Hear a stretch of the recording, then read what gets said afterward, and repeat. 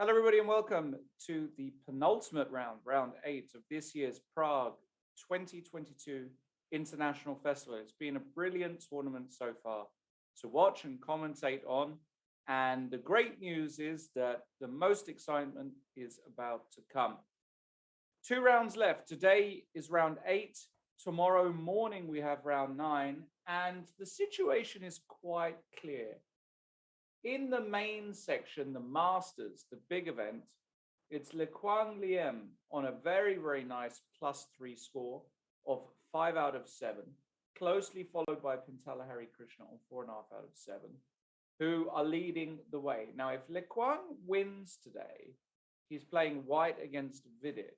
That will mean that Hari Krishna will have to win regardless, just to have a chance.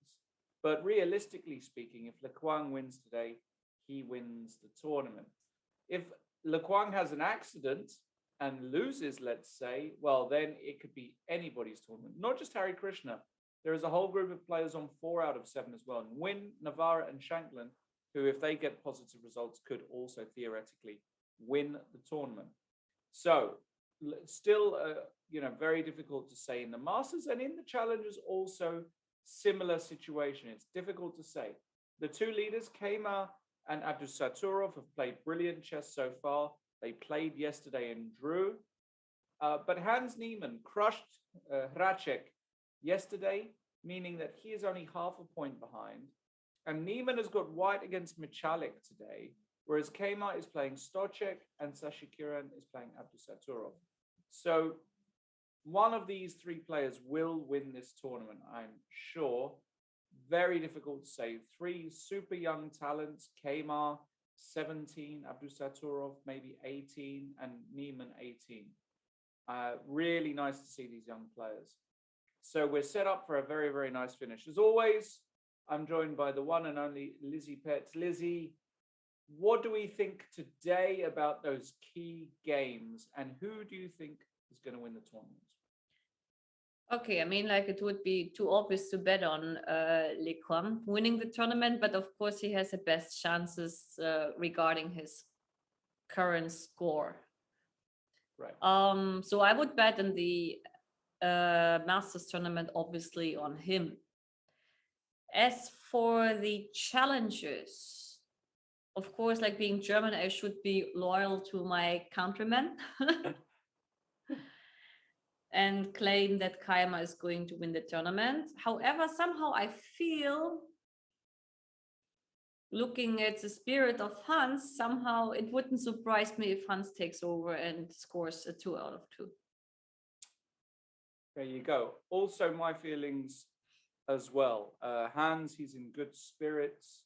He's chess mad. Honestly, that was one of the most enjoyable interviews I've done after a game. He stayed with us for like almost half an hour, an hour, maybe. Almost even an hour, yes. Yeah. Very entertaining guy. Very big prospect. He's very excited. And he's got Michalik, which is definitely a winnable game for him. And then tomorrow he's also got Krisanovsky. So he can score the points. Kemar against Stochek. Kemar also big favorite with white against Stochek today. True. Sashikiran, white against Abdusaturov. You would think that Krishnan can be solid. And Abdusaturov tomorrow playing Pechak with white. Kemar black against Armadan. I mean, all results are possible. It's really, really hard to say. So I'm really looking forward to it. And we're going to see what happens. The pairings. I know we already spoke about the pairings in the challenges. What about the pairings in the Masters?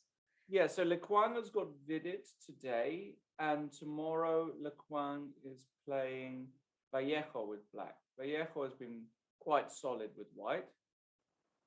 And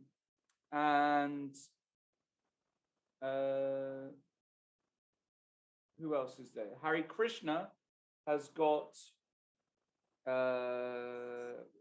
he's black against Salem today, and he's white against Anton, which could be critical because David Anton, maybe this tournament has been the most disappointing player. I mean, he'll be the most disappointed player as well, because he's really been completely off form. And if you need to win a tournament and you have white in the final round, you want to play the guy who's really not playing very well, and that's David Anton. So Hari Krishna is still very much in with a chance. Tough one to say. As always, you can chat with us in the Twitch chat. We had quite a lot of questions yesterday. Would be great to get some more today as well. So, the games haven't yet started, right? The games haven't started, which is interesting. Any predictions for the scores, the results today?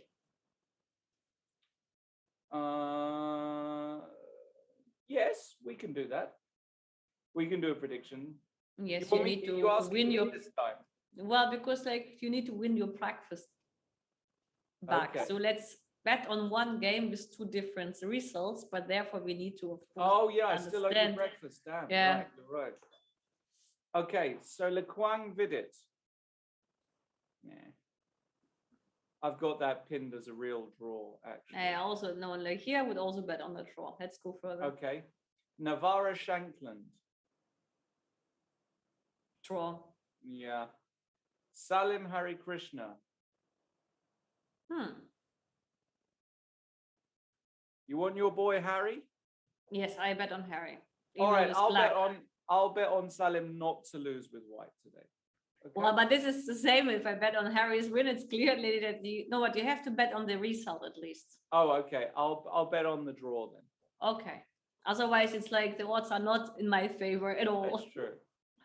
Okay. Okay. And this is our game. Okay, so if Hari Krishna wins, I'm down 2 breakfasts and I'm toast. But if Salim draws, we're even. Yeah. That's your chance. Yes. All right. The games have kicked off, have they? No, not yet. No, not yet. Maybe there's very strange. Normally, there's not a delay. So maybe there's sometimes there might be some sponsor announcements or some first move stuff and some pictures, some special guests. This is the usual thing. Yeah, or they all arrived by Deutsche Bahn, so the games will start in about 28 minutes. Well, that could also be the case. Deutsche Bahn, they should rename themselves. In order to, like, what could be the Italian Bahn, maybe, huh? Well, I don't know the Italian Bahn, but Deutsche Bahn, it should be called Später Bahn or something. I mean, whatever. Yes. Goodness me, as a train ever arrived on time? Come on. All right. They didn't take the Deutsche Bahn. That's good news. We got to do the normal thing, right? We got to go to the Masters game 1 first, right? Lequan Vidit. Well, that looks like some very informative too. First moves. We are in well-known territory. D4, knight f6, c4, e6. Seen this, of course. So knight c3 or Catalan? I think we'll get knight f3. Yeah, he's been playing this all tournament. Yes. Why change now, right? So knight f3. Now, are we going to get d5? We do. And now? Okay. And now I expect g3. I expect Lequang to... Catalan himself. No, he goes with knight c3. We've also seen this, of course.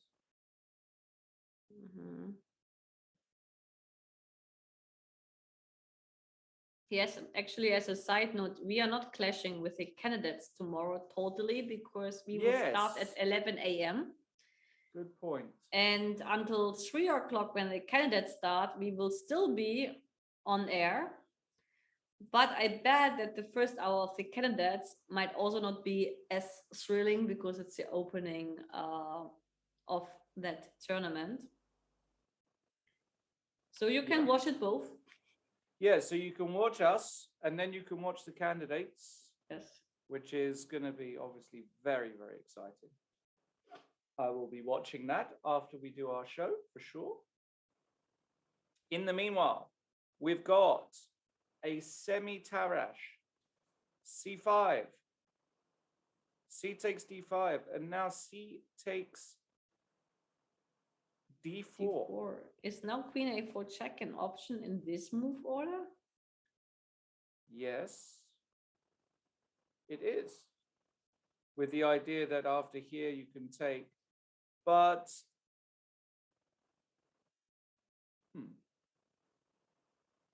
I wonder why they don't do that, actually. Is there some reason? Maybe the bishop on d7 is not so bad. Maybe you can go queen d7 here. Is that so crazy? I don't know, actually, because usually we know this line without knight f6 and knight f3 included, but with a knight on f6, maybe there are more options. That could be the case. Yeah. And here there's more pressure on d5 for obvious reasons, and maybe that's the reason why queen takes d4 makes more sense. Queen a4, bishop d7 takes, and if you take, is there any move here? You could give a check. That's not stupid. Yes, I mean, there might be some difference. And then bring the knight out, and maybe you castle queenside very quickly, and maybe that's the reason why, because there has to be a reason why, right?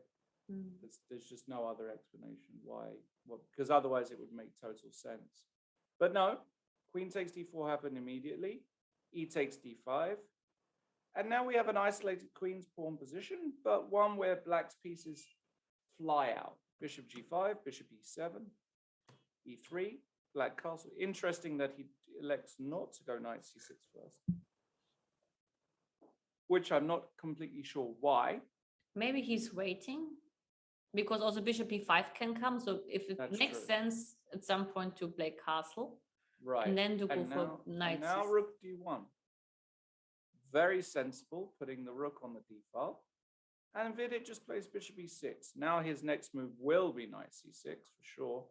But Lequan getting his pieces out in a very nice fashion, because bishop d3, this is all on the board. And the point is, if you go knight c6, I can now swing my queen over to h4, threatening. And you believe that after h6 I take? Well, I don't know. I don't know if I can play that move, to be honest, because it's very, I mean, it's very close to working, and then on the other hand, it's not close to working, right? Because, I mean, for a start, taking might be okay, but there's always this one of these jumps that bothers me in this particular. But there is no good jump. Ah, no, there is knight e4. Yeah, knight e4, for example. And I don't have a good square for my queen. Well, you can go to h5. Yes, but this is already like... g6 actually traps it. Yes, so basically, like, it doesn't work. Well, it's good to know. Yeah, that's actually very useful to know. And anyway, Vidit included h6 first, and then is going to go knight c6, which is very clever, because now all of these ideas are not possible. So knight c6, the queen has to go to a4 now. That's the only sensible square. And we have this kind of position. But you know, like, actually, like, this inclusion of the h6 move, I'm not sure that it's so great, because now, of course, the battery with bishop b1, queen c2 is much more effective, as you already moved that h pawn. Yes. That's a very good point. So if you can somehow get this, it might be more useful. But feels like it takes time and isn't completely realistic somehow. Okay, I think we have a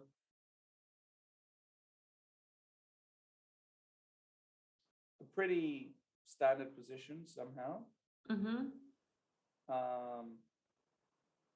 We can move to the next one, right?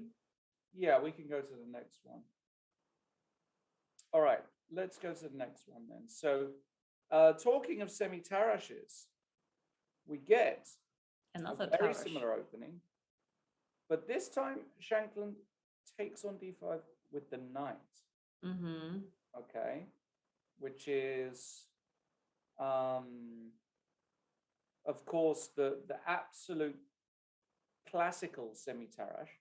It looks like a weird move to be able to give white the center, but this is all very forcing stuff because black takes and takes again, develops the bishop, trades the bishop and castles, and we reach the main position of the semi-Tarrasch, the tabia of the semi-Tarrasch.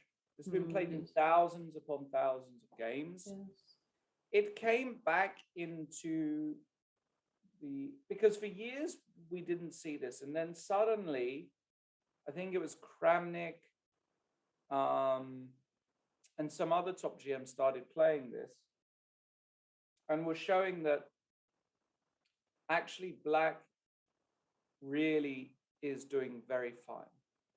White has got the center, but black is very solid, and you can do perfectly fine if you really know your ideas in this position with black. So I'm very curious to see what will Navarra do. Okay, just to explain like the benefits of white's position and the benefits of black's position. Benefits of white's position is obviously we have some space advantage and we have a strong center. However, we don't have many minor pieces on the board, so the space advantage really is not paying off in such a good way because black doesn't have problems with space. Another benefit of white might be that he will get a pass pawn in the center. This pass pawn can turn out to be a very strong pawn, but it can also turn out to be a weakness. But objectively speaking, if white doesn't push, it's very hard for white to lose a game, at least on this level. So what Navarra is doing, actually, he's not risking much. Right. Navarra is absolutely not risking much. And now he's deciding which system to employ, because you can put the bishop on d3, you can put the bishop on c4, you can make an early rook move. There are lots of moves here. So we'll leave it up to David to decide. Saleh against Hari Krishna. We had a Slav with g3. That's the first time we've seen that, this tournament. Bishop f5 and knight c3. So an interesting move order here chosen by Salem, because you can claim now that with the inclusion of g3, this move makes a lot of sense. Sorry for the sirens. So actually, like it might still at some point transpose if I play knight e5 here, or not. Maybe not. Actually, here bishop g2 is a more normal move. Sorry, say that again. I said like that the knight e5 can it transpose to the other line without g3, because at some point in some lines with queen c7, bishop knight f4. e5. Yes. Yes. For example, I was like also knight. thinking, yeah. Yes. Yeah, it's another discussion, right? So okay, so Harry goes e6, and now he goes knight h4. So Salem is claiming that actually having this knight protected is kind of an improvement, on the main line, which goes here, here, and we saw this already in the tournament, queen b3. How did that game go in the other round? Do you remember? It was Makazutlu against Hari Krishna, and Harry won the game. Yeah, and I it think was a similar position, but not the same, huh? Yeah, no, definitely not the same. It didn't go queen b6. I have a feeling he put the queen on c7. That was No, he put the queen on b6 in that game, because I told you that against a player like Makazutlu, he wanted to get off the queens as quick as possible, and he took on b3 and he played that ending. Right. Yes, true. Okay.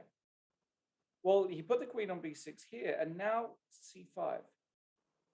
And the first thing you have to check is, like, if you now take on b3, you have to make sure that after a takes b3, a6, b4, that b5 cannot be pushed. And actually in this scenario, b5 can be pushed. And then it's supposed to be good for white in the most cases, because knight d7, b5.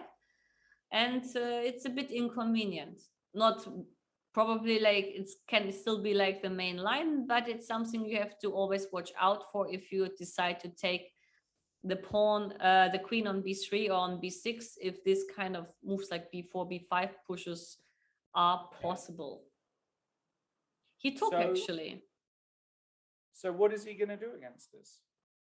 He can play knight a6 and bring the knight to b4, and then try to install it with a5, even so this can be a risky business as well. Or he just allows that and says like he doesn't care.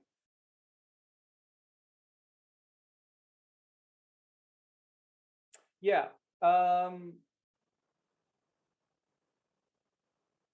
The knight on a6 feels weird to me though, somehow. But yeah, you're right. I mean, this, because it gives me a whole tempo to do something like takes, e4.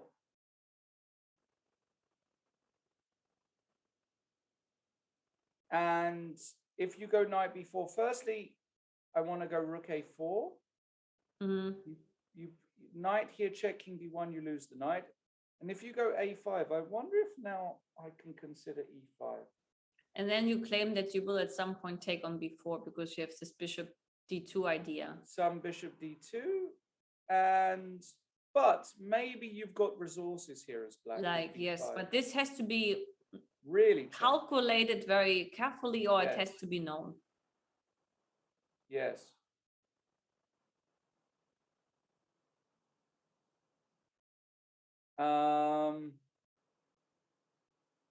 So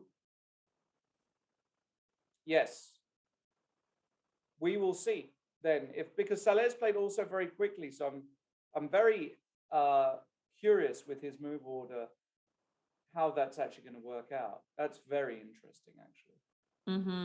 Very, very interesting. Very, very interesting. Okay, we go to the next one. Anton against Magsudlu. Now, do you think Magsudlu is going to actually be ambitious today, even with black, against a wounded Anton? It could be, yeah. Okay, let's have a look. We had a Nimzo Indian with e3, of course. Pretty much, you know, if we saw all the Nimzo Indians with this E3 tournament, I mean, it's really getting to a point, you know, it's funny, isn't it? It's really become the main line, e3 castles, bishop d2. You just can't even imagine that this approach years ago, actually bishop d3, sorry, has been the main line, hasn't it? Yes, but bishop d2 lately gained a lot of popularity. Don't ask me why. I don't know the subtleties, but well, you get something like this. And now if black decides to go d5, you can take, and this was one of those lines I was telling you about with the early knight g5, some Aronian stuff. You can also play, well, let's say the old way of playing, which is to play a very quick knight e5, if I remember correctly, followed by f4. I don't quite know how you get it in, because if castles, I think black is in time just to do this, right? So I'm curious how this one will work out. But Magsudlu chooses a different setup altogether, which is very interesting, okay? Which is to play the move c5 immediately. I don't know much about this move.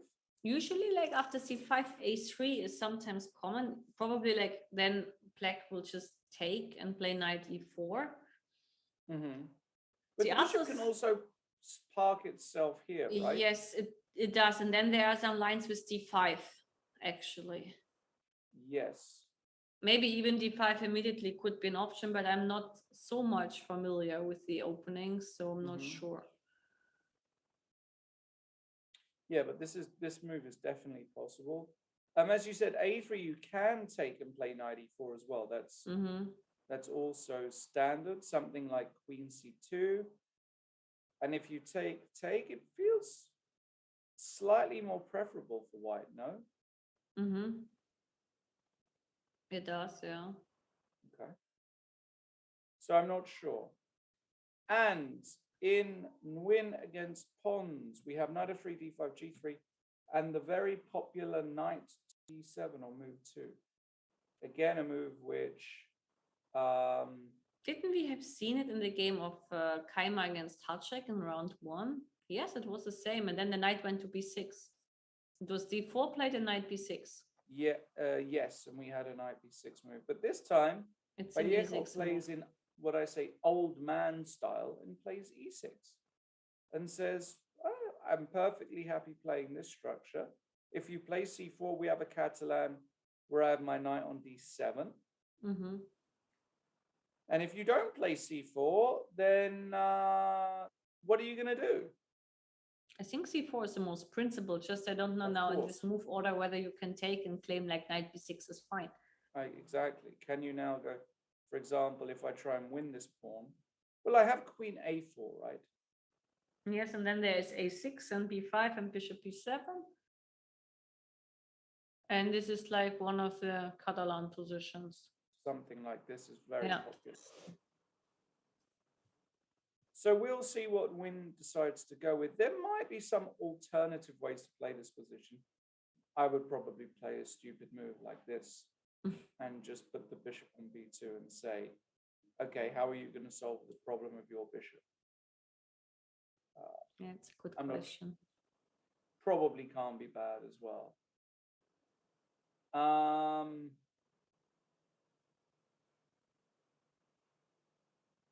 So yeah, so interesting stuff going on there.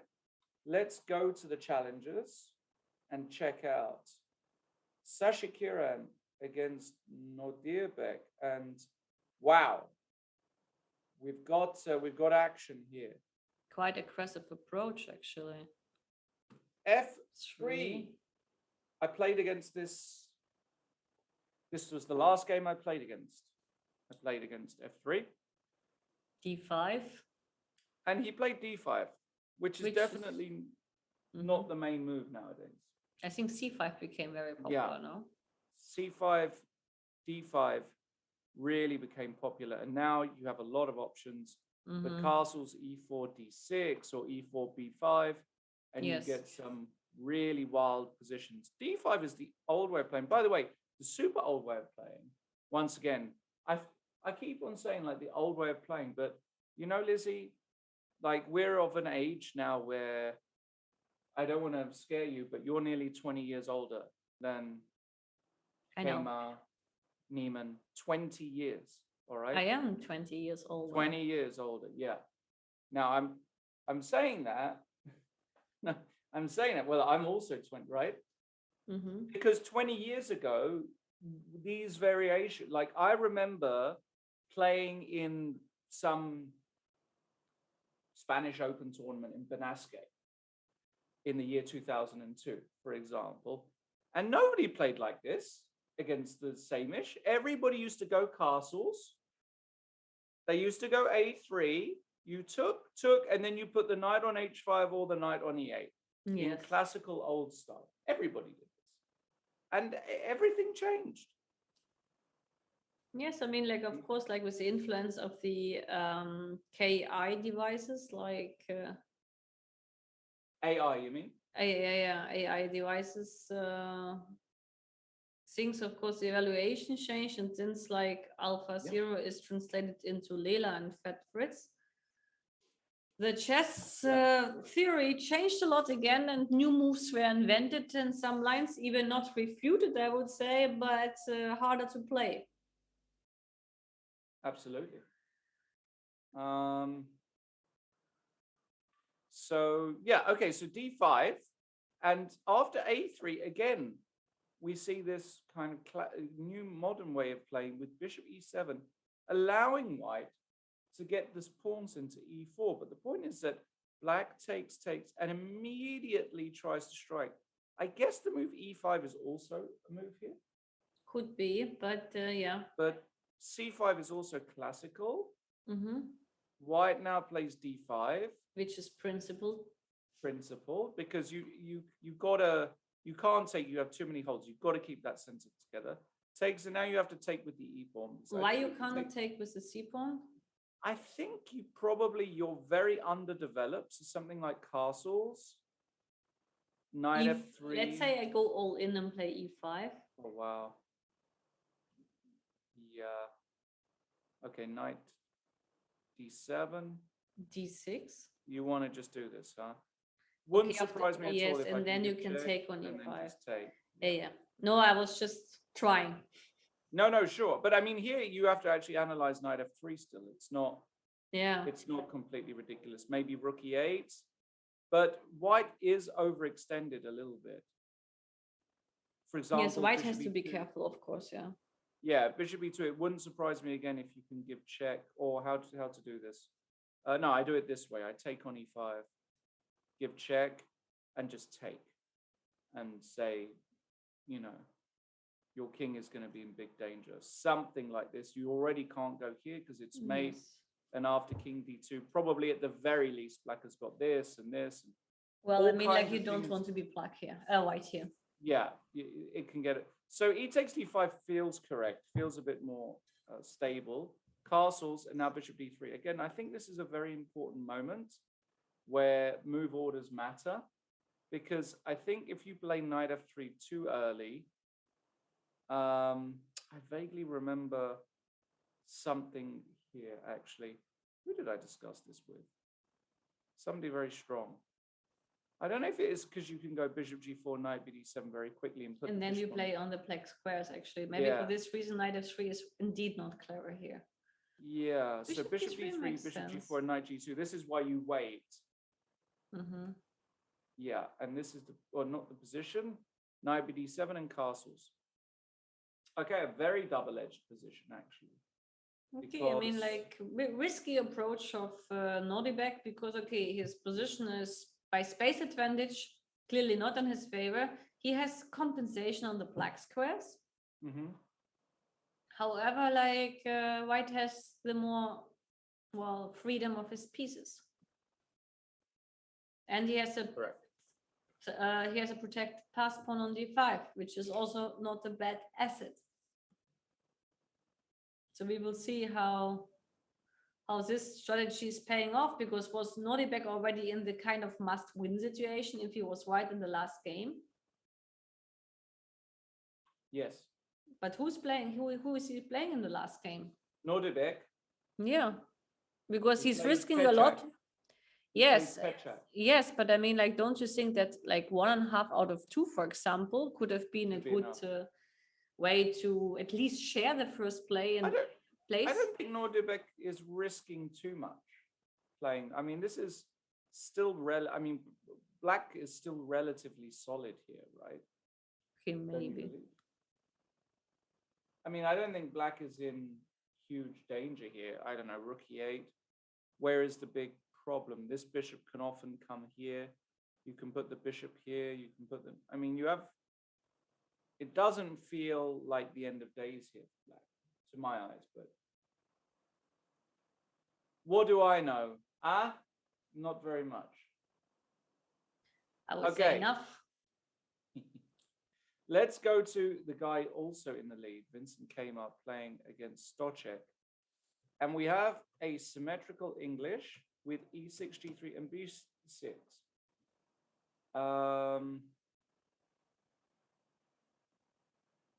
Yeah, this system is the, what's it called? English? The eagle. He has a hedgehog. You can play with queen takes d4, and then it's important. You say eagle? Yes, eagle, hedgehog, yeah. Yeah, the eagle. The hedgehog, which is, you know, of all the systems that I never learned properly, I think I should have learned this. The eagle is a nice one. Very solid. Yeah, it's solid, and you always have these pawn breaks, and it's actually very dynamic, and it actually kind of, I was always regretting not learning it, because you can also play it against a lot of openings, right? That's like true. There are a ton of openings. And there are some great books out there on the hedgehog. So there's a reason I guess it's not seen so much at top level. This is the old fashioned. I mean, this position has been played a gazillion times. I mean, it really has been played a lot at all kinds of levels. Yes, but here it's very important to know not to place a knight on c6 so early. Yeah, the knight goes to c6. The queen can go here, right? I guess. Yes, and then there is at some point something like queen b8, but here I think it might not. I'm not sure here, but usually like they should. It's better here or smarter not to play knight c6, but to play something I think like d6 and a6. Yeah, you wait. Mm-hmm. Who's the most famous guy to play these hedgehogs? I have no idea. Ulf Anderson? No. Could have been his opening. I think Suits he did. his style. I mean, I think he did. I think he did. But I could be wrong. We'll see what Stochek goes for. And But likely something like around d6. yeah, He did this. He played already d6, which is normal. he played d6. Okay. Mm-hmm. And now Vincent, very classical guy, will almost certainly play b3. Or look at Playing with e4 doesn't really work very well in these systems. You can also play with the bishop on g5, which I'm not a huge fan of. So I really do expect b3 from Vincent here, as he knows his stuff. Yes, but like look at his time. It's a little bit weird that probably he didn't expect this answer by Stochek. I'm Right. almost sure because he spent already 15 minutes on the position which is well known. Yes. So he might have wondered about his choice of opening in a certain moment, which costed him time. Yes. Otherwise, I can't explain why he's spending time, because even though I don't play the English, I know this position. So Yes. up to this moment, it would have been fast to play it. He played rook. He goes rook d1. Sorry. Yeah. I mean, this is also, of course, the other clear move. All right. We'll see how that one pans out. Hracek Varmadam is a line you know a lot about, Lizzie. Maybe more than you, could be, if it's much more than me. The f3 knight off. Mm-hmm. e5. Mm-hmm. Bishop Knight e7. b3, bishop e7, bishop e3. I thought they tend to put the bishop on e6 first, but Actually, I don't think when you play f3 already that it matters. Because if you play bishop e7, then after bishop e3, you can choose what to do. You can play bishop e6, queen d2, and short castle. And we have this famous, for example, here g4 is a blunder because of d5. So here in this position, long castle is theory. Then you play knight bd7, g4, b5, g5, knight h5. Ah, yeah. This is also a move, no? Yes, but this is actually not so great, I think, because after b4, you take on f6, take on c3, queen c3, and here they take with a knight, and you play this line with knight c5, but it has good results for white. Knight c5 has had good results. Yes. Okay. So Vacher, for example, he plays only knight h5. Okay. And then here you have the choice between, I think there's king b1, there's rook g1, there's knight e5. But these are the options, I think. Okay. But none of this happened because he went for the modern way. I always associate this move with well, he's clever Topalov. because he's trying to win a tempo by not placing his bishop to e6, which I haven't seen before. Because after queen d2, for example, like bishop e6, I had a game against Keimer some years ago, and I played with long castle, for example, knight bd7, king b1, b5, and simply a3. And the idea is here to place the bishop to g5 to play h4, and then the moment short castle is coming, then you have this g4 idea and rook g1, and it's very dangerous. And here's a little bit of theory, but actually the position is supposed to be not bad for white. And knight bd7, however, makes things a bit different. Because this way, of course, you spare the bishop from c8 to stay where he is. But I'm not sure what is the depth behind that, because what Hracek did doesn't make sense to me. Because he played knight e5 at some point. Yeah, he played it immediately. Yeah, that makes no sense because I just save, like I win plenty of tempi. Unless he transposes to a main position. For example, like if I play bishop e6, then after knight e5, which is actually a move in this position, I mean, either you give the bishop or you give the knight, but you lose tempo because you don't have a good square for the bishop. Okay, bishop f5 is possible, it's not ideal. All right. So what he does after knight e7 is, in my opinion, not logical to place a knight at e5 in this moment. What is logical here may be like to say, like, okay, you don't play for the king's side attack anymore. I can even imagine that a4 could be A4, not bad. Yeah. Because, to try and okay, make these pieces a bit difficult, right? Makes total sense to me, this move. and say like, now we will play the positional approach. Yes. But okay, I mean, 95 for me is not, let's say, let me check it. Actually, I'm curious if it had been played before. I will tell you. Okay. And then I can tell you actually, because maybe it's interesting for the audience as well. So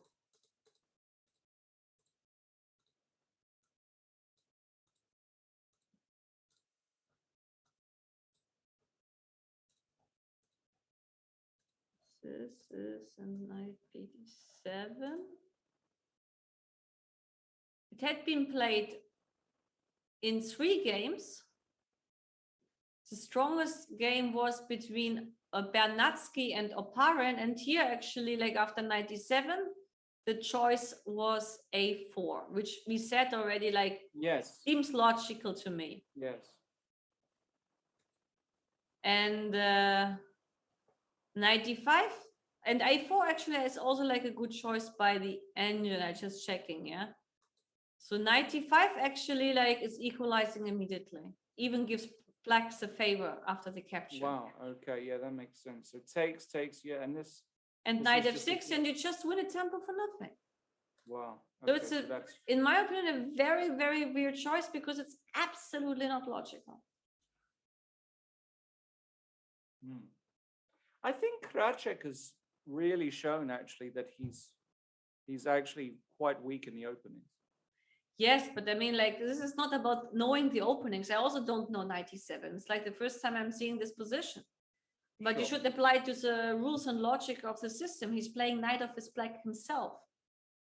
No, So but I mean, you know, if we think about his game yesterday against Neiman, to get this position, to play such a sharp opening with black, the Najdorf, you really Yes. need to do a lot of work. And today, to not know the nuances also from the white side, I'm not doubt. I mean, Hracek is a wonderful grandmaster. I've been a big fan of him for years, but he can play like this against the lower guys. But when you start playing against the young, very well prepared guys, you could get into trouble. And Varmadam is going to be very happy for all the reasons you said. I mean, like, the reason is very logical to explain. Usually, the bishop on e6, when you take on d5 with a knight, you lose the tempo.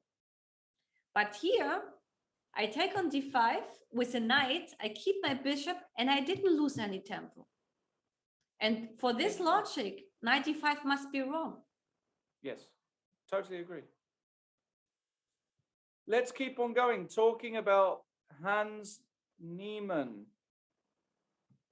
Today he played another more classical system. So he has what's the word? He has kind of moved away from his funky stuff, playing very classically. And now the move knight bd7 also became very popular of late.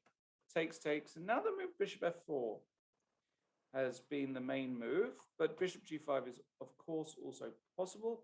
And we reach a very classical Queen's Gambit decline structure, Carlsbad structure. Many games have been played, and basically the claim here by black is that because of the move order White has played with this early knight to f3, the ideas of knight g2, f3, and e4 are no longer on the table, and that this is just not a very harmful way for White to play. This is a very toothless way. And Michalik plays in the standard way with the Lasker idea of a very quick knight to e4. But Niemann says, okay, I'll take. So in this position, there are, of course, other moves here. But with the pawn already on h6, I'm not sure how big knight f8 is, because you can't easily play knight g6. And I wonder if now knight e5 is a little bit annoying. Yes, this is annoying already. And then f4 is coming, and actually White is already not in a bad shape. Yeah. So, yes. So bishop e4, knight e4 was played. Bishop e4. Yeah. Bishop e4. Bishop takes h4. 1 second. D takes e4 Yes. here. So d takes e4, I think you can just take with the queen. Here doesn't work. That's why actually, like, this knight e4 is more typical with the bishop on g5. Yes. And the pawn on h7. But then actually it's supposed Yes. also to be a little bit shaky because White is slightly better in the end. Yes. Yes. But in this one, yeah, so bishop takes e4, d takes e4, queen takes e4. And I think it's just a pawn. So you can't do that. So you have to take on h4. Now White flicks in this check and puts the bishop on the standard square f5. This bishop comes back to e7. Okay, so Hans is basically saying, well, I have a slight space advantage, slightly more room for my pieces. And perhaps after rook a b1, it's already a little tricky for black. Including this check has been important, because now after knight f6, I'm sure that Hans... Okay, but I can play king g8. This is so bad. You can always play king g8, but at least I've gained half a tempo. I don't know how important it is, but something like this. Okay, I take on f5. Oh, you take, okay. And then I play a6. Yeah, okay. We just have a very standard position. Yes, but I mean, like, I got rid of my weakest piece. You do. Queen c8. Yeah, no, but I'm not even sure these endings are that great for you, Lizzie, right? I mean, something like this, I can play b5 at will. I mean, well, a man you know very well played these positions, made his living from these positions. Who am I talking about? From the White's point of view? Yes. Literally made a living from playing these structures. From Carlsbad. Anderson? Keith, yes, true. I forgot about Keith. Keith Arkle, the English Grandmaster, if you don't know who he is. You might not know who he is because, I mean, he doesn't, I mean, I guess he still plays. I haven't seen Keith in No, he's playing all the weekenders. Nothing changed. Nothing changed. At some point, he lost a lot of rating, and he said like that actually when he got COVID, he got very tired, and he got a form of long COVID, which made him very energetic. Right. But then he overcame it, and now he's back to, I don't know what is his official rating now, but he should be back over to 450 almost, maybe even approaching to 5 again. I'm not sure. Right. But he's playing nonstop, and nothing changed. Just I haven't seen the guy, unfortunately, since the pandemic started, which is sad because I lost my club in England. Yeah. And I would love to be back and just to see him one time, because he's like one of my greatest friends of a lifetime.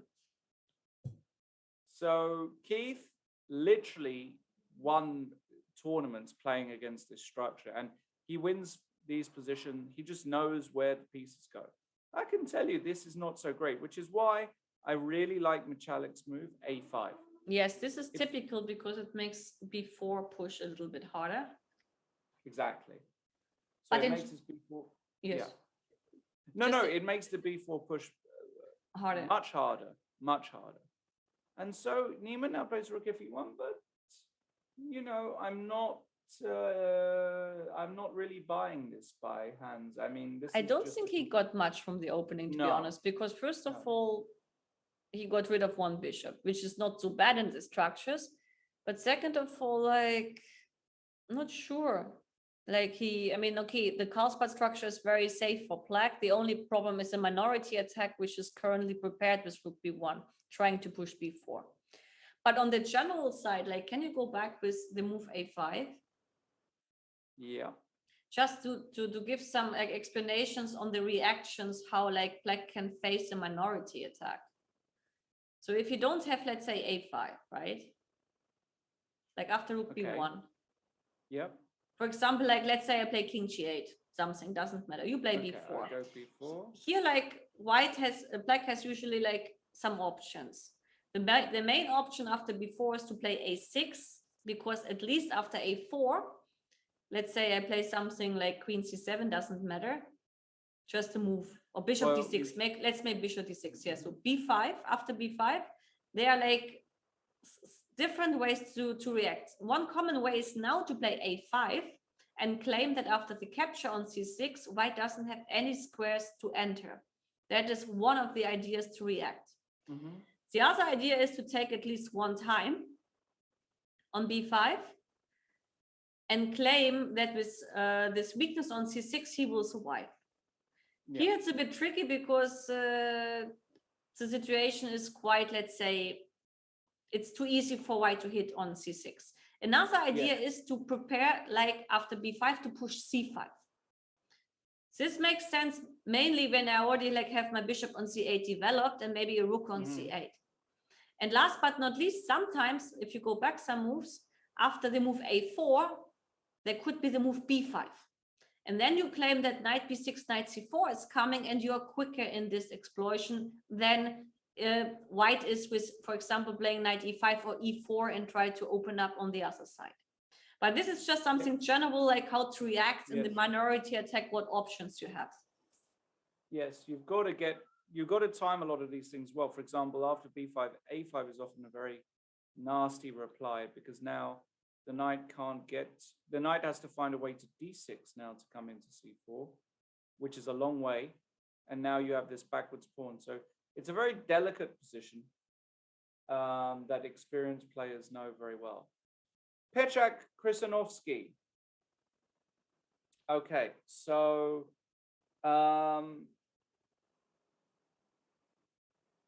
we have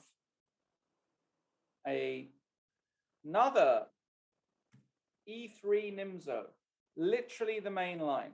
And it's not even like, we didn't see Queen C2. We saw one F3. I don't think we've seen other Nimzos here, right? I mean, we did see even one time Queen C2, to be honest. Yeah, we didn't even see Queen C2. I haven't seen Knight F3 in this move order. I haven't seen A3. So this really is becoming super mainline. Bishop D3. Rook E8. Marcin Krysanovsky. But this is common, actually. It became like rook e8. No, rook e8 is common with knight g2 instead of bishop d3. Then rook e8 was a very common answer. Yes. But in this position here,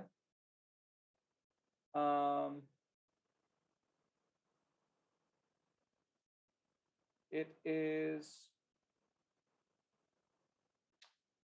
well, it's an interesting move, isn't it, rook e8? I wonder if one of the ideas is... After a3 to play bishop f8 is the idea. You think that it's as simple as that? That's the idea after knight g2. I mean, if you go back and we show like knight g2 here instead of bishop d3, then there is rook e8, a3, bishop to f8. Now there's even a move like b4 to get, no, not e4, b4 even. B4, sorry. Something like this, and then c6 and e4 and d5 and stuff like that. I mean, something like this exists, if I'm not mistaken.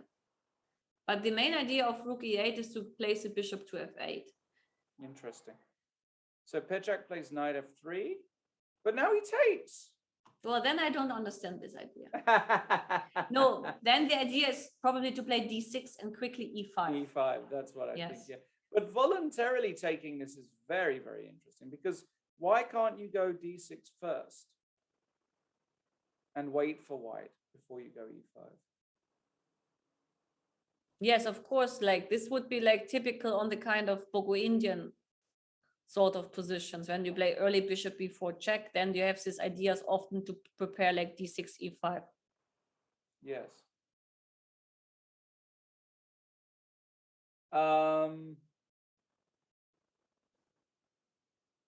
But taking immediately is interesting to go d6 and go for a very quick e5. But of course, Pechak counters that with e4, e5, and just castles. So this is interesting. And what Pechak is saying here is that if you take, this is too dangerous for black. You're gonna walk into something like queen c2,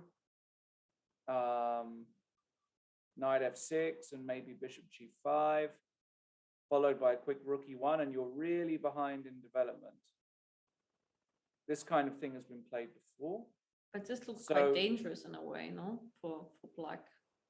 Yeah, so that's why Kristanovsky played bishop g4, h3, bishop h5, rook e1, very standard, knight bd7. And now Pechak, he's not afraid. That's what I like about him. He just goes g4, no problem. But Bishop he has g6, a point. You yes. remember the famous game of Winter Capablanca?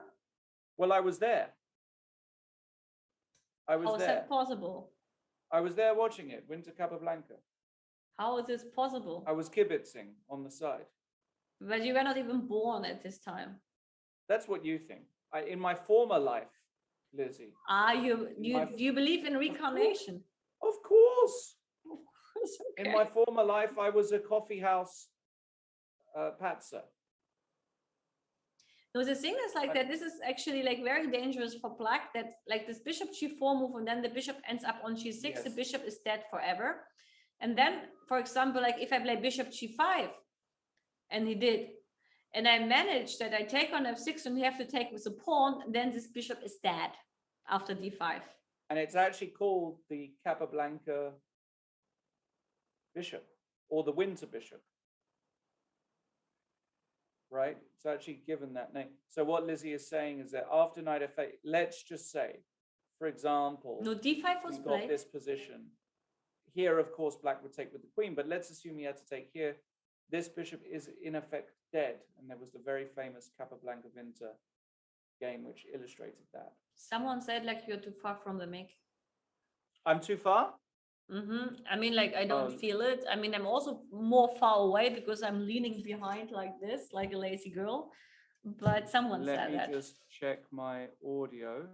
Okay, I'm just going to turn it up slightly. How's that? Is that a bit better? No, you're louder, but probably for them you're better. Okay, I'm a little bit louder.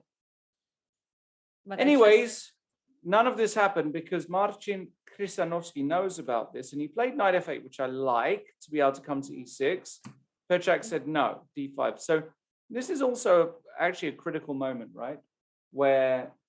But you have to be already like careful, because my plan is knight e2 and queen f3. And we get exactly to this kind of similarities like in this game. That is true.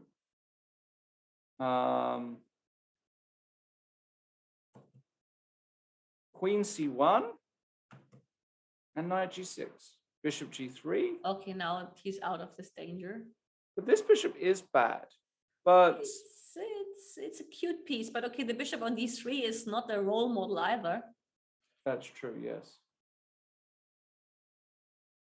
Well, a lot of things can happen in this position. I mean, it's difficult to even assess this because on one hand, white has got this big space advantage, but these pawns are ugly.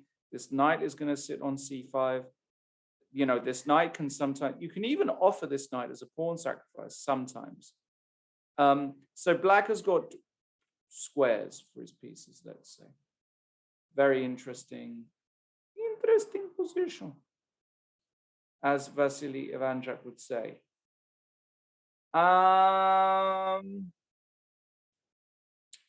Okay, what next, Lizzie? What do you want? Next, we are through the entire We've seen all the plot. games. Maybe it's a good moment to do a break. Yeah. All right. we have seen all the games still in play, as far as I can tell. Is that right? All the games are still in play? Yes. Yes. So we'll be back. We're going to take a small break, as always, and we'll see how the opening to middle game phase develops. See you very soon.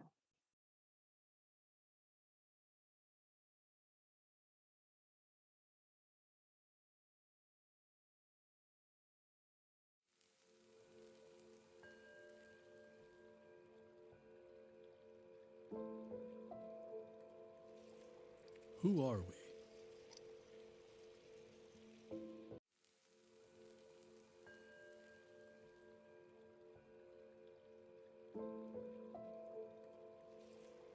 Who are we? As a company hailing from Bohemia, it is easy to assume we are a glass company. After all, this is the tradition we are steeped in, as deep and mystical as the valleys of northern Czechia.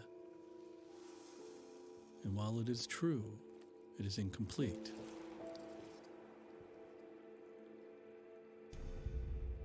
After years of audacious industry, of compelling collaborations, breathtaking installations, of iconic designs, of uninhibited art, the question of who we are is somehow answered in the body of work we have created around the world.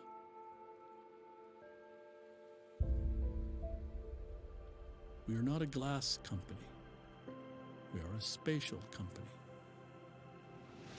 Be that space professional, be it personal, be it stunning, be it subtle, awe-inspiring, mind-altering, extravagant, elegant, be it grand, be it humble. We believe space is a necessary luxury in this world, and no matter what shape or form it takes, the space should enable everyone to feel something sublime.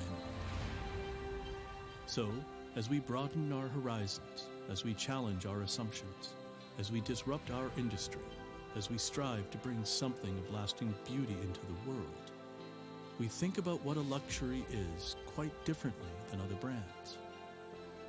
And how we think about it is this: a luxury should not look down on anyone. It should lift everyone.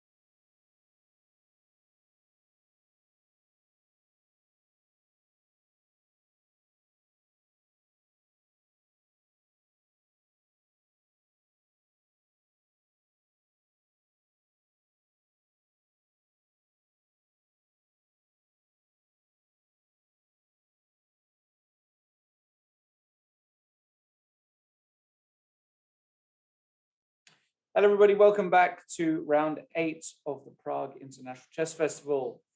All games still going on in both the Masters and Challengers. Obviously, a big day. It's the penultimate round if you've just joined us. Round 8, round 9 tomorrow morning. So we will have a winner known by the middle of tomorrow. And,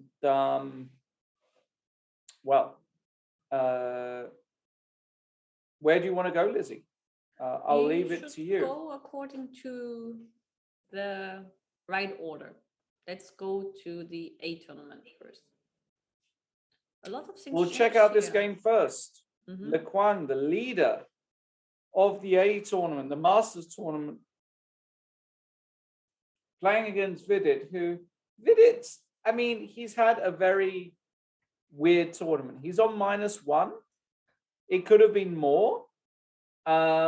He had some bad positions along the way, losing against Magsudlu, for example. Weird tournament for Vidit. So let's see what happens. Now, we have this position here after Bishop D3, H6. We saw this, and then Queen B6 by Vidit. Le Quan protects B2 with Rook D2. Rook F8, castles, all standard moves. King to the F8 square. Now this is, for me, clear, deep preparation. It's not a move that immediately comes. It's just some kind of already like thinking about a positional, like about an option of an ending.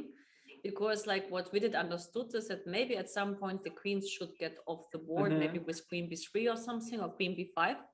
So the king on F8 is already placed in a good way, and there's no harm because the queen on A2, A4 is very far away of approaching H7, at least for now. And besides, even if you play Bishop B1 and Queen C2, then Bishop takes F6 and Queen H7 is not like an immediate killer. So King F8 makes sense in this regard. Right. That is also true. So, okay. We saw Bishop B1 and Knight A5 by Vidit, immediately saying, I want to take advantage of this new square. And Le Quan says, I'm not having any of it. Queen B5, but he comes in anyway. Knight C4, takes, and the rook shifts to E2. And now Vidit, he's got the double pawns, but of course he has all that activity. He has an active knight, and he continues to put the pressure up. G5, Bishop G3, and Bishop G4. This pin looks a little bit annoying, especially because D4 is coming, and that's exactly what happened. H3, there was a trade, and D4, and basically you have to take, it seems. I don't think you can allow, Knight E4, D3 actually. Yes, it looks very dangerous. Yeah, so you have to take Rook D4, and this position here, I guess, was the one that Vidit was aiming for. And he's saying, well, I have squares, you have weak pawns, I have active pieces. Feels completely fine, does it not? Actually, it looks almost like at the first glance that black is better. But probably like this is too high to think because, okay, the bishop pair is still in white's favor. The position is open. The pawn structure, they have both their soul childs with F3, F2 and B6, B7. So likely for this reason, since the position is open, black has to be still a little bit more careful, I would say. Yes, I would agree with you. King G2, Rook A D8, standard Rook C1, and he just came into the second with Rook D2. I mean, all of black's moves have been completely normal to me. I don't know about you, but this has all looked very, very. Okay, I will play B3 perhaps, no? Okay. I mean, this pawn, yeah, so the claim is that this pawn is on pre, no? He played b3. Sorry, you're saying he played b3. Yeah. No, I okay, so didn't say he played b3. This was my Oh, suggestion. he just but let's played it. say, yes, Yeah. but then it's fine. So now I guess the idea is that you want to park this knight on a3. That's your kind of move, Lizzie. You love knight a3. I realized that over these past 10 days. I realized that you enjoy the move knight a3. I'm not sure when else we discussed the move knight a3. In what Well, trust me. There was another game and I saw a smile on your face. And this move gives you pleasure. I don't know why. That's your thing. Look, I have moves that give me pleasure as well. Certain moves. You know? Rook takes g7, for example, gets me excited. Yes, but you're far away from that move here. No, I'm just saying if I have rook takes g7 in a position, I'm gravitating towards it. But knight a3, okay. Bishop f5. And if I take? I take. And I come in? I have to think if I also come in or not. I come in, rook c8. Okay, I Knight let you come in. c3.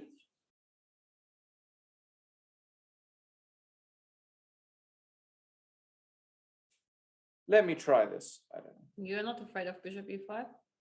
Well, I mean, I am afraid of bishop e5, but I just. Well, you have just one silly check, and after king g3, you basically can resign.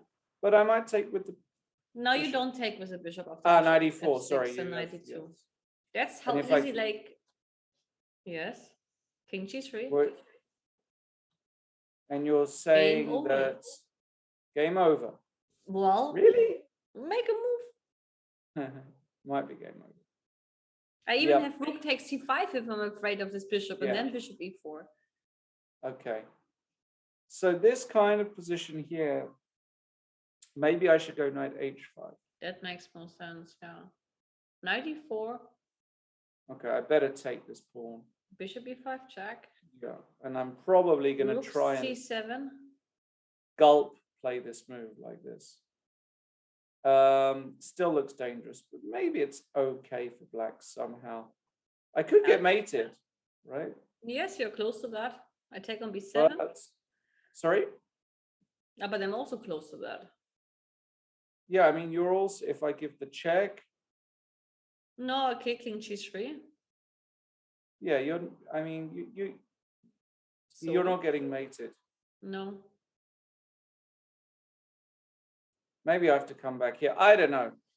It's doesn't feel too bad for black. Somehow. Okay, this actually is very dangerous, I think, for black. Because only white can win here.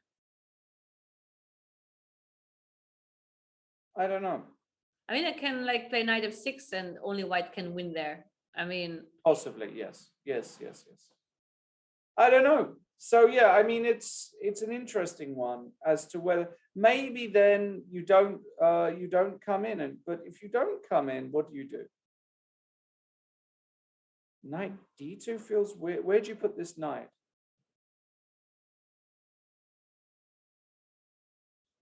No, but knight a3. Oh, wasn't knight a3 played yet? No. Well, then actually, maybe there's a point not to go knight a3, even though it looked logical, but the knight after bishop f5 is stupid there. Maybe it's good to take once on e2. Yeah. That makes more sense. Play, for example, rook d2. Which is more sensible. Okay, now the question after rook takes c4, rook takes e2, how is this position? It can be also close to be lost.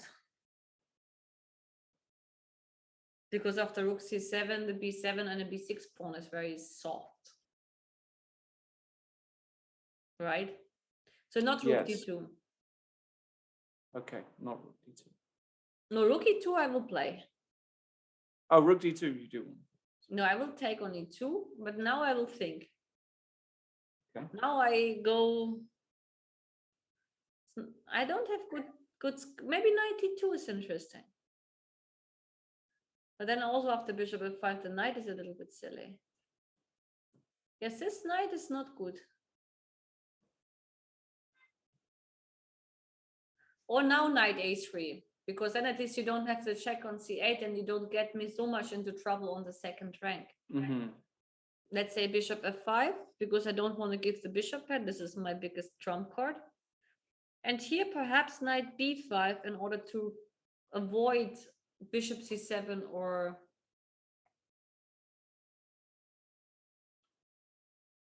bishop c5 here. Something like that should be, somewhere there should be the truth.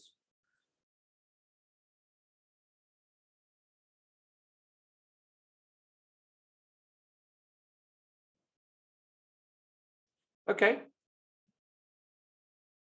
So some question from the chat. How much Yes. GM norms do you have? 2 on paper, but you know, I don't really care about the GM norms. I'm very far away. You never had 2-5. No, I had 2-4-95. Shit, sorry. Yeah. Because this is What I said harder as well. actually in some way than to make the norm, in my opinion. Say that again. Sorry, I missed It that could one. be harder to reach the 2-5 than to make the norm. Yeah, well, that's the point, is that actually getting there is going to take me, you know, a long time. Lizzie, I know you already got there, so you've got 2 norms as well, right? Well, I got 2.5. 2.5. So really, you just need one really good result, right? Well, the thing is, like, it's not yet decided in my case whether I get the title or not. It's pending. That's why. Oh, you've actually already applied for it. Well, I have an invalid norm, which, however, is Oh. quite tricky. Let's put it this way, and that's why it's not yet decided. I see. But if they accept it, then I will be then I get the title. They will discuss it now. okay. So when will you know? During the Olympiad, I guess. Oh, right. Okay. Wow. Are you excited? No.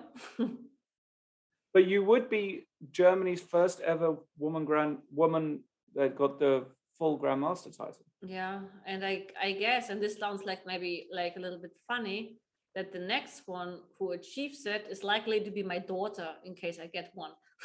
Why is that? Because I don't see, like, for now, I mean, like we have some girls which Oh. of course have the potential, but they're already like 25 and they're not even stable over 2-4, and that's why it's hard to imagine that suddenly like one of them would jump like this. It's possible. I see. But I don't see it like as a big chance, let's say.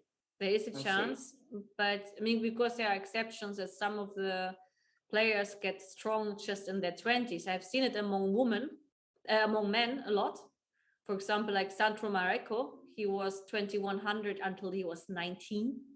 Wow.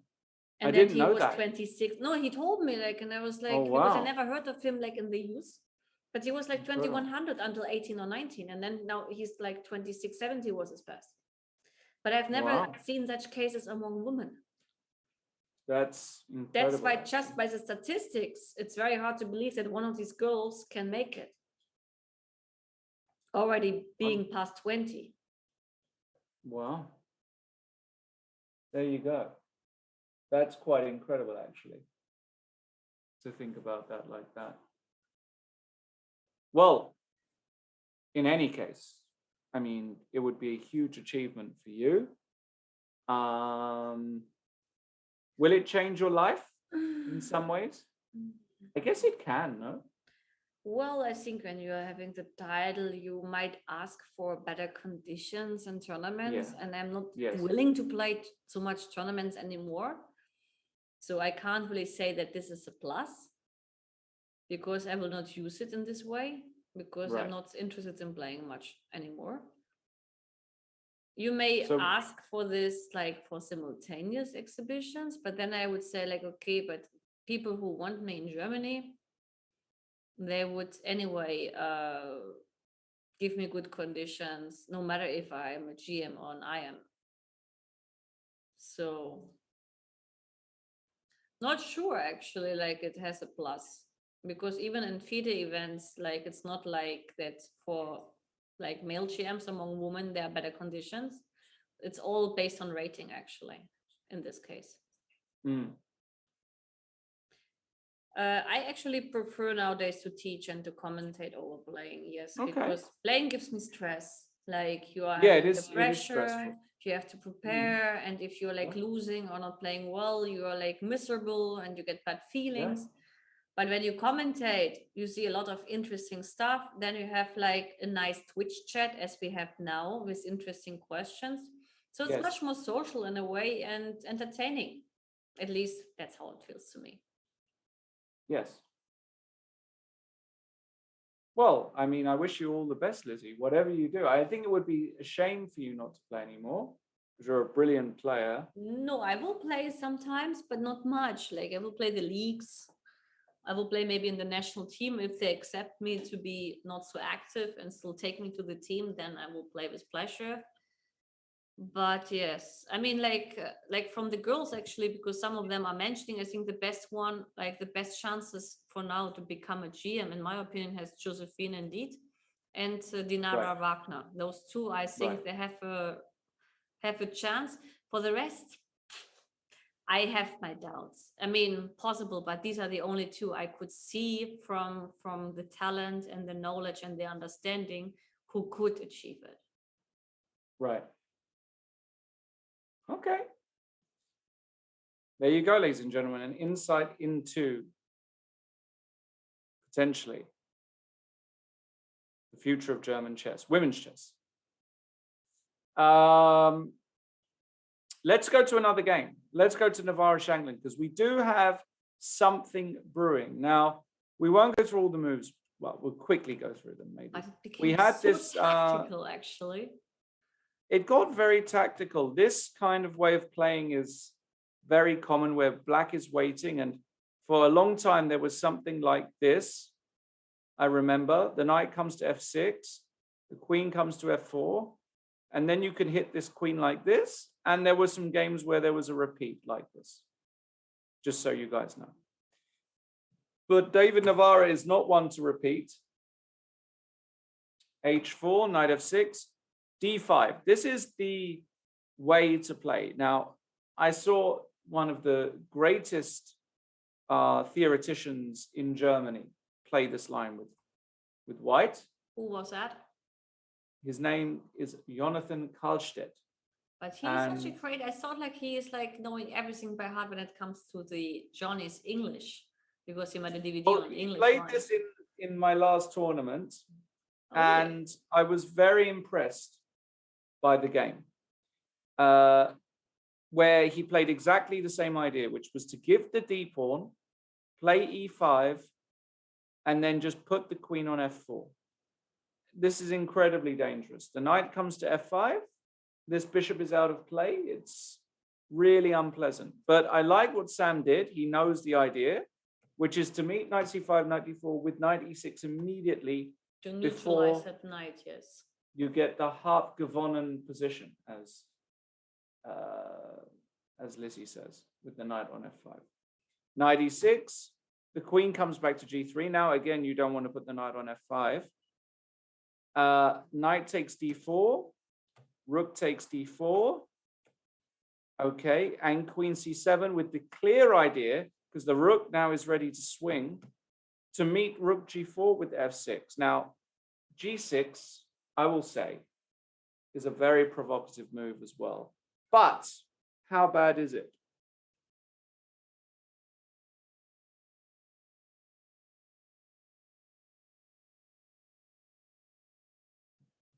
It looks bad, but okay, e6 yet is not. No, g6 wasn't played, no? No, f6 was played. Yes, but g6 looks super suspicious. Maybe can I play h5? And if g5? I take. Now you want to take it. Yeah. Yeah, now you can take it, right? King h7 has to be played almost. Queen f no, queen f5. Yeah, I have a draw. Okay. No, maybe you should. This you shouldn't play because of Queen F6 and H6, and you have still King H7. Yeah.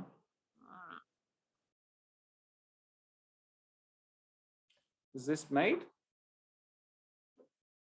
Doesn't look like mate to me. Let's say if I play Queen F6. Okay. And I play Rook E2. Rook E2. Yeah. Calm as a cucumber.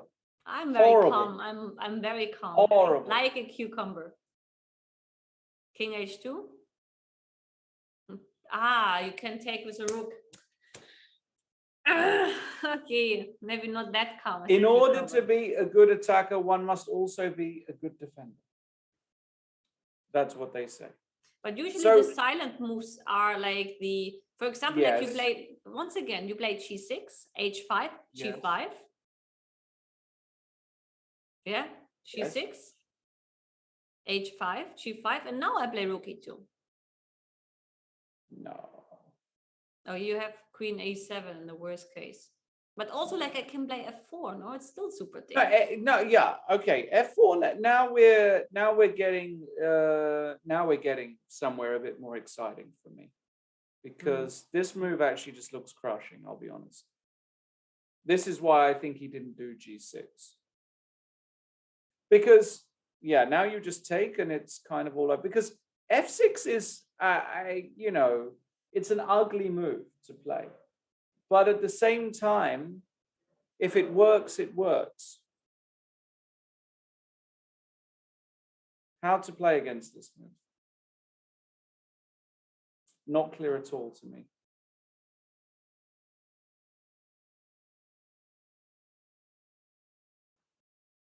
Not clear at all.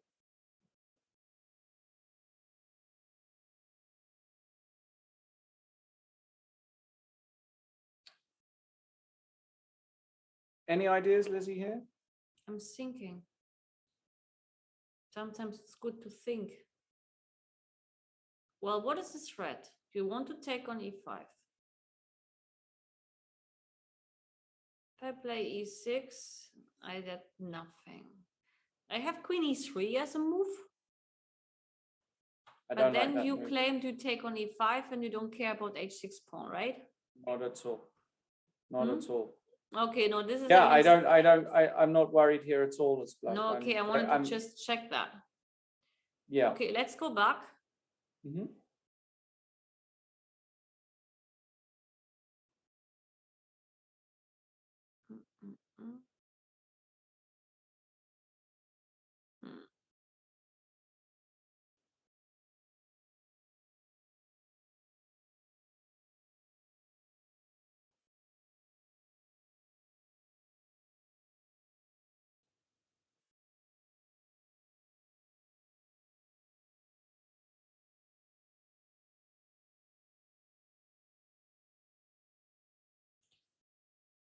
I can try to attack the D5 pawn and then claim that I will make a draw like Queen D3. Wow. Well, yeah, I can get behind this move a bit more. So I guess I go here or something. But then I can play E6 and Bishop C2 is very dangerous. This is true. So I mean, This like here it's already clear that white doesn't have a kingside attack anymore after F6. This is off. So you have to be scrolling black. But wait a second. I'm actually a pawn down here as white. What? No, I'm not. Sorry, I'm going crazy. Wait. Yeah, I sacrificed a pawn. I sacrificed a pawn, right? So what if I take? Take, and I move my king. Bishop. Rook C4. Rook C4? That's an exotic move. I'm pinned. No. Okay, go back. Sorry. Bishop E6, Rook D8 doesn't make sense.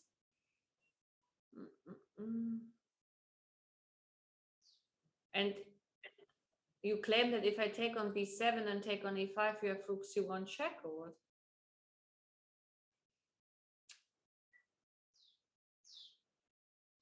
Rook c1 and queen c7. I just felt something like this is that. not threatening at all. I mean, there's rook c1, queen c7. No, then looks I have tempting. f4. Okay. And you can take on f4. No, then there's Yeah. rook e8. Ah, no, rook e8. No, then rook f8. f8 check. No, okay, wait. We are not over yet. No, f4, play f4. Oh, you want to play f4? Yes, I wanted to see if it's a draw after rook f4 and queen d8 check and queen d3. So you see, we found a draw. Yeah, you found a draw. You found Easy. a draw. Easy. But this all feels weird somehow, like sorry, not rook c4, bishop takes b7.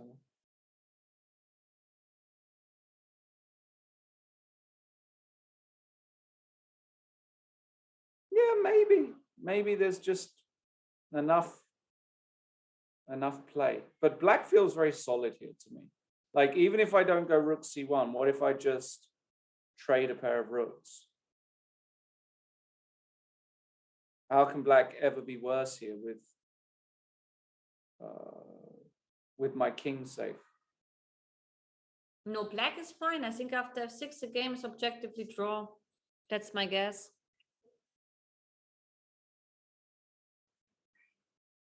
Yeah, it could be a draw. Okay. Let's carry on. Where should we go next? Look at this. We've got almost What we the said, position. right? Yeah. So what happened? It went bishop f4. So he did go knight a6. Bishop f4. Clever to stop knight c7, you see? Very clever. Knight d7.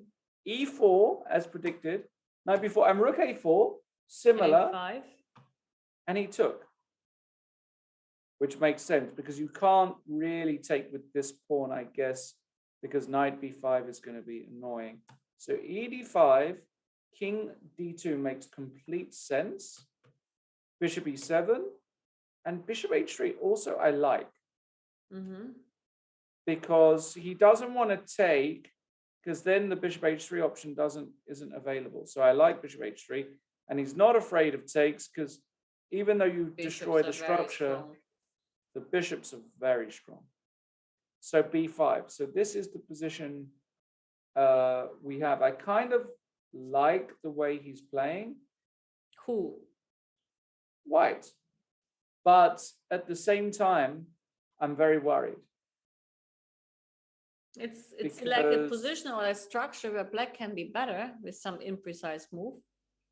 For example, there is like, that. how would you react now? Would you take on b6 or would you play rook a1? Because this would change the evaluation of this position. Well, that's the point. And I'll explain why I said a minute ago that I'm worried for white. And the reason I'm worried is because I think I would have played exactly the same moves. So he's done something wrong. I mean, literally, all of these moves are the moves I think I would have played. And you don't want to be playing what I think. No, but what do you think? What would you do? Would you take or would you not take? Rook a1 or c takes b6? And I can tell you that the evaluation is a difference of 0.7 for one of the options.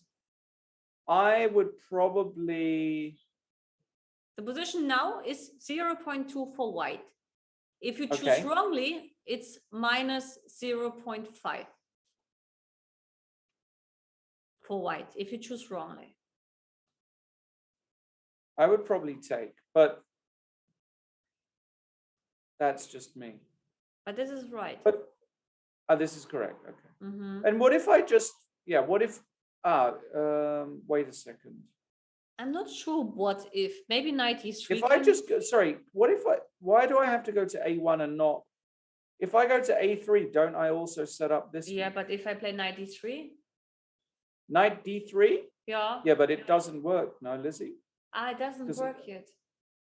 Because firstly, I mean, First of all, I take on h4. Okay. Then I play knight e3.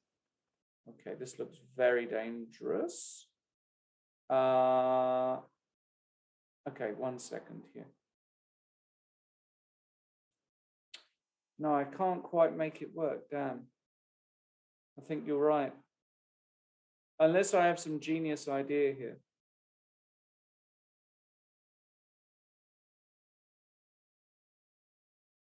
Do I have a no? I'm very close to having a genius idea. I'm telling you, I'm very close.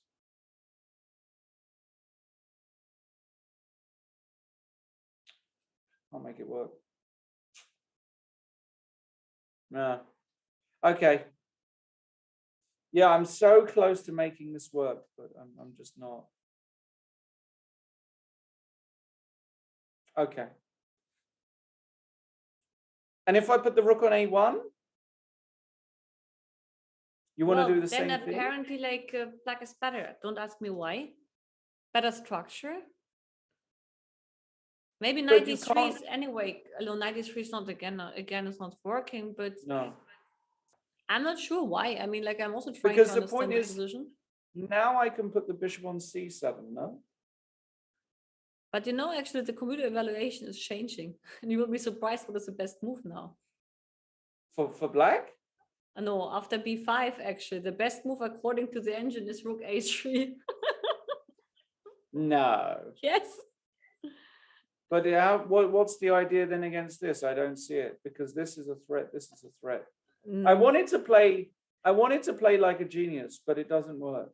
Well, the genius thing is like that after 93, you have 92. Oh, knight e2. Mm-hmm. Ah. And Oh, here, well, actually, clearly white is better. I mean, hold on. This is a great move. Yes, but the thing is like that knight c2 is still okay and black is fine. Oh, sorry, what is it? Knight c2. Here? Yes, knight c2 is the move. Yeah, this is a problem. And then after knight c2, yes, you can play rook a2, but this looks rubbish. h5 then has to be played, and this is getting, and then you take on d4, and this is getting messy. Oh yeah, h5, sorry.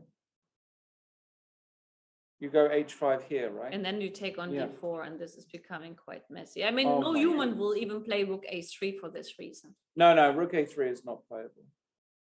I mean, not from the human point of view, it's not playable. Let's put it this way. Yes.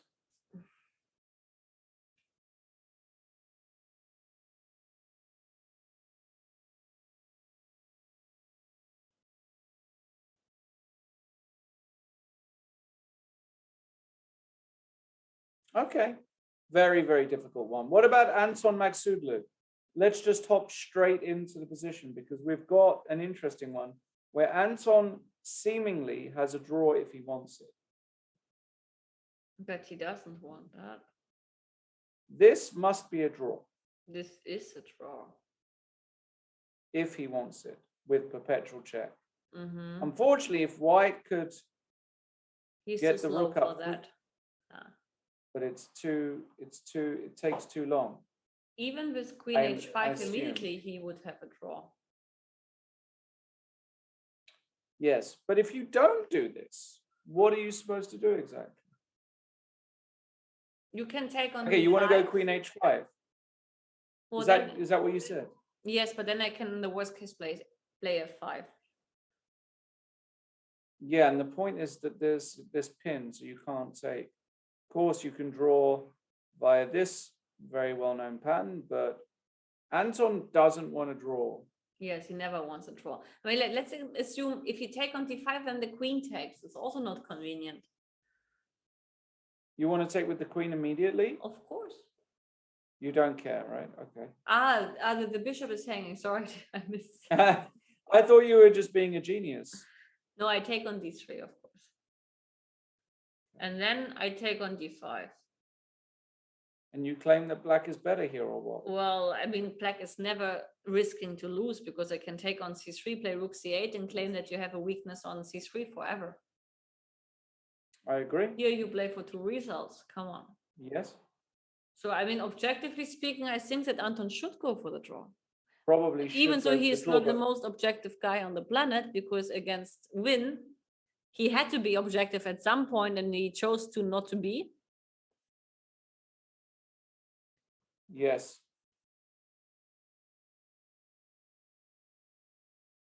Yes.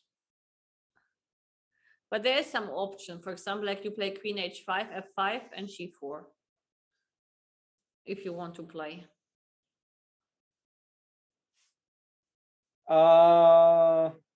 But that's very optimistic, no? Well, that's Anton. He is very optimistic. That's true. I He's mean, a that very would be optimistic guy. him from this For point sure. of view. For sure. Okay, let's go further and check the other games, no? Okay. Nguyen Vallejo. Let's stop here. And I can see that Vallejo, he loves these structures, no? He loves a French. He Mhm. really does. Was it the French again? No, it was not the French, but it somehow No, it was transposed. it came from a Reti, but somehow we got a French-like structure. Incredible. Quite incredible, actually, to get a French structure. What do we think about the position as it is? Lizzie, what do we think? I mean, Black doesn't seem to have any problems here because Black is like not having this bad bishop anymore.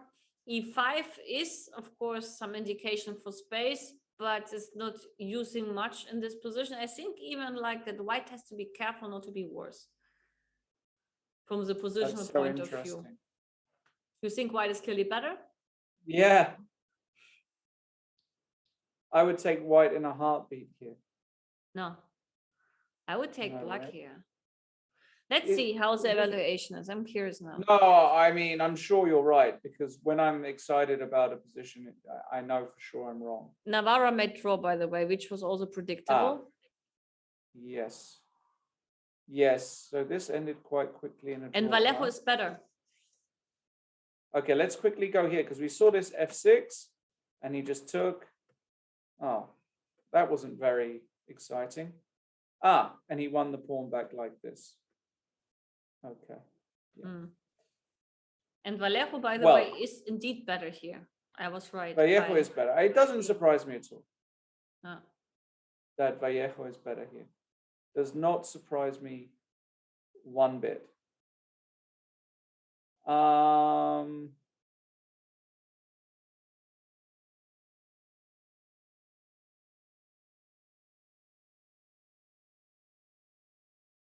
Yeah. Let's go to the challenges. I want to see what Vincent is doing because, okay, Vincent, he's our guy. I mean, he's our man. he is a German after all. Vincent is playing in Vincent's style. Look at this. That looks He's like trying to bore Stochek to death. Well, maybe not bore, but yeah. Yes, nothing really happened here.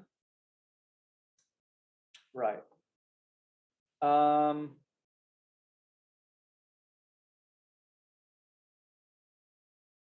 Yes. Yeah, it's a typical position, isn't it? It's a typical hedgehog where white has put the bishop on F. This is the only strange part. The bishop doesn't actually end here often. The bishop is often here or here, but not very often on F4. It doesn't sit that nicely there, in my opinion. Yes, but it's very hard here to find a plan for white, no? I mean, d6, you Yeah, cannot exactly. sit. And to play e4, of course, which is like getting into this Maroczy bind structures, is also maybe not doing much, you know, but maybe you have to do at some point e4, bishop e3 and try to get f4, but it takes a lot of regrouping. Yeah. I don't love it. Yeah, you're right. It's a bit awkward. These positions can go wrong for white as well. Yes, even so far away from that. I mean, white has to deliver some reasons to go wrong. Okay, what moves come to mind? Well, I would play h4 here, but I'm an animal, so what do I know? h4 is not so bad. I like it. But you weaken this square. I wonder if one day a knight, maybe Yeah. it's not the end of the world. The other hand is like to say, like, I will triple, like, I will make the Aleichen's gun or whatever it's called, like, to play queenies. No, queenie 3 is not working. Queenie 1. Queenie 1. Yes, and then rook d3, rook d1, bishop c1. But then, okay, e4, e5, at some point, you might be like getting some fork on e4. Yeah. It's very romantic, but I'm not in love with it. Let's go further. Let's go to Sashikiran because this position heated up a lot. Sashikiran. Okay. Yeah. Okay, what's going on here? Hold on. There's a pawn gun. What happened to his pawn? What happened here? Oh, he went knight g3, trying to get into f5, and queen b8 by Abdusaturov. And Sashi just said, take it. I don't care. Have a pawn. One chance. Takes, takes. Have a kit cutter. Exactly. Takes. Queen takes. Just have a pawn. And even the next move is surprising with queen f2. Look at this move. Claiming he says that my position. Yeah. That the pawn, okay, knight b5 is an issue, of course, but still. Incredible. A pawn is a pawn. Or not. And Sashi just playing a pawn down. But he's saying doesn't care. He has a bishop pair. He just doesn't care. Mm-hmm. Maybe he's right. Because this bishop is very awkward on g4. It's in the way. He would love to trade these bishops. Can we go bishop f5? Because even the bishop on d3 is like the worst piece by structure, but yes, playing against the bishop pair, it's good to exchange one guy. Do I have to What about bishop f5? Sorry? I mean, do I have to exchange? Can I just go knight bishop f1? Bishop f1. Yeah, knight g4, queen g3, I don't care. Yeah. Kind of like this move. Maybe I should go like here or something. Try and get some control. Knight b5? I have to worry about this jump. No. I'm letting you do this jump. Okay. You have to play a6 at some point. Mm-hmm.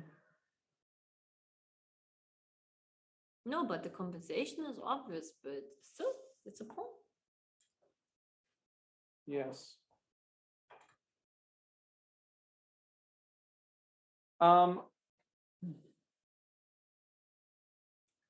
Not easy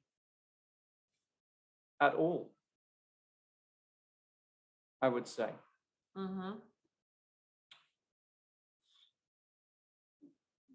Computers play these positions much better because they understand, like the new computers, right?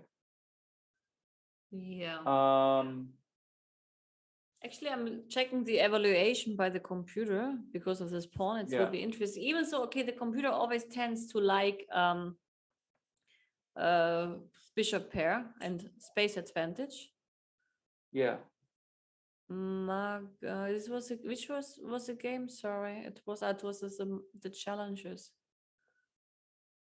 And it's no. I saw something very interesting. 1 second. I saw a very interesting. What about Neiman? Let's go to Hans. Yeah. The Mocha. It's actually equal. In that game there, that one. Yes, I mean just because of the pawn actually. Yeah.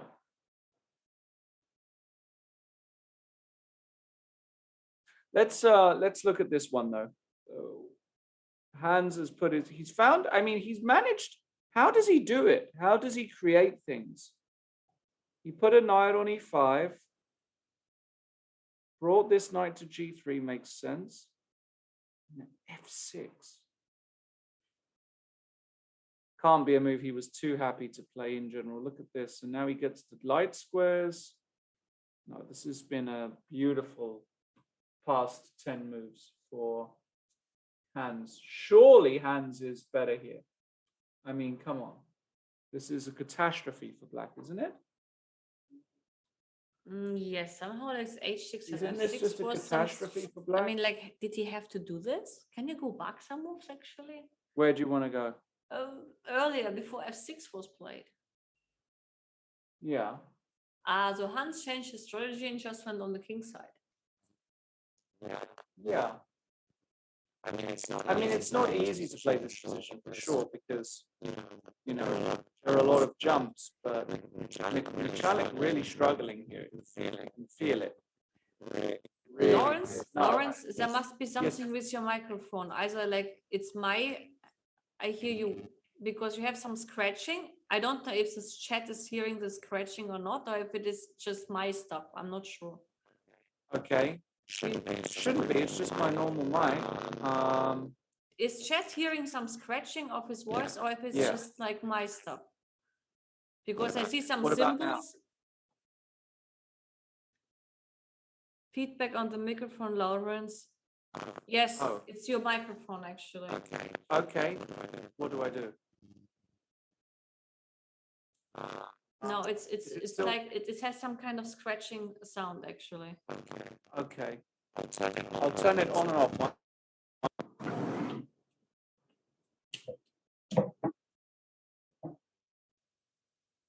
Try again. All right. How's that? Oh, yes. Better? Yes, it's gone. It's gone. Yeah. Okay, good. But it was really like sounding like this kind of.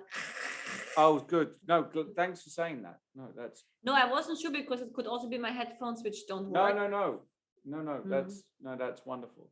If we do have audio problems, please say. Okay, let's go back to this game. So clearly, in this position here, the Mocha is in full control. Half gewonnen, right? Yeah, halb gewonnen. Exactly. You remember right. Of course, I remember.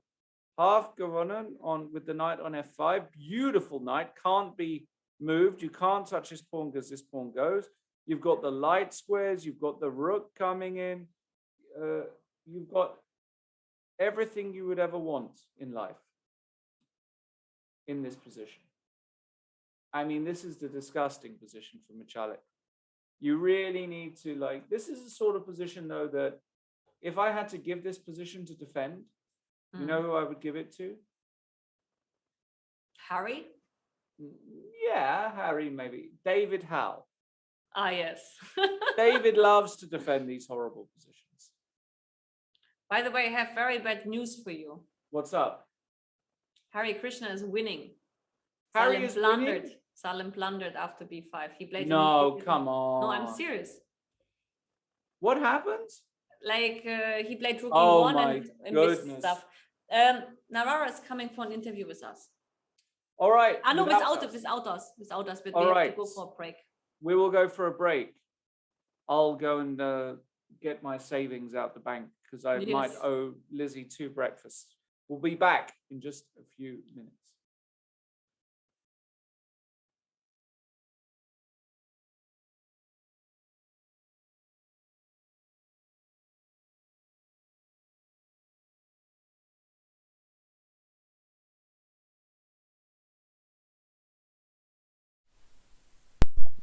Thank you for coming. What was the course of the game? It was probably pretty much equal all the time. Samchenko surprised me with his opening choice, and I decided to go for the principled line, guessing that he might have had expected something else. But well, then I could have maintained the tension somehow, but I decided to play it directly, and then I realized that I had nothing there. I hoped that I could be able to maintain the tension after rook g4 f6, but I could see no promising way, so I went for a draw, which I had seen even earlier. But Sam mentioned that maybe I could have played f4 instead of rook g4, queen c3 and queen f2, which I sort of missed.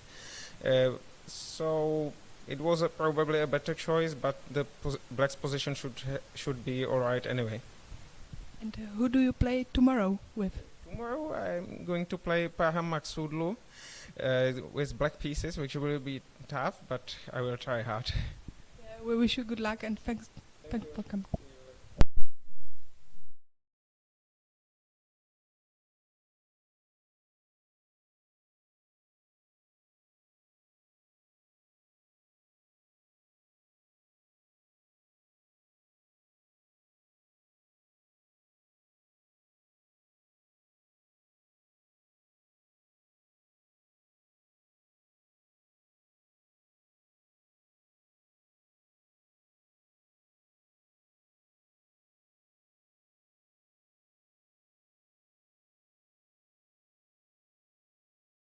All right, welcome back, everybody. And it looks as though Lizzie is going to be owed 2 breakfasts because just a blunder by Salim. Let's go and see what happened. Harry Krishna played b5, and we were discussing moving the rook back or moving here. But Salem went for the audacious looking rook e1 with the clear idea that if you take on a4, bishop d6 can come, and this looks very dangerous for black. But Harry Krishna found actually a very Easy move. Knight takes c5. I mean, besides, I want to also to mention that even if I don't play knight takes c5 and I take on a4, Yeah. then after bishop d6, I have knight e5 and rook a7 as Hold well. on, let's do that again. Sorry. So knight takes c5. Okay, here it's easy. Then after d takes c5, I take. and after bishop d6, I have rook a7. But even if I didn't do knight c5, but I take on a4 immediately, then after bishop d6, I can also play knight e5 here in order to have after rook e5, bishop rook a7. And it's still good for black. And it's still good for black. That's the funny part. If I mean, it's just a complete blind spot. He just completely missed this resource, which is insane, actually, at this level. And after knight takes c5. Well, he has to take, otherwise knight he d6. has to take. I take, but it's done. Bishop d6, rook a7. Yeah. Some move like knight takes a4, perhaps. Yes, and then even king d8, I suppose, could be easy enough. Maybe even knight e3 is a good move. No, knight e3 maybe not, because no, even here it's not a blunder, because if you take on h6, I take with a pawn, and h3 is hanging. Yeah. So you can even go knight d3. You can even go king d8, king f8. Which is Also, maybe even more sound. I mean, it's just a catastrophe. Exchange, right? It's an exchange. It's a catastrophe. It's just over. Yeah. Salem will, but this is huge for the tournament. Yes, I mean, like I also said, I mean, just for those who missed it, before the start of the tournament today, we had a bet, and I want to give him like good odds because I bet on black with Harry. Yes. Whereas he bet on a draw. And it was another breakfast entry.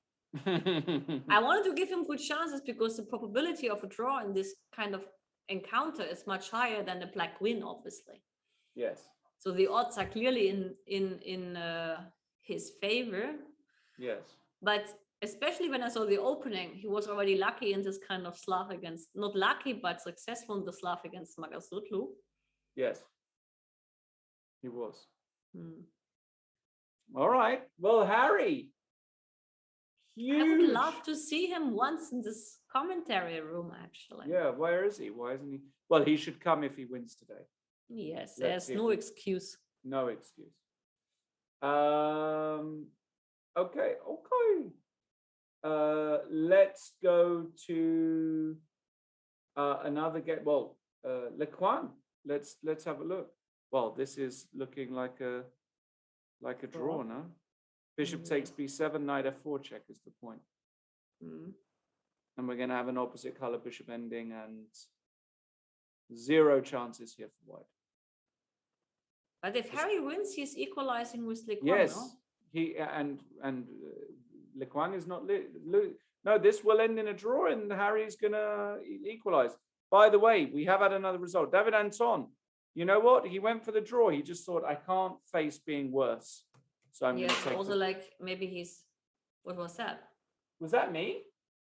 Was that a loud noise? Did you hear that? Yes, I heard the clashing, but it was not in my room for sure. Okay, it's probably outside.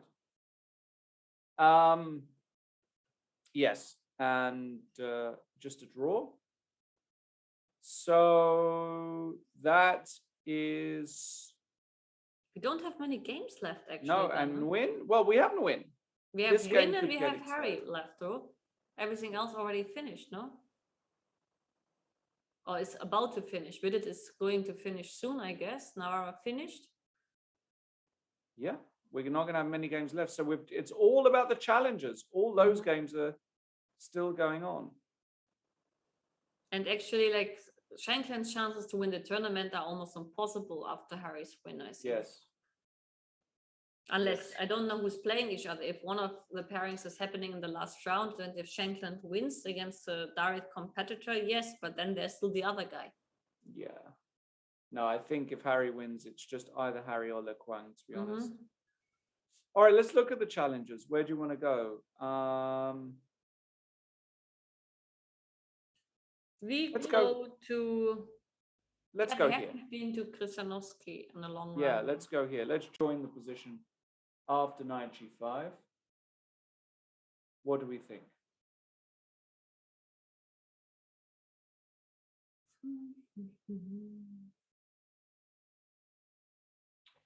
Tricky one, no? I feel as though Krisanovsky, he's a tricky player. I think I would take white because I think it's dangerous for black. Yes, black's king is a lot weaker. I mean, I have king g2, for King example. g2, and if you take here, I play h6. You play h6, yeah. This is and then rook h1 coming. It could be super, super dangerous. Yeah, I agree. And Pechak is, he's not afraid of playing like this. So I do expect king g2. And now you need a move here as black, actually. And the move should be prophylactic against h6. So how about rook f8? No, rook f8 doesn't work because after h6, g6, I can take on f6. I mean, the question is, how is that? Because if I change the knight, maybe it got rid of the most dangerous piece. Even this is not so bad. Because here the knights are more important than the bishops. Is this not so bad? Oh, well, c4 is hanging. I'm very close to winning, I'm telling you now, in my thoughts. Okay, good luck, how?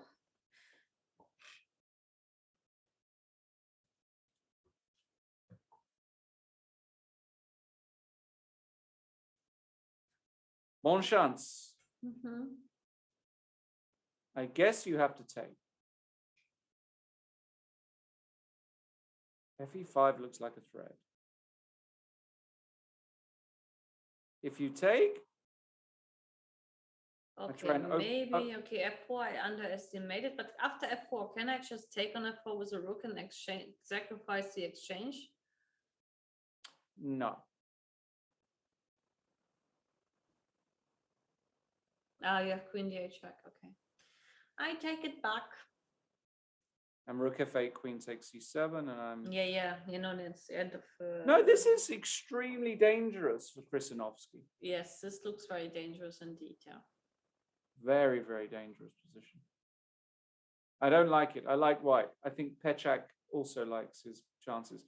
What about Varmadam? He's just run... with all his pawns? His, what's his... Hansel, the h-pawn. Hansel. Yeah, that must be a German name, right? No, I mean Hansel was like basically from the Brother Grimm's, like the fairy tale with Hansel and Gretel. Yeah, Hansel and Gretel, that's right. Yes, but also like apart from that fairy tale, I think I know, I mean, I can't believe that someone nowadays is called Hansel. He will just be called Hans instead.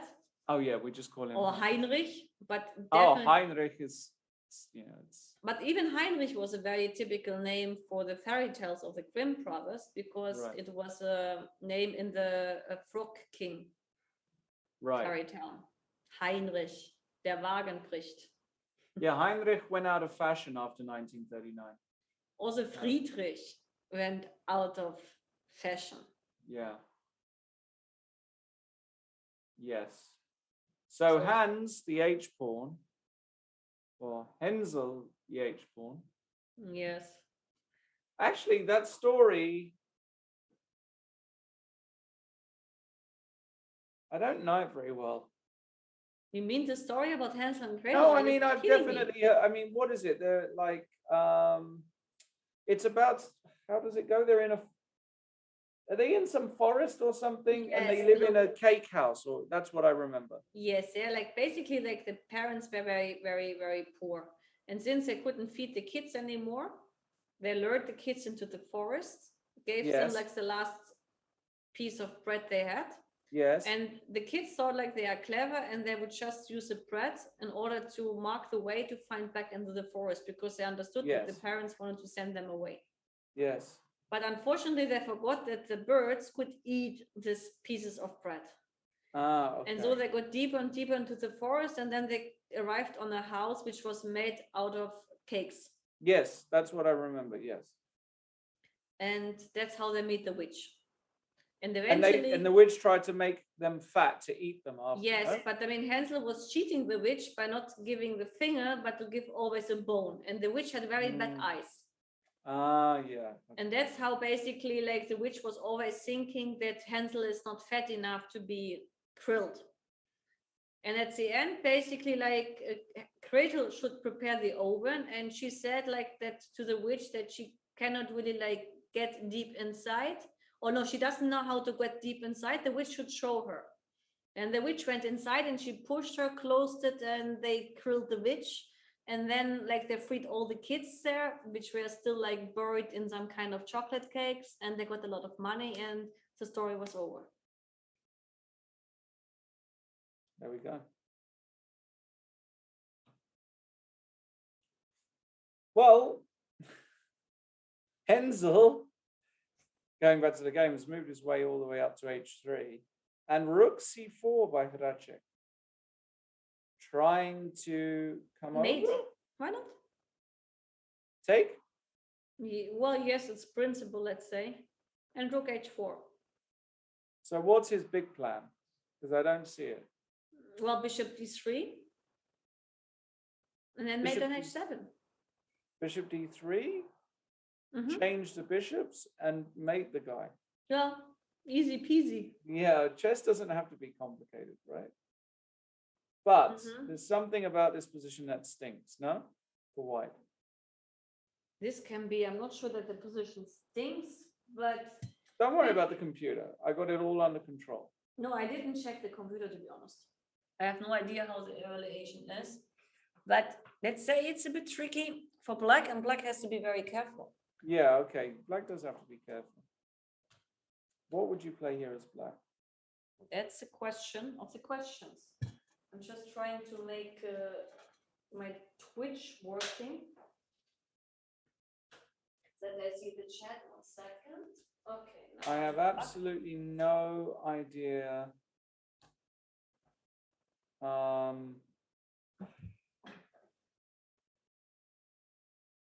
Yeah, what I would do here actually. Absolutely no idea. It's difficult.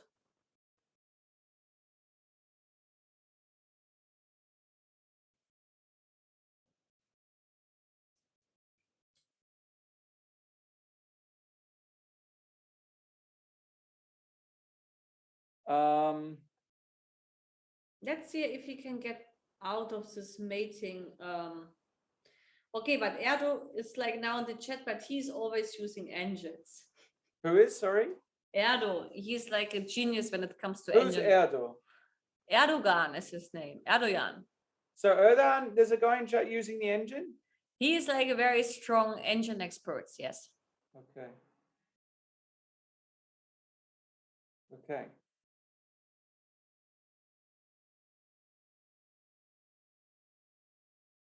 Okay. So, but maybe e4 is actually What's he not saying? e4 here. And if E4. you take, Yeah. I guess the bishop goes away. We can't take, oh no, he goes rook takes. Okay, the bishop goes No. away. Yes, and then we claim that we use the square on e5, which cannot be controlled in a good way because the knight is not, okay, the knight can go to c1 and d3 perhaps, Yes. but still it looks a little bit scary.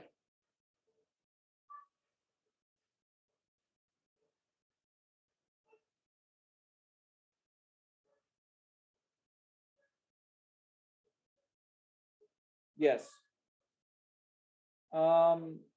It is a tricky one, actually. A very difficult position, actually. Yeah. I have no idea. It's completely random. I mean, this, I don't know. Really tough. Let's move to another game, perhaps, that's slightly more understandable. Let's look at Hans. Hans is mating. Hans is just in immediately. Opposite colored bishops is always very, very risky when it's about an attack. Yes. And since white is here clearly attacking first, like black has to be super, super careful. I mean, how to like protect the mate? You have g5, Well, which might be the best solution here. yeah, well, okay. So first things first, queen g8, does it ever work? It looks so bad after rook g6 and then queen h5. Yeah. Also, I play rook f1, rook f3, rook g3. I mean, it's like a self-runner. Yeah, it looks I don't horrible. even need a brain for that. Yeah, g5 is. I Is think it's almost interesting. like the only move. Yeah, this is. I mean, what was the last move by white? What was white's last move or black's last move? Knight takes f5. Queen f5? Knight f5, queen f5. But now he seriously needs to play g5, I guess. Yeah, I guess g5. So, what's going on after g5? h4 is very interesting. Yeah, this is the move that I first did. And this could also be very, very tricky. Yeah, it looks very, very tough, doesn't it? For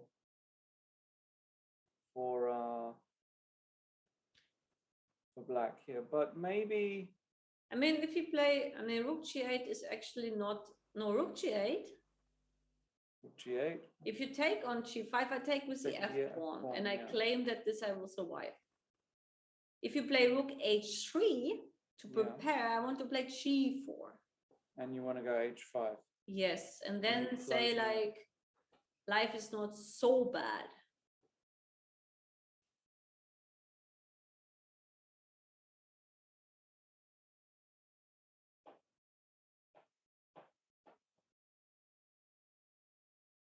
I can take.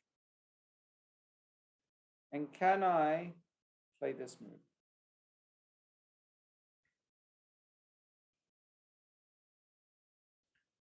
Yeah, that could be If you take, I take. take. And I take h6 next. And then you have a check on h7. Yeah, and This- actually this guy's loose. No, I no, mean, like you cannot take in this case. Bishop f8. Bishop f8, holding everything together, no? But you can take on But I can g5. take now, and you can't take because I take. Yeah, And if you take other important details, you can't go rook f7 because I have to. yes. Yeah. Looks very tricky. Very dangerous for Machalik. Would not be surprised to see a Machalik loss. Meanwhile, the Pechak, wow, he just took on c4, Krasinovsky, and Pechak didn't play h6, played another very interesting move, bishop h4. It also looks Also sort looks of nice really good. because if you play knight f7, I can take on f6 probably, no? Possibly, I'm not sure it's necessary. Maybe h6 is also good enough. Yeah, I would be looking to play h6 just to. Yes, it's less committal, huh? Yeah. No, this is going to go bad for Krasinovsky, is my prediction. Mm-hmm. I mean, Let's have a summary of the games and then go for a small break. yes. thing. Okay, summary of the game. So, in the the Masters section, we've had 2 draws already. This game here, Le Quang managed to find a way to keep the minor pieces on, but it's doesn't matter.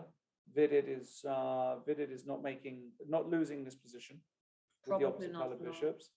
The game, critical game is the Hari Krishna game where Salem lost his mind. And we had even 93, we even had this position. Yeah, we even had this position, and it's just over because, as Lizzie was saying, knight takes g6, h takes g6. This bishop is hanging. There's just no moves here for Salem. It's just complete. It's like resigns is completely fine. By the Can I way, play knight c8 here still? No, I can take on e1 actually. take on E1. So knight Yes. c8, I take on e1. You take on a7. I take on h4, you take on e1, but then I take on c6. Yeah, but bishop e7. Ah, yes, okay. Anything. I mean, Yeah, a maybe million there's ways. something better, yeah. A million ways.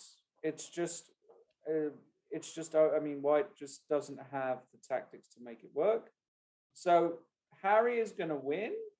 Vallejo is a bit better. Now I actually do see why black is better. Better structure, weak pawns. Yes, that's what I meant. It's about the structure. It's about structure. I can buy it now. I believe Vallejo is a little bit better. And in the challengers event, let's have just a quick look at the positions. Sashi Kiran, wow, this got completely. Actually, I like his position has improved somehow. No, he's got a knight to d6. He's got some piece coordination. Yeah, So but nothing really to worry about yet. yeah, maybe nothing to worry about for Abdusattorov. Varmadam, his position looks fine as black. He might be teeing up this e4 move we were talking about. Kema is typical slow, grindy position. Approach. Maybe slightly better for white. This position looks horrible for black, to my eyes. Yeah. And Neiman looks like he's in full control. So that's how I see the games Yes. at the moment. All right, guys, we'll go for our second break of the day. We will be back to see how things go towards the time control.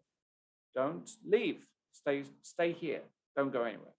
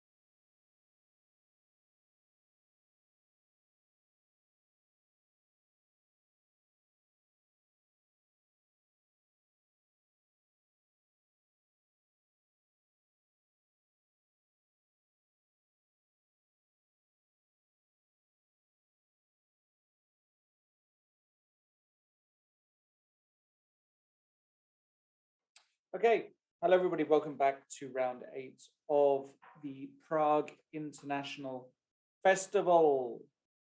Before the break, we were saying how, well, let's just do a quick summary. We've had a few results. Navarra drew against Shankland, Anton drew against Max Sudlu.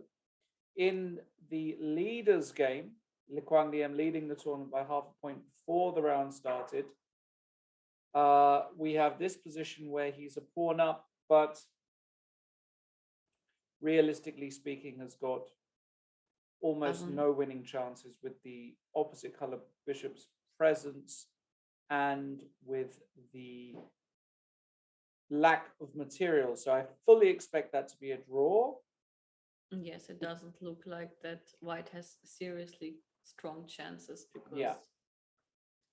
And instead, of the games remaining, we should mention, if you've just joined in, Salim went completely insane, completely missed a tactic on move 17. Here, he had to move his rook back or take the pawn. Instead, he played the audacious rook e1, missing a lot of things, but certainly missing knight takes c5, a nice efficient. So the point is, when you now take the rook. Salim's idea being that he wanted to pin down this file, but simply rook a7 holds. On seeing that, he took the pawn, but things didn't get better. Rook a7 anyway, knight b6, and knight came to d3. Salim now a desperado, another sort of desperado move, rook takes e7, check, rook takes e7. So he's now 2 exchanges down, bishop d6. And here, to make his life easy, Hari Krishna played the professional move, knight b4. The knight came back and he just moved the king and brought the rook in. He's basically saying to Salim, please take my rook. You have to take it anyways, otherwise I'm coming in. The white pieces just don't have enough squares to work on to give the black king trouble. And if you take, it really is the end of the game. Your material down, you have no attack. And Salim, again, would not be premature in resigning this position. This is a no-hope position for Salim. Meaning that Hari Krishna will be tying for the first position, at least probably with Le Quang with 1 round to go. Feels like a long time since Harry won a tournament. No, can you remember? No, I don't, to be honest. I can't remember the last time Harry won a tournament. Yeah, me neither. But I'm happy if he would. So let's see. And in the other game, it is Vallejo trying to outplay the so far very, very solid Nguyen, who has not lost a game. He's on +1 on 4 out of 7. Very solid performance. But this position is slightly better for black, it feels, with the better structure. Excuse me. Yes. Gonna kick my mic. With the better structure, and Salim resigned, actually. Salim did resign. That's what someone wrote in the chat. Yes. Okay. Great result for Harry. So good chance to have Harry here. Yep. We'll try and get Hari Krishna in with us. But just to finish the summary of this game here, Vallejo, yeah, still, I mean, this move is good by Win. By the way, can I play f5 here? Wow. Because g5 fails to rook g4 or f4. Then if you take, you don't have knight d6. Okay. So rook takes f6 probably is coming. Okay. Bishop d4. Yeah, okay, maybe it's not that simple yet. I was hoping it was more simple. Because if you go here, I'm worried about this pawn. Maybe I can take and take. No, if you take on, yes, after rook I've e4, also you have got bishop queen e7. Oh no, sorry, I dropped g4. Actually, I just planned after f5, you can take on c4. Oops. Nice. It's not yet done. No, it's done. It's done. No. That's the way how I would blunder. Yeah. Easily. Okay, so knight b5 sets this up. So actually black has to do something about this thread. Now, can you go rook e4? Because you can't take on a4 because c5 hangs. Mm-hmm.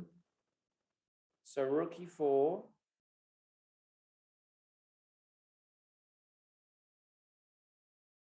Knight e4 played. Another way to... Which makes totally sense because you Yes. don't want to give the square on d6 voluntary. Yes. But however, now if I take on c4, Yes. queen c4, dc4, rook You wanna go d8, bishop rook d8. b6? No, then it's rook d2. Maybe, yeah, okay, but still like I'm suffering. Why a not bit. bishop b6 Uh, to win this pawn? rook d2, Where? Rook rook d2? d2, yeah. Okay, but now I have a lot of moves. f3. Knight g5. Ah, knight g5. Yeah, sorry, I'm making a meal of this. Rook f1, rook a2, yeah? Yeah. Hold on, rook d2. Well, if then you have to take on a5 and give up the f2 pawn. Otherwise, I don't see a point. Yes. But then g4 pawn is also falling. Yeah, but maybe I just don't care Yeah, that's how you probably should play it, and just run. like Forest. Knight c6. Okay, knight c6, and I give up the piece if I want to play for a win. But the thing is, like, the h5 pawn is very strong.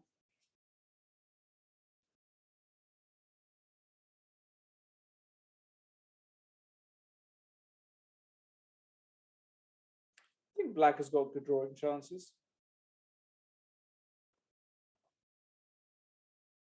I think black has got good drawing chances. Yeah. Okay, but still a fight ahead. Now, in other news. Oh, Harry is coming. Great. Harry is coming. Okay, brilliant. So we won't look at the challenges just yet. Hans is loading up the gun, though, it seems. As is Vincent. As is Pechak. I mean, it's getting very interesting everywhere. So we'll be right back. Let's hear from Harry Krishna. He'll be with us.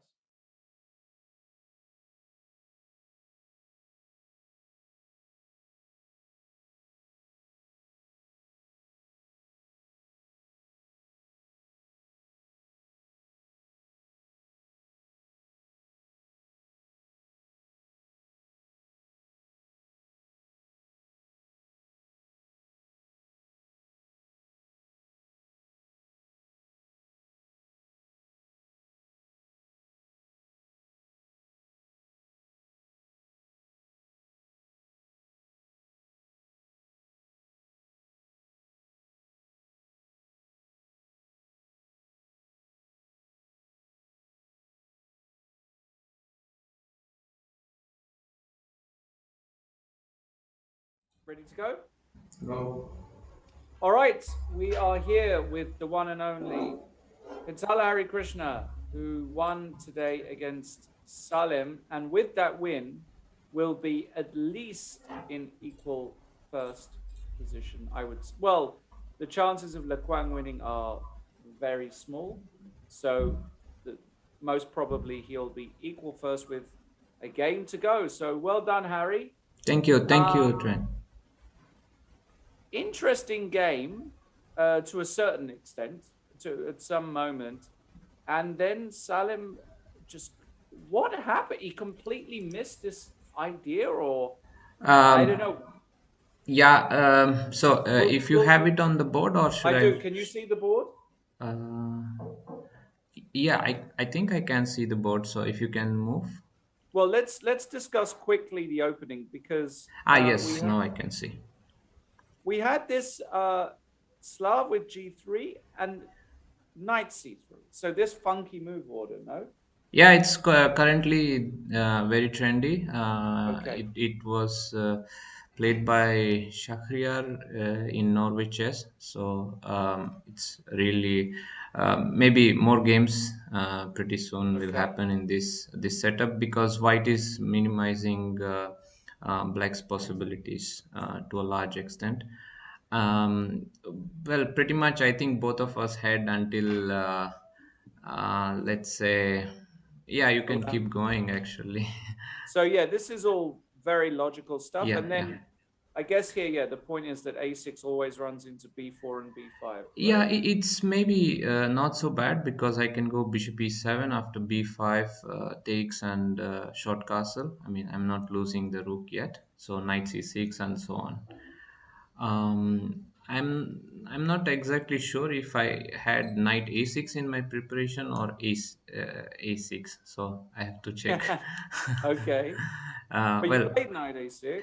I remember that in my preparation, I was always having it with knight g6 and h takes g6. So it changes a lot. Of course, I mean, it makes a lot of sense for white not to capture this g6 bishop, not giving this, Mm-hmm. not giving rook h5 for black. Yeah.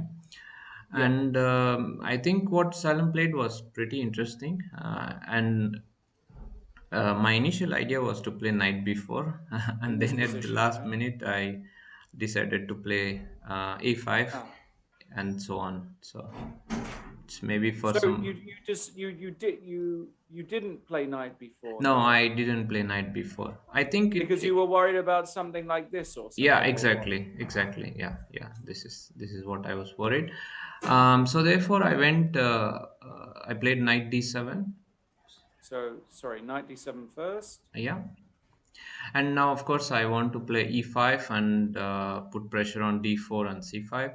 So he went e4. I think this is the most challenging. So here, after e5, white is going to capture on d5 with the pawn. Ah, wow. Oh E takes yes. d5, e takes f4, d takes c6, and Wow. I don't think it will end well for black here. That's But true. yeah, that looks nasty actually. Yeah. So I had to move the knight. So knight b4 Yeah. is right, threatening knight c2. So rook a4, a5, and I think ed5 is the best because if Yeah. you go bishop c7 here, black has e5, and then d4 c5, everything falls apart, and once that happens, it's just good position.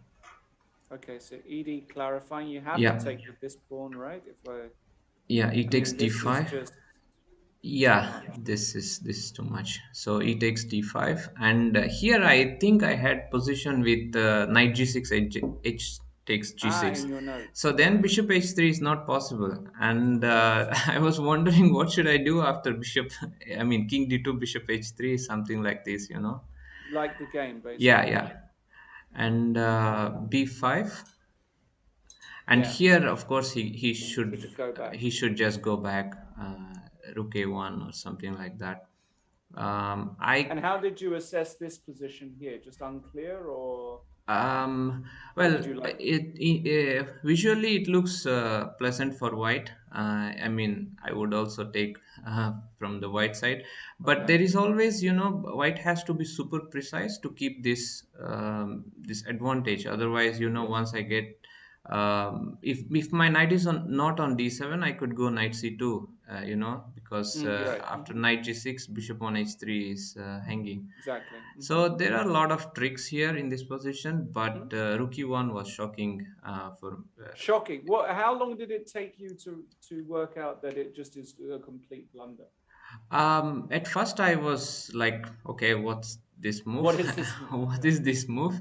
And then I realized, okay, it's not so innocent. After b takes a4, he has Right. actually, my initial calculation was b takes a4, yeah, bishop d6, bishop e4. But there's also knight e5, right? And rook a7, same idea. Ah, yeah. You Ah, have yes, knight. yes, yes. I mean, once I see spotted rook a7 idea, I might as well take the pawn on c5. So, Yes. but Yeah. my initial idea was to go bishop e4 actually. Sorry.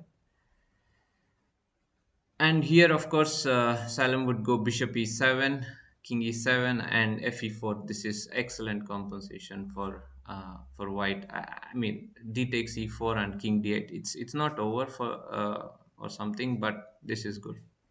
This is what he wanted, Yeah, this actually. is Maybe This he is what was you exactly, want. yeah, expecting. yeah, yeah. Now he likes such positions, and of course, I mean, I wouldn't go into this position. Yeah. And after knight c5, when I spotted knight c5, I was like, okay, I mean, Salem is like so good in tactics. Yes. What am I missing here, you know?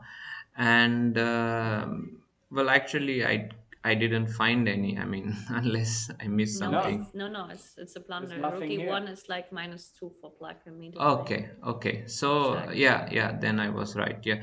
So knight c5, and here I think he realized, of course, it's almost lost. And the fine point is this knight d3 move, which was really cool because knight g6 is not exactly Working you anymore. know, actually, I wanted to play knight d3 before rook a7, but then the c5 pawn is protected. So I realized, okay, why not to let him play knight b6 and then go knight Right. d3. That's the Right. reason why I played rook a7, and now it's completely lost, I believe. So if he Mhm. takes Knight e1, knight e1, yeah, and if he takes knight f3. and your knight, No. Then I take you bishop take on c5 c5, and sorry. bishop b6, and the knight on h8 is just dead. Right. And if here, well, you Yeah, just check. knight g1, yes.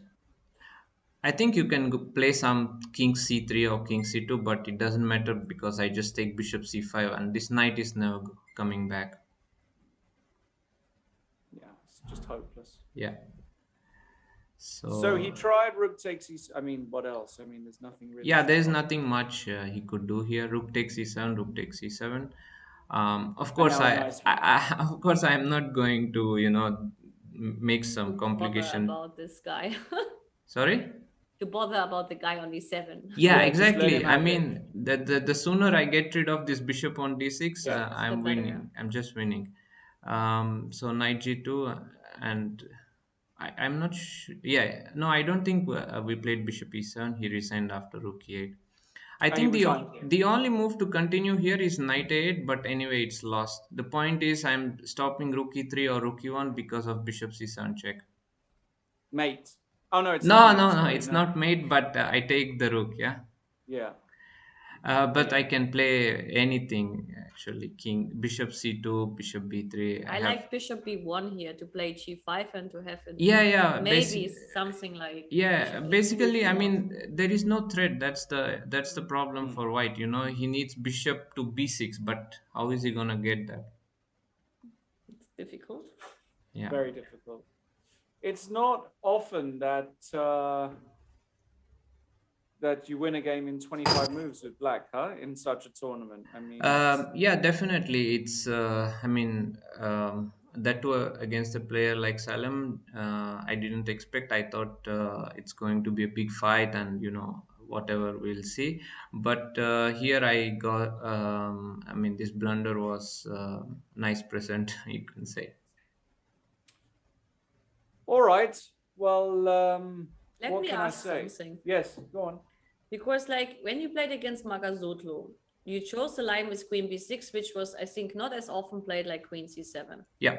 And I claim to Lawrence that it was done on purpose because you know that Magazotlo will be weaker without the queens on the board. Was this your intention to try to change the queens against like a dynamic guy like him as soon as possible? Okay, you are absolutely right. Yes, I know you too well.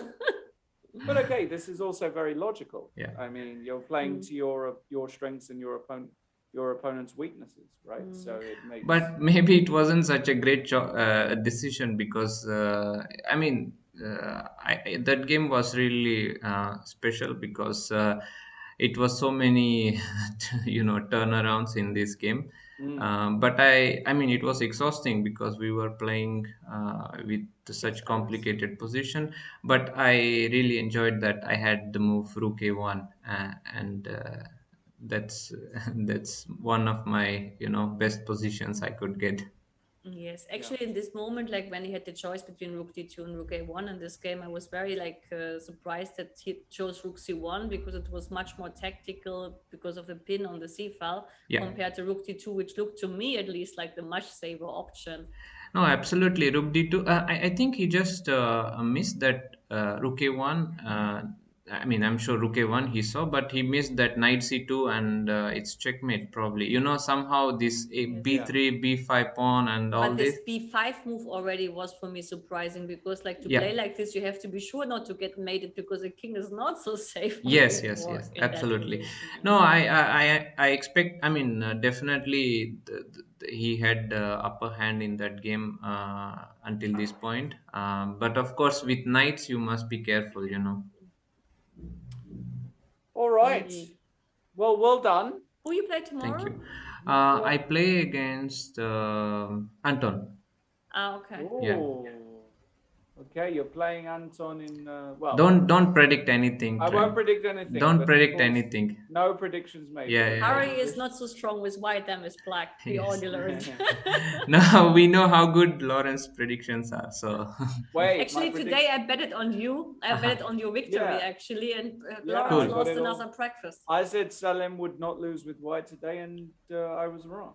So yeah, exactly, that was my point. Yeah. No, but he believes on my predictions and in your case, because Yeah, I know you it's- better. very quickly, can we get your opinion on maybe some games? Let's quickly look at win against Paco. Knight D6 played by Nguyen. Okay. Now, this is actually similar to a position we were looking at. Actually, very similar. No, Lizzie, he put the rook on D2. Yeah, so we have this. Knight D6. Quite So tricky move, actually. so is he gonna take it? Well, if you don't take it, what are you going to do? Yeah. No, I have to take it. Yeah. I just take. can't take No. it. No. This is bad. This is bad. Yeah, okay, so I take. Yeah. Rook D6. Is rook d6 Is that forced? forced? Yeah, you can try Knight C6 maybe. Okay, 'cause Knight rook D6. C6. I Can can't I- get king f8. I can go working. here, no? No, no, bishop I can A5. take. Take the pawn. Yeah. Yeah.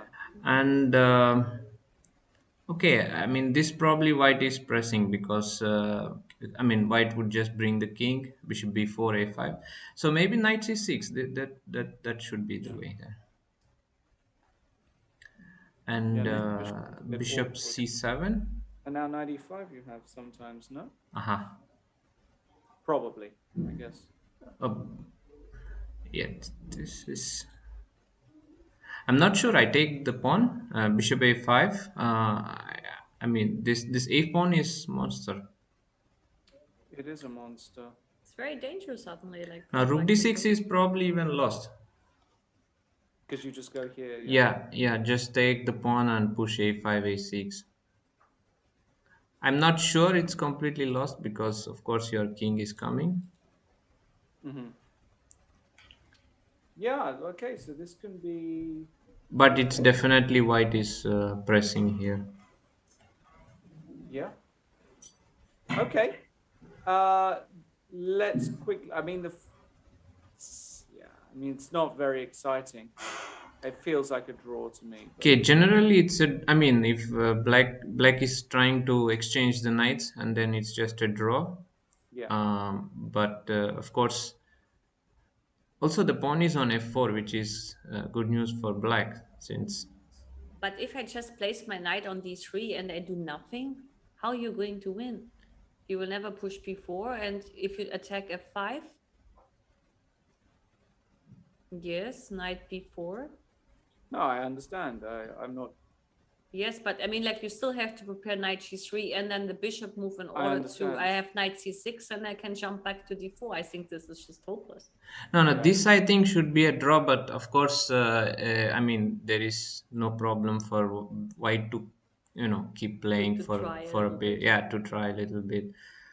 Because with knights, it's always tricky. You can Yes. lose them or you can win with them. So you should be careful.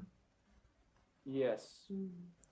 Hmm. Okay, and very quickly, this looks like a crushing attack, Hans Niemann. It looks like winning, no? Yeah, No, this is such a horrible position for black here. yeah. Hans Niemann is quite an incredible player, actually. I mean, Yes. what he's done is, Incredible person too. yeah, I fantastic. guess he's very entertaining for you guys over there, right? Yeah. You can say that. Maybe it's interesting for the audience, like to quickly describe what a typical day would look like in such a tournament, like in Prague? How would you prepare? What is like the daily routine? Well, basically, every player has his own routine. Some players, stay super late and wake up like 10, 11. I mean, it really depends. But mostly everyone prepares maybe 2 hours or a little bit more, and then take some rest, because you also need to remember the opening ideas which you see.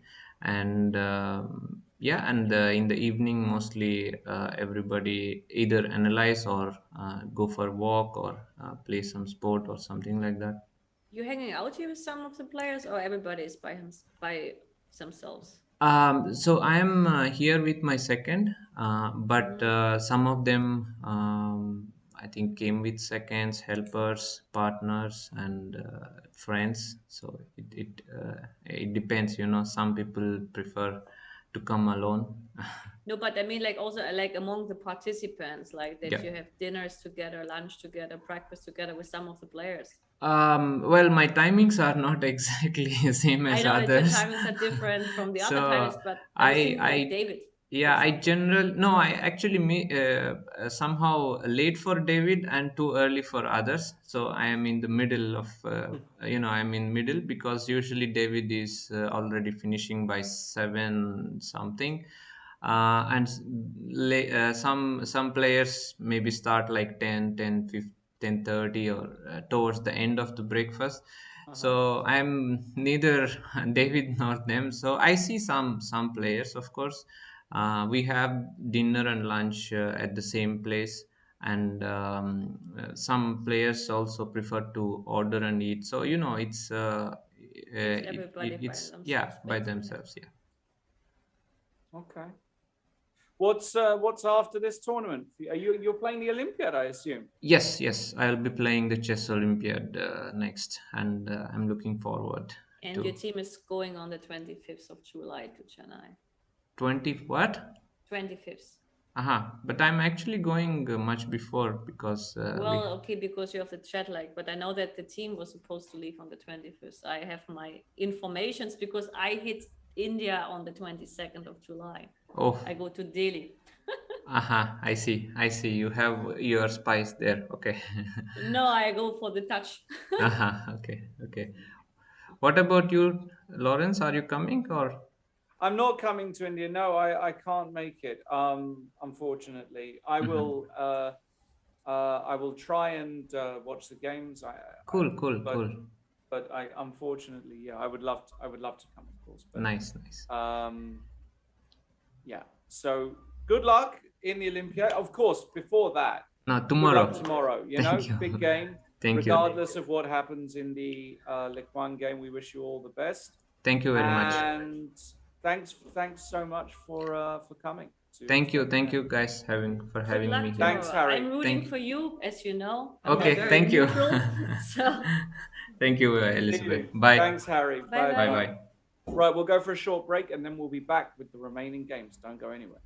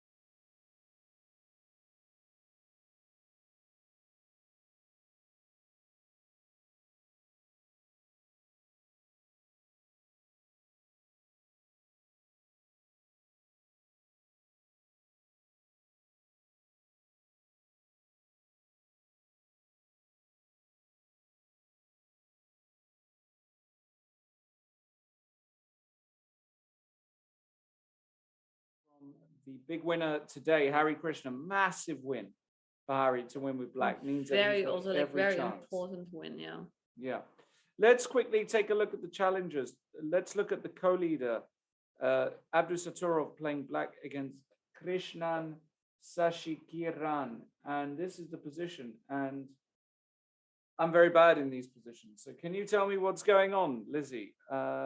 What is this? What am I looking at here? Actually, it's total mess to me. Black is a pawn up, and he can win a second pawn, But A7 the- is hanging. but A7 is hanging, but then D5 is hanging. And then, Why isn't this fantastic for black?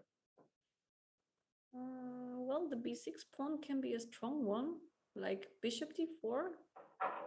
No. Or do you I mean never, I don't no? believe in this in my life. Okay, then play. Well, I mean, just because I don't believe in it doesn't mean I'll play it. Well, okay, I'll try knight f4. King H2. Yes. You're probably right. But the See? good thing is like that black can never lose, because in the worst case he can sacrifice his piece against B6. Exactly. I don't know. But if you go on, maybe like white can win. Yeah, knight f4 is probably a ridiculous move. Maybe I should attack this. Oh no, now I'm dropping f7. Some chances here, I guess, for white. Yes, I think like objectively, probably like white is still okay. Even so, Right. white has to be careful, but it looks fine to me. Yes.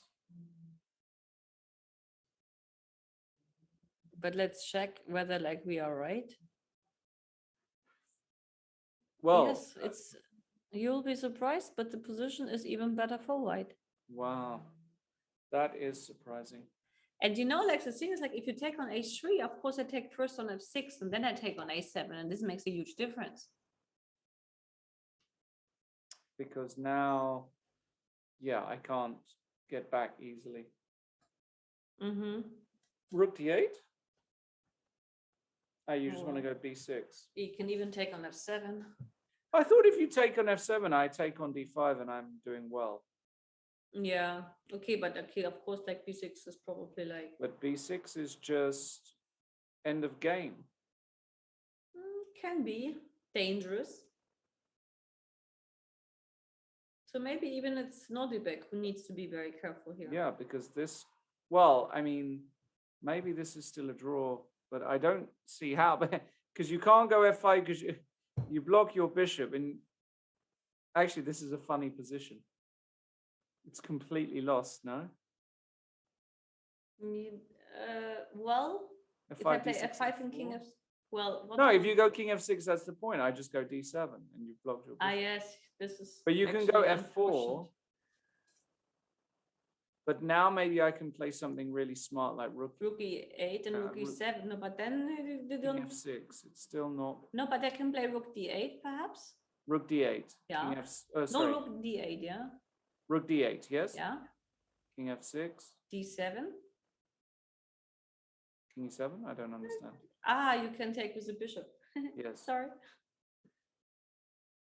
This probably holds, but it's close to. What about Rook B6 here? Yeah. What about this move? But you can still go the King F8 route, no? D6. King E8, But now your king is. F4. Yeah. Check.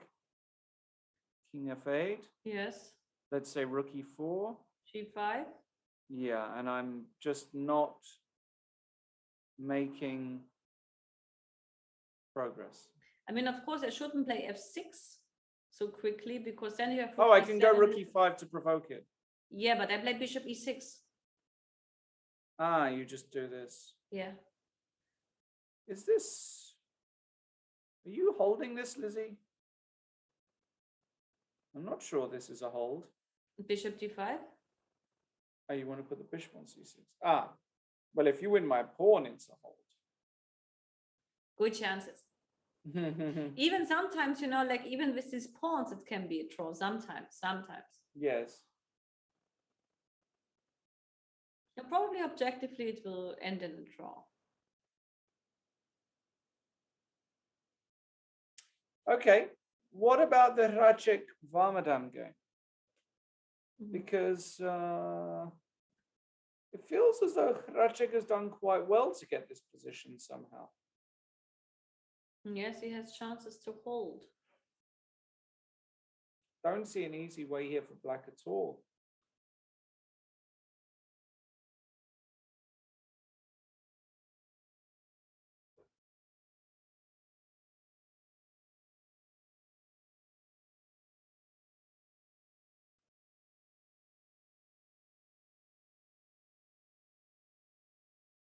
Yeah, this is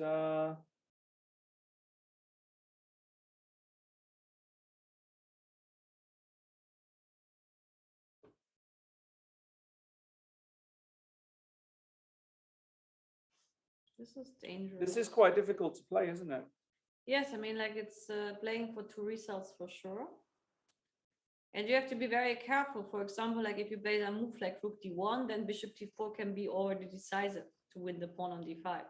Rook d1, bishop d4. Yes, you have to be careful of such Yes. tricks because then you can take on d5 and you don't have a good knight move.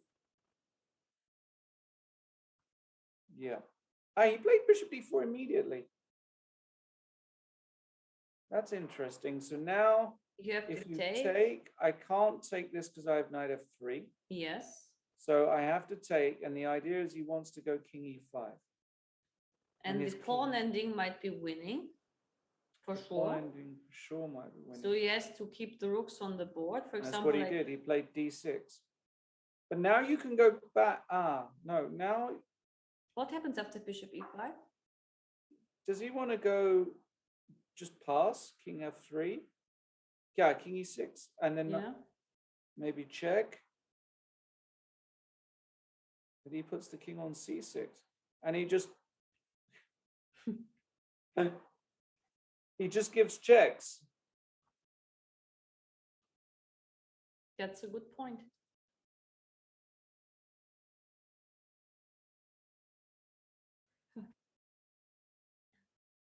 Let's go back. Maybe there was something else he could do.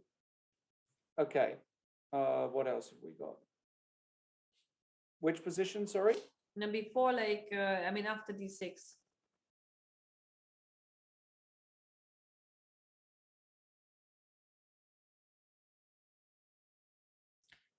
Okay.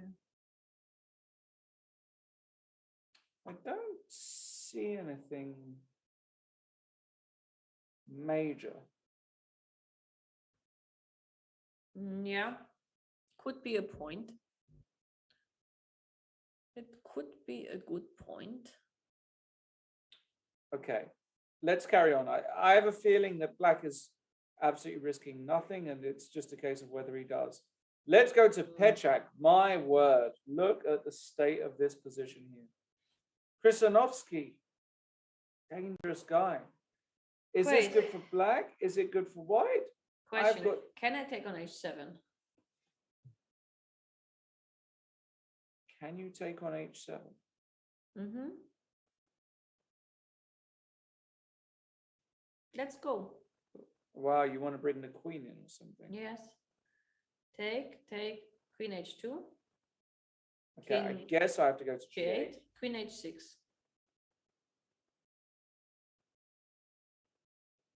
Well, You have to take on f5. or I can take on f3 and then take on f5. Well, then my king is already very close to mate you with king f6. Yeah, but I have a check at the end. So if I go here, Take.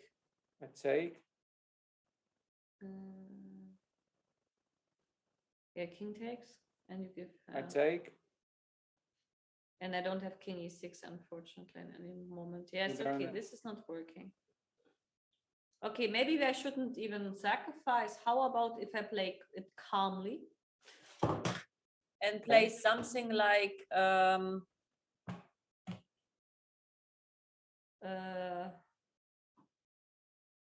well, actually it's not so easy not to play it aggressive. If I play queen h2 immediately, Queen h2. yeah, Okay, so if I take, I take. oh my. Ooh. Rook F4. Rook F4 again, yes. King G5. King G5. And of course, all in. Why all in? But you have knight takes E4 perhaps. Yeah, I have Wait, that's the minimum I have. bishop takes E4. Take. Queen H2. Wait, why do you do Oh. too fast? I mean, I have other candidate moves. Maybe. No, okay, I don't have. I take. And you can even take on F5 twice. And you have plenty of pawns up. No, this doesn't work. Okay, go back.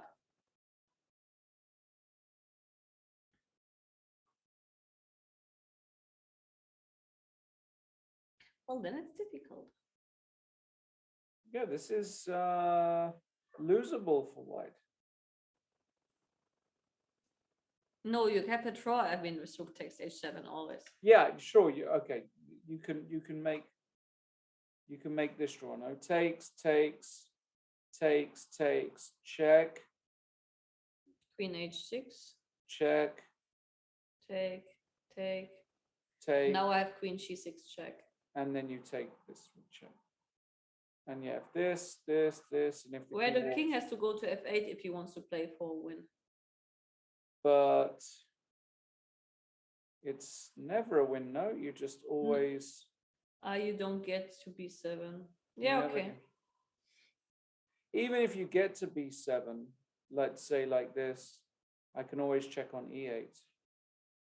And after rook, Oh, king you have A6. King A6. I do blow it. Hmm. Do I? Yes.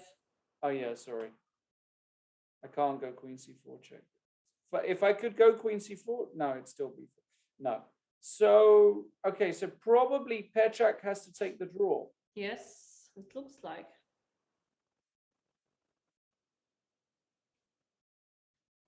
Vincent's game has exploded. Look at this. It changed a bit, no, by look. Yeah, I mean, let's just check it out for where it is. Vincent Kamer. Who's better and why? Looks like white's better, no? White should be better.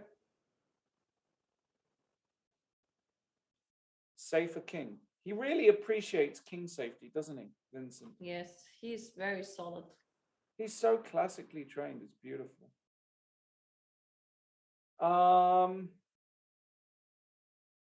He played 95. 95 looks very logical. Actually, it's a blunder. It's a blunder? Well, it gives away his advantage. Why? Because I take on F3 and play Queen E4. Ah. And that's how black equalizes Ah, immediately. okay.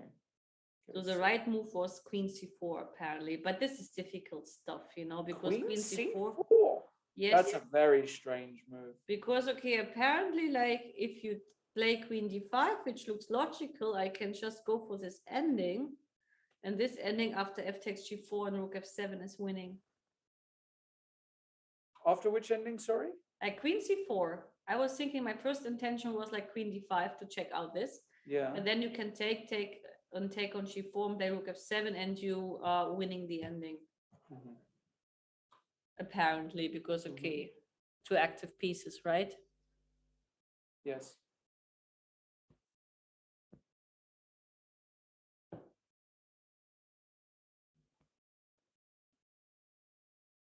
Yeah,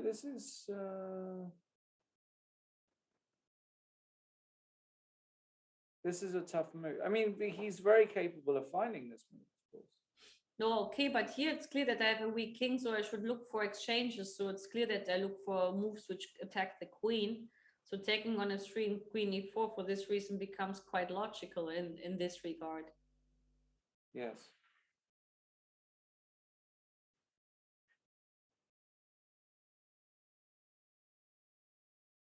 Hmm. Okay. Difficult one. We'll keep an eye on it. And Hans Niemann. AB4, he's going to take Queen B4, I assume. He's playing for the principle of two weaknesses. He is doing the principle of two weaknesses. Creating two weaknesses to attack. stretching the forces of the opponent. Also, queen d6 is already like an ultimative strat. And if you Yeah, play rook queen d6. b7, Mhm. probably you have to play rook b7. You get in Zugzwang maybe even, like I play a4. Yeah.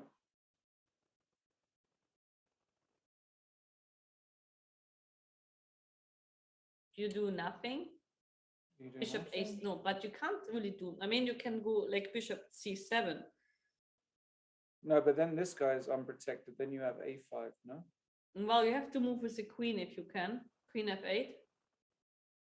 To pretend there's, I mean, this is like very close to be at some point. I mean, I can play h4, h5. Then I can even try to get my king like on a better square. I don't know, but even though the king is not unsafe. Okay, where's the breakthrough? Well, you can try to break with e4 at some point, but this is not what you want. No, leave your king on f2 because there's no point to plunder e3 pawn.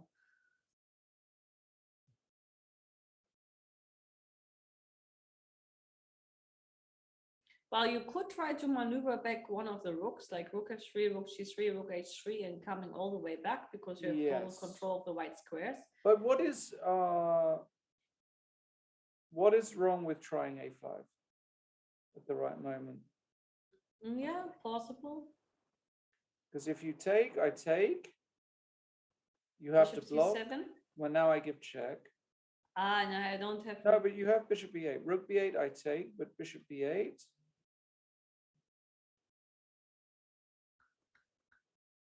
And I'm just, but now you get slowly. Now in c6 Zugzwang. is weak, yeah? I Something can go like, king, for example, like I go king h2. Wait, let's leave it like it is.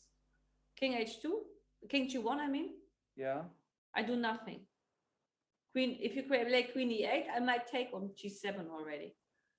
Ah, So you are like getting close to being Zugzwang.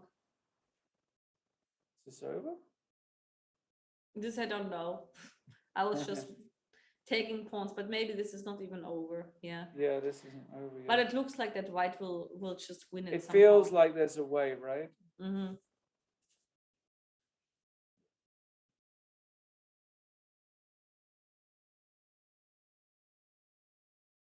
Yeah, I can't believe that black holds. I'm curious how Hans will do it.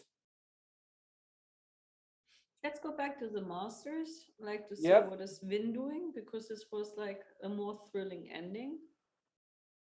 Oh, and win, yes. Oh, wow. Well, it's a draw. Ah, they change. Okay, then right.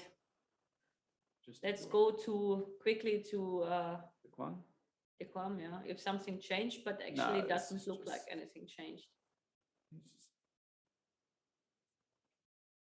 No, I believe that's going to be all draws. Sorry, Harry win and the rest draws. Mm-hmm. What about here? Pechak hasn't moved yet. 4 minutes. He's got to make a decision if he'll go for Well, this. he looks for anything else but Look. the draw. Vincent played 95, the human move. No, like you mean like Stoczek played g takes f3 and queen e4, no? No, yeah, no, I'm saying Vincent played, you had to play queen c4 here, you said. Yeah, but Vincent- 95 was already on the board when we last time discussed. No, it wasn't. Really? Last time, yeah, you said queen c4 was the move and white gets an advantage. No, I saw that he played 95. I think. Oh, he from already from played the app. 95? Yeah, Oh, yeah, he okay. played already 95. And I said like Ah. that Winston blundered with 95 as advantage away. Ah, okay, because you're saying this is Yeah. very strong, which I really can believe, by the way. But even this after, if, for example, like you capture and you claim like rook f7, but then I have d3, d2. So it's not possible to be active in this regard. And now the queen is quite annoying, actually. Very annoying. And this is possible to find. It's not difficult. Yes.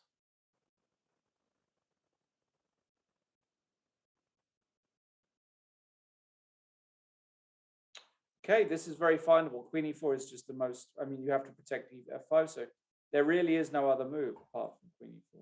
So the question now, what is a Vincent move here? Knight d3? That would be a Vincent move, indeed. Definitely a And a Stoczek move in this regard would be something like h5. Mhm. Well, I don't know. Why can't I just take a pawn? Actually, yes. Because you can't take, because I take and d3 and I'm running. Mhm. Queen e4 on the board. Are we going to get an upset here? Can this actually go wrong for? It could go wrong for Vincent if he's not careful, because now he played 93 actually. He was such a good predictor. He went 93? Yes, and now I think after queen takes e6. What do you think he'll do? He has still queen knight f4 and claiming some blockade. No, this is very Vincent-like. Mm-hmm. Very, very Vincent-like. Yes, but he spoiled his advantage in one move.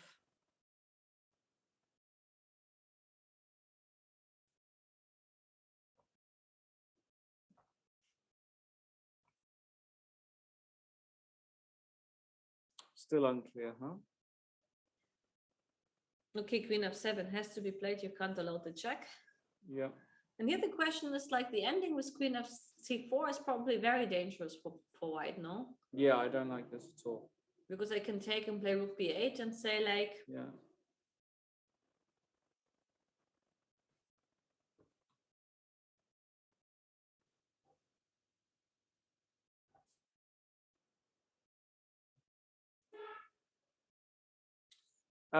Yes. what happened in the Nordibek game? In the Nordibek game, interestingly, we have this incredible position. And it looks close to losing. Rook a8 and b7. Why isn't this winning? King g7. That's fine. King g7. And then if you take, I play rook b5. b5. Draw. Ah, very nice. Yeah, very nice. Yeah, king g7 played and we have a draw. Yeah. Because the knight can't move, so you have to take. And then I go rook b5, and then I guess the way to do it is just go knight g4 and shake hands after this. Mm-hmm. Okay, so draw, which is not a bad result for Abdusattorov, of course. It's all going to depend on this dude, on the hands. On the hands. You feel like you feel like the universe wants him to win today. Well, we felt it yesterday already. There's a chance that Hans is coming close to the truth. That Hans is like, usually like Hans is like a kind of like, let's say, a kid of fate in a way. When the fate is close to what is it, like the opposite of punish? Reward, yeah. Reward, yeah. If the fate is close to reward him, he grabs us by his hands. Yes.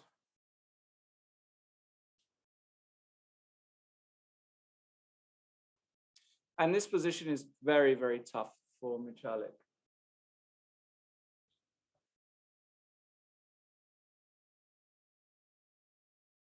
Actually, Stoczek, he beat Niemann.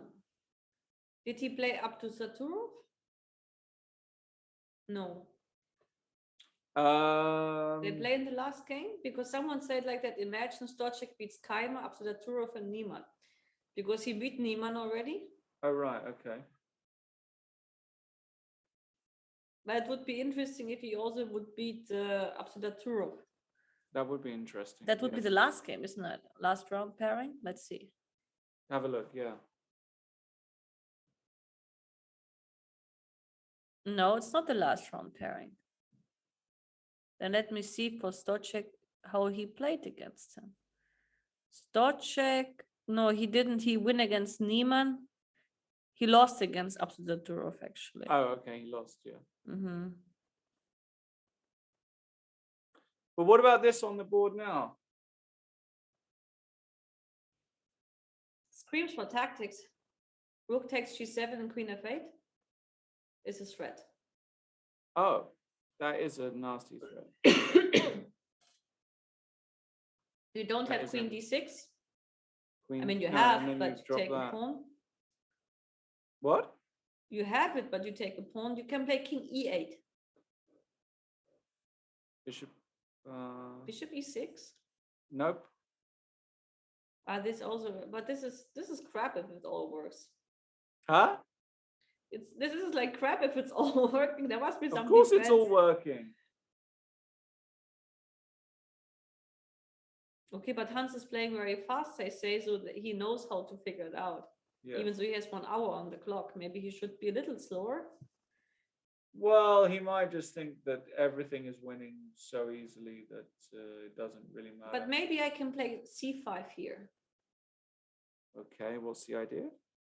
to stop queen f8 threat. Okay, so if I go, so DC queen c5. If I go queen b5. Yeah, c4. That's the same. Yeah, I think okay. I haven't analyzed mate, but I'm just making the bold assumption that it's mate. True. No, the black position, he played c5, and now fans will play queen b5 because he wants to hold the pawn as well. Yeah, I'm sure And- about that. And he sees rook takes h6, no doubt. No doubt in my mind.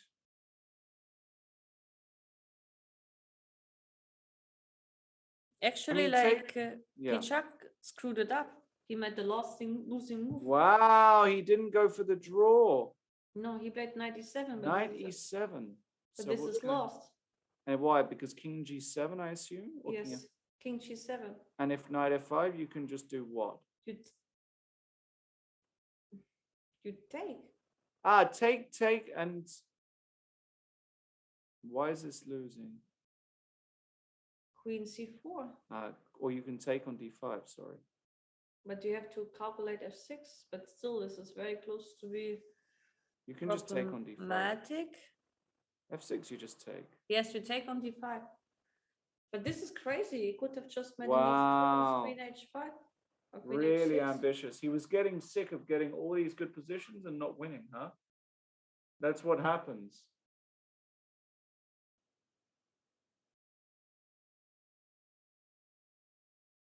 Also, king f7 is interesting, but maybe this I don't need to do, right?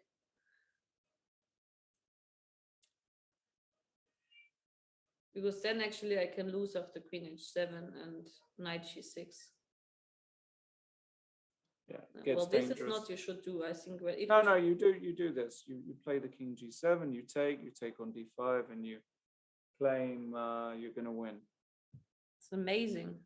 Vincent, bishop g5 on the board. And That was not a good move. no? No, because it just gives the pawn for nothing. You mean this one? Yeah. Yeah, that looks like a thing. Yeah, he took it. Now, this is a huge pawn to win, actually. Mm. Yeah, because if you can stabilize now as white, you've got this guy, and Yes, okay. If you take on f4 and you play queen d5, so probably it's still like very. but can I take with the pawn? Queen d5 nonetheless. And then you. You give- don't care, yeah? Or I'd say, sorry, I give check and then take the check. Yeah, no, I would not do that. Maybe this is too much. Maybe I go king h7. Your rook is not playing. Queen d5 check. Rook d6. Ah no, then you have, well, then I go rook d7. Rook d8. I will find a way. Rook d7.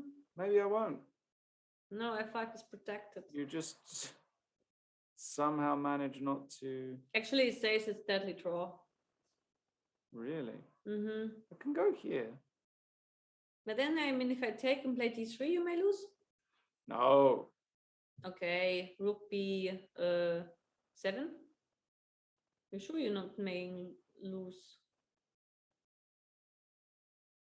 Got complicated. Probably don't D2? lose. Ah, sorry, D2 immediately. I don't lose, right? Check. Yeah. Yeah, it's a draw, probably. Ah, yeah. Even so, Okay. well, I have some pawns up, but it's okay. Maybe not enough. But he went with the rook anyway, so what do we Mhm. know? So the idea is at D3, he's just going to take. Yes, I mean, I should not give you that pawn. That's too much to give you. I think the Mo can now win with group takes h6. Very similar to what we had, yeah? Mm-hmm. Because there's no check here, that's important. Mm-hmm. If you take, I can take. Ah, wait. There's a check here. Wait a second. King h1? A king g1? Ah, just king G. No, I This? mean, well, maybe also like, as well like king g1 here, but Ah. Yeah. but then I have rook f8, it's not yet over. Yeah, no. We got to be careful here. How is it to be careful? Maybe you have to take on it. Because what else am I supposed to do? Yes, you take, and maybe then you take on e3. And if you give Yeah. a check on f4, I go king e2. Yeah. And the point is, if you take, I give check with the queen, and then I take. Mm-hmm. Actually, I give mate, no? No, niemand will work this out, Hansel. Hensel. No, actually, that's the best move, actually, is after d takes e3, king e2. Ah, this is obviously the best move. If queen c4 check. Then Ah. I win the piece on b8. Yeah. That's simple. But he didn't do it so cleanly, no? Somehow it feels. Yes. Not so clean. Suddenly it has to be precise. Yeah.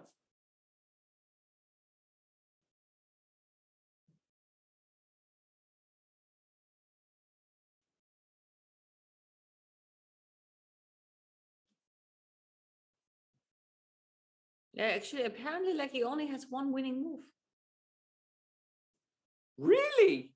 Yes, because queen takes d5 wouldn't win anymore after queen Wow. d6. After queen d6, I mean, Yes, you can he understand. has only rook takes h6, and then after d takes Wow. e3, he has to find king e2, and after rook f8, he has to find rook h7, and that's winning. Oh, man. And this is not easy. No, this is not easy at all. Wow. But he has enough time to work it out, but he made his task more difficult. Maybe he got too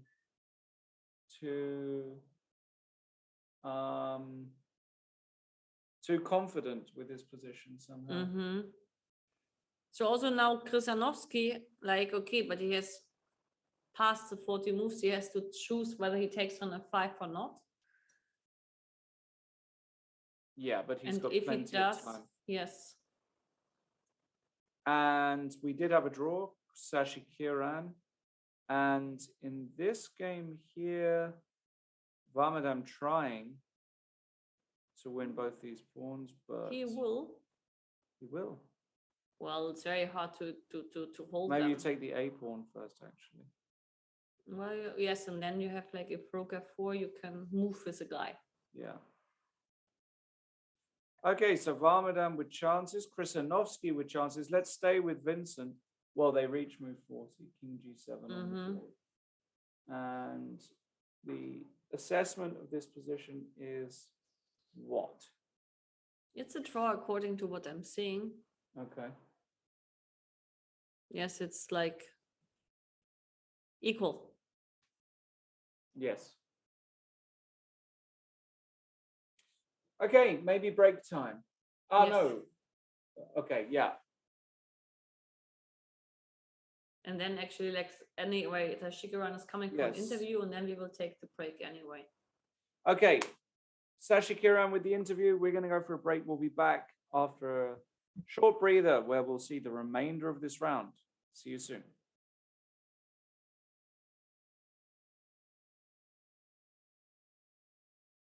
Thanks a lot for coming.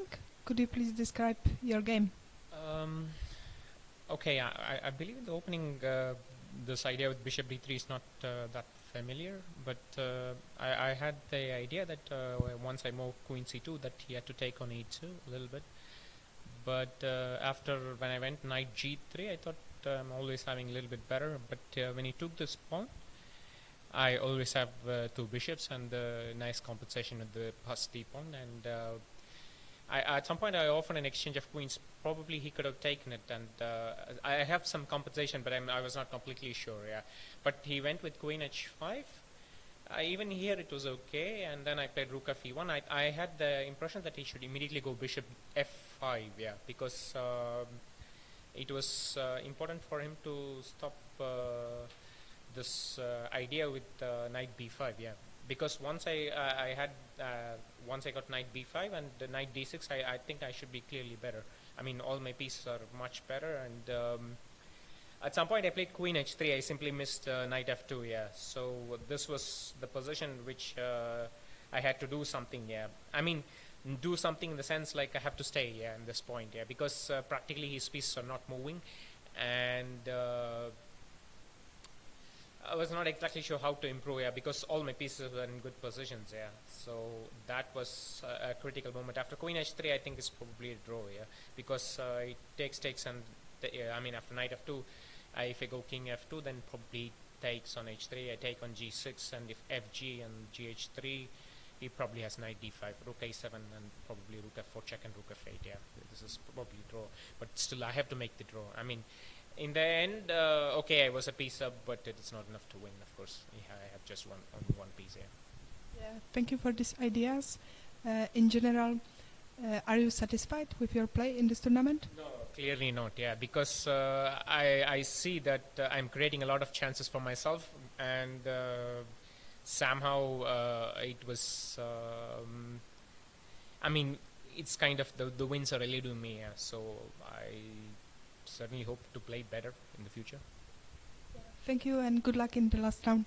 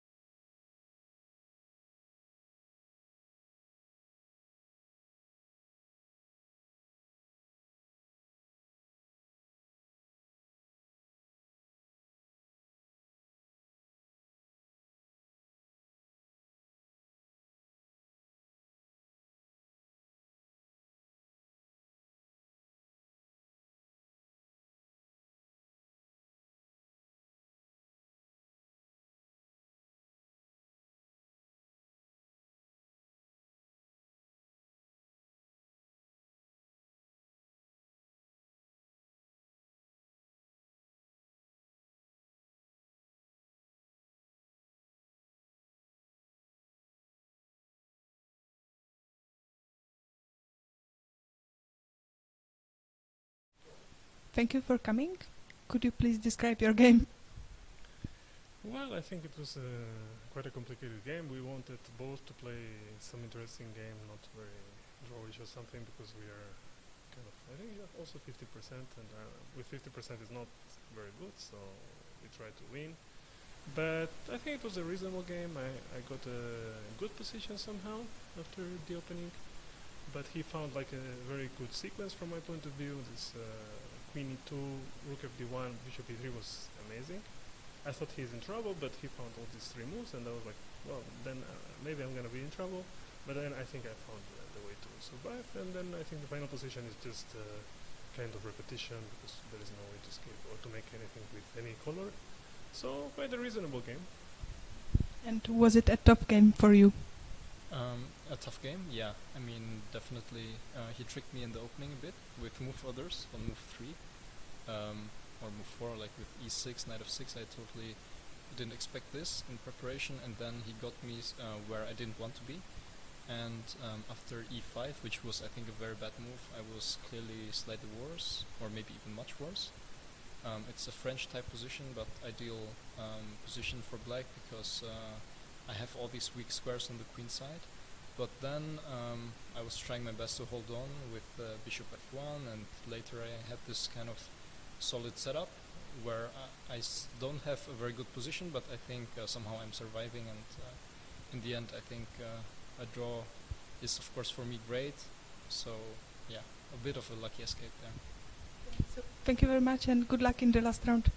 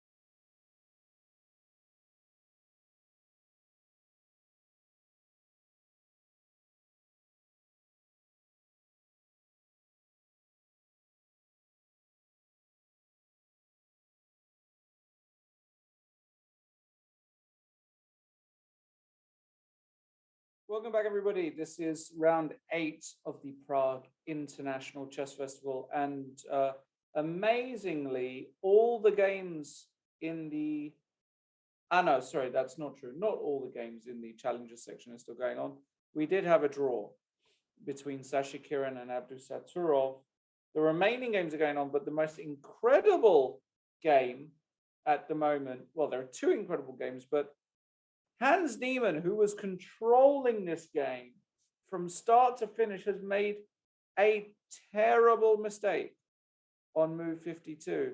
Here we were saying that the move rook takes h6 was still winning, because if you take, it's forced checkmate in 3 moves. And if you take on e3, you can simply No, put the rook king takes on e3 first. Oh, you don't want to go? No, rook takes e3, and if queen takes f4, Yeah, king e2. Was king it this e2. way? And you're coming in and you win. No, maybe it was, you're right. It was king e2 immediately, because here you have rook f8 and white and black is winning. But That's what I here- thought, king e2, yeah. And this is still mate, same way. And if rook f8, only move. And if rook f8, now you have to find this very tough move, rook h7. And apparently this is winning. With queen takes d5. But now, after a long think, Hans Niemann played bishop e6, allowing check, king e2, and now the move queen takes f4, so black netting a lot of pawns, and after rook takes e3, d4. And all of a sudden, Black is winning. black is winning. The rook has got nowhere good to go. If the rook goes here, you go check and win a bishop. It's just completely over. There's not even a move here. And Hans will be sick to his stomach to lose this. I mean, this is really going to hurt. He won't believe that this is on the board, in fact. He'll be mad at himself. I don't even want to see how he looks like. I have no idea, but he'll be incredibly He is biting his teeth. I'm just looking at the picture.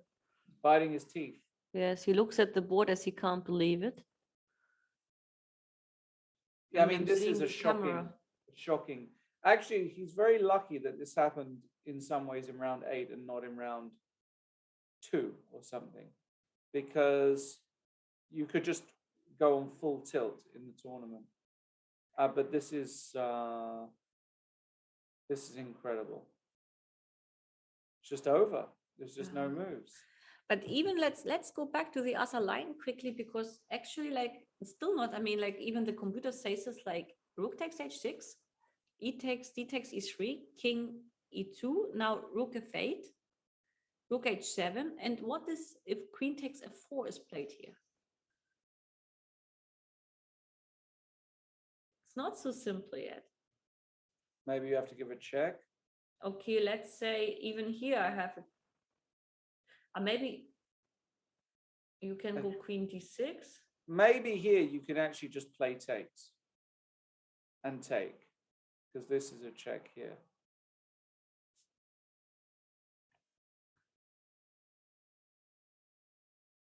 This is probably winning, right? That's me. I'm just checking it, because this is not, I mean, even that's why maybe he didn't go for that, because he didn't know what to do after queen takes f4. Yes. But let me just check this. Rook h6, d3, king e2, rook f8, rook h7, queen f4, queen d5, right? And after queen d6, he simply takes. You're right. And if bishop d6, then there's rook takes e3 winning. Queen d6, Yes. you take, and take on g7. And this is totally winning. True. Not so difficult, but again, it's very easy saying all of this from where we are. It's a good exercise for your pupils. You should copy it. Yeah. So Hans has gone he's gone rook g3. Which is the best move according to the engine. With the idea, what? If I take? You take back. Okay, and then you just try and miracle a swindle here, basically. But you can't swindle at this time control. Rook e7. You take, and Oh no, rook- b6 is hanging. Hold on. Sorry, this actually requires some care here. I'm sure.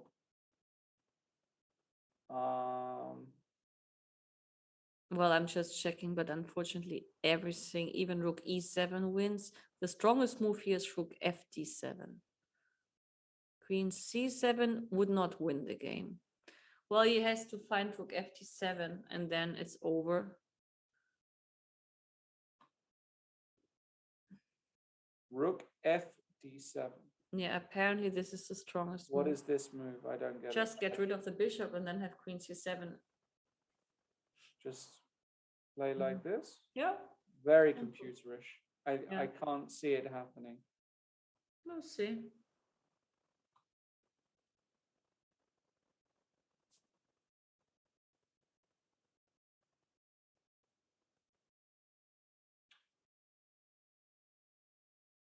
We will see. But shocking. I mean, Hans, he's praying now to find this. Okay. What about Pichak? yeah, let's try Pechak against Krisanovsky, because again, Pechak just going for the win, but Krisanovsky just showing, you know, whose king is weaker. Centralized pieces, Queen f3 is coming and e2. Okay, you don't Look. have king g5 because of knight e6 check. Yes. That's important. If you go g5, Queen f3? yes. And if f6, you can just come back. And you can't go here because you lose the pawn. The king is trapped. And e2 is coming. E2 and any other move. It's So also over. Krisanovsky looks to be in complete control against Pechak. Some youthful, let's say, inexperience showing. Yeah. Which can, of course, happen.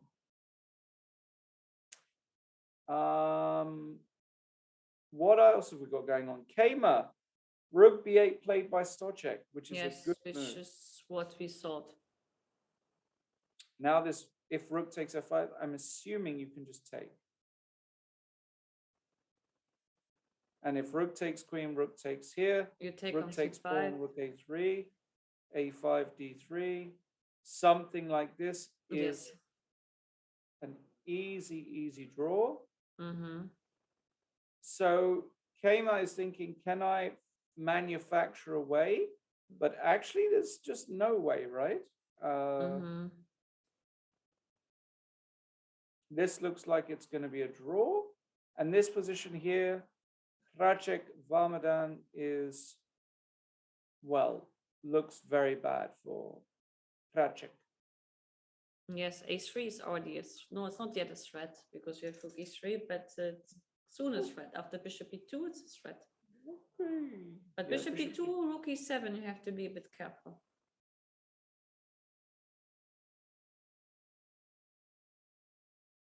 Okay, so what's the cleanest way here for Rook d3 check. a3. Ah, no, it doesn't work. It doesn't work. Doesn't work? We have rook e1 at the end. Okay. But maybe like rook d3 check and then something like rook b3 or rook h3 and then has threat a3. Simple as that. Rook d3 check, king here, and then rook somewhere, no? B3. Yes, rook a3 or something. Just And threaten a3 is too coming. much. That's Yeah, too easy. That's the easiest. Has to be winning. Yeah. Wow. What an upset of a day. Okay, let's go back to Neiman because this did get exciting. Bishop e5. E5. It's winning again for white. No. Yes, No. it is. It's +2. No. Yes. How? You take on f7, you play g3. What? Okay. What? Yes. Oh my goodness.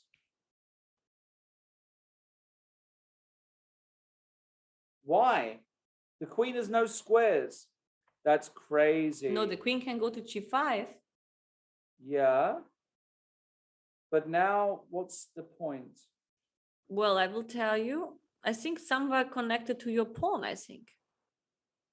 Maybe you can just take.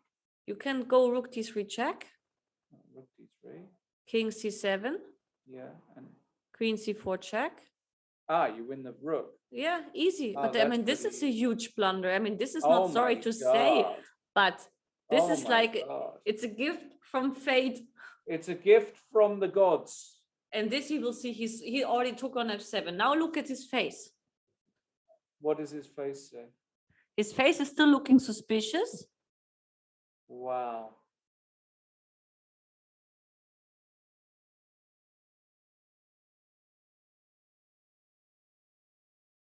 Let me see how his face looks like. Sorry. Go and see his face. Wow. Okay, he always looks as his opponent, but He's got a deep stare. that's. I mean, like something is like. I mean, there must be That's- something witchery about Hans, like hypnotizing his opponent. Incredible. Just Amazing. incredible. I mean, it's just amazing because this is easy now to work This out. never happens to me, by the way. I mean, I'm serious. They never just. Okay, he's blessed. What can we say? I mean, he's so blessed because He's there were so like blessed. plenty of moves, like rook e7 was good, rook and d7 was good, I but mean, not bishop bishop e5 is e5. incredible. Explain me this move. He's just mentally gone. Well, what's he waiting for anyway? I mean, this is you have to take right. He took. Okay. So now we're going to see if Hans just plays g3 very. But this is logical because the queen on g5 is misplayed. And if you go to f5, same idea, check and check. While you have rook d7. No, but you queen the pawn, you just take. Oh yeah. No, he'll find g3. Okay, wait, g3, queen f5, rook d3, king c7. Check. It's always the same check. No, if king c8, sorry, then queen e8 check. Yes, it's easy. But yeah, and the point very important is you can give this position schach as well, because I think if you take here, you actually blow it again after queen e4. Why? Well, I mean, black isn't losing now, right? Well, you think there's not you think there's a perpetual check? Yeah. No. Yeah. The queen is protecting most important squares. For example, like king d2, king d1.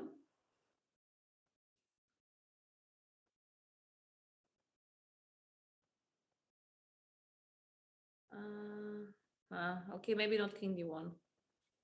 Yeah, okay, I got your point, but he took on I b6. mean, what?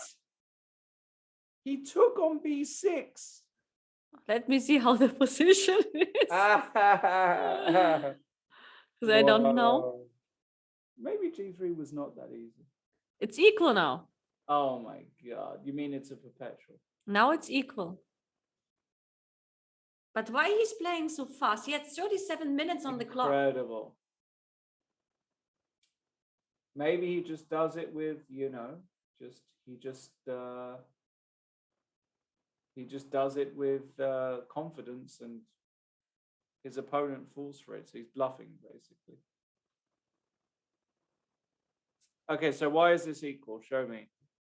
Okay, because if rook c7, what you're going to do? You have to play what?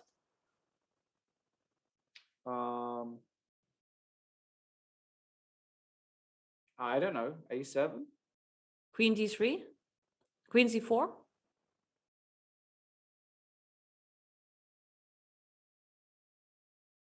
Rook d3 check, king e7, and now, believe me or not, after a8 What? Sorry, promotion, no, What? no, the king is on e2. Now Yeah. rook d3 check, Rook d3 check. king sorry. e7, Oh and my after God. a8 queen, it's a draw. Yeah, but okay, he's never gonna see that. He Well, stops. No, he stops here. He stops here. Never is this ever. I mean, no. Hans wins. Hans wins. They're never. I'll bet you 5 breakfasts. Okay. If that happens and he makes a draw, I'll take you out for dinner. okay, Never. I bet on a draw, and you get back 1 breakfast. You bet on a draw? Yes, and you get Oh back no, I take the the Hans win, yeah? yeah, I'm taking And you that. can get 1 breakfast back if you win. I If owe you're you not, 2 breakfasts, right? yes, so I give you 1 back if it's not a draw. Okay. And if I lose, I owe you another breakfast. If you can interview Hans, it depends on the result. Okay. Sounds good.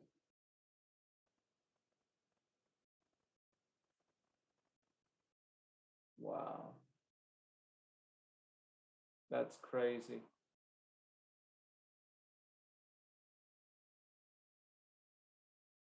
Crazy game.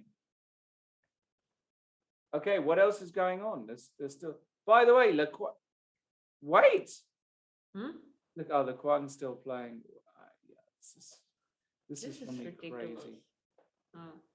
Okay, we're not gonna stay here because it's been a draw for 1,000 moves. Keimer got exactly the ending, by the way. So that will be a draw.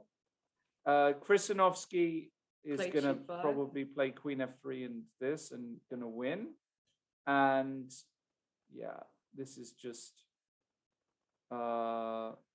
nothing has changed in Barmadam. Barmadam should win. Rook H2 played good move. Threatening A3.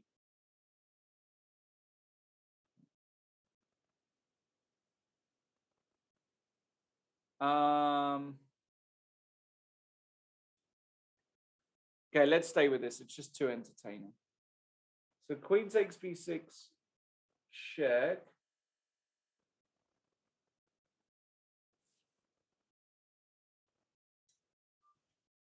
And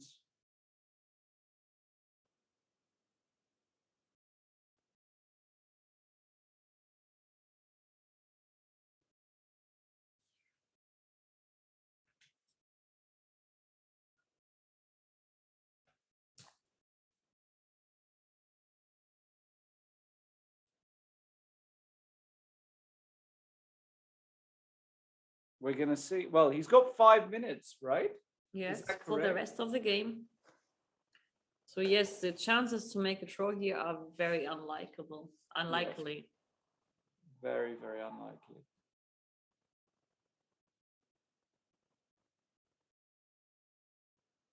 But this move rook bishop e5, I mean, that makes no sense. I mean, it's crazy. It's completely crazy. It's obscene. Okay. Okay. Let's see. Well, 5 minutes. Anything else going on? Knight d3 was played in the Pecha game, which was a surprising move too. But maybe good. Let's see. Because, okay, today is a day of blunders.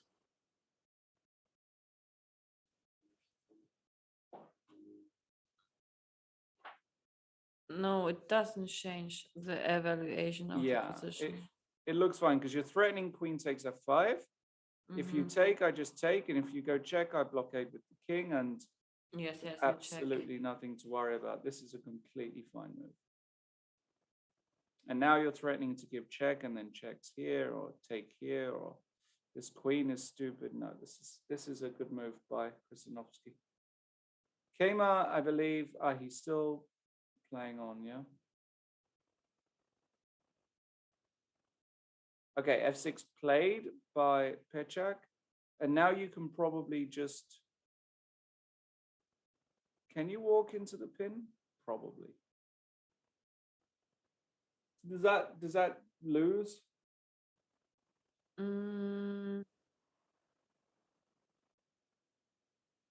King g6 is not a good move because of queen e2. Yeah, I was wondering about that. Obviously, there's and if I That's give silly to do. It's the best move is No, clearly sure. king f7. no, clearly he probably won't walk into the pin. I was just thinking that he might still be able to do this.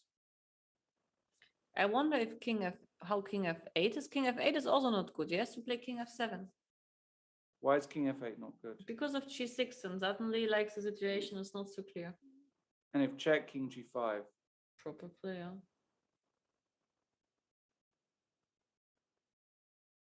Yeah. Okay, but king f7 is sort of logical. Yes, it is. King e7 was played. Okay. Now, but okay, not so easy still. Queen b7 check, king e6. King e7 in the game. Hands needed. Mhm. Okay. So here, You can give a check on b7 and you give a check on c6. yeah, check here. King e6, check here, king e7, and a7. a7. There are no checks. And if you go rook f8, I play queen c5 check and take here check and then. Wait, queen c5 check is king e6. Yeah, but this is the concept that he has to see that. And you cannot take on f8 because it's perpetual check again. This is perpetual. Yeah. Yeah, I mean, it doesn't look like perpetual. That's the only problem. But at some point, maybe you just go for it. You have no choice, Yeah. actually. But he doesn't have much time to work that out. Actually, king f7 was played.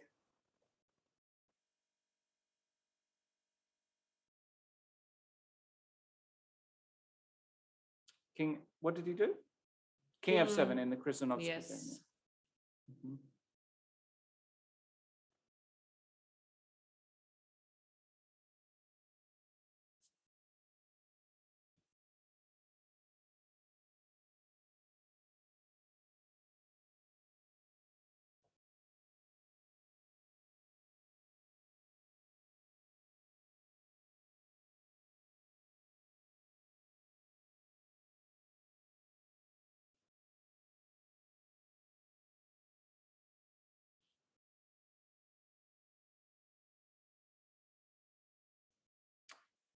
Queen c7 check played by Neiman. Doesn't make a difference.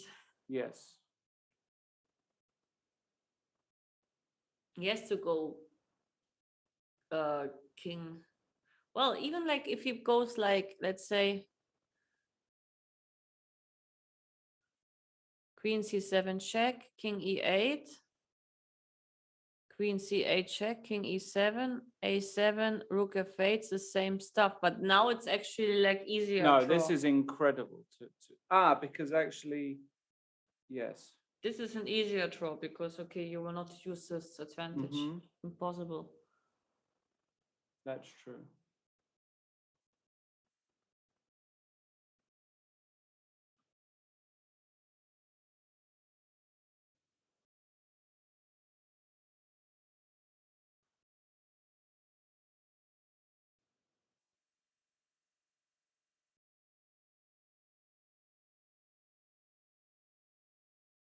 Yeah, incredible.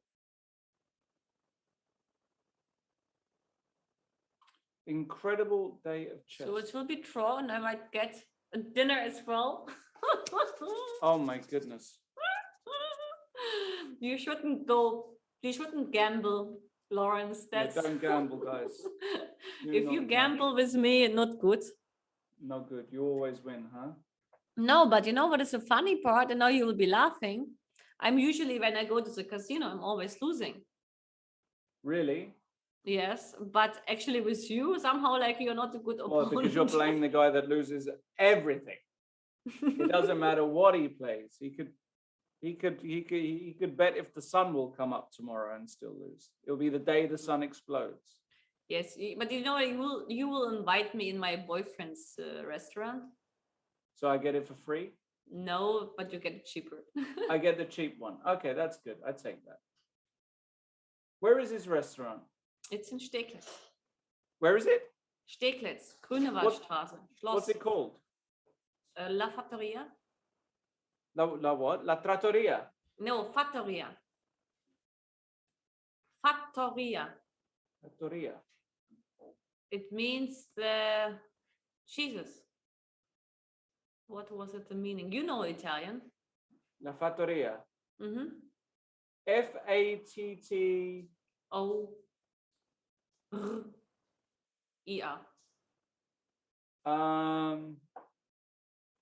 La Fattoria. Mm-hmm. What's that? That's It means something I forgot. Is it like a country house or something? Yeah, something like that. It should be. Yeah. Could be. Vaguely. Why does this restaurant look familiar to me? I think I've been there randomly before. The food is good, huh? The food is very good. Excellent, no? Mm-hmm. It's a good Italian place. Goodness me, I'm hungry. You're going there tomorrow after the game? No, I have actually some events after the game in Mitte. Oh, you have an event, okay. Mm-hmm. Well, I will say that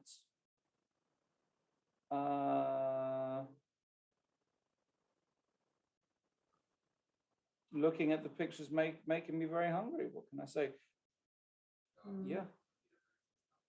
Well, let me just close the door, okay? Okay.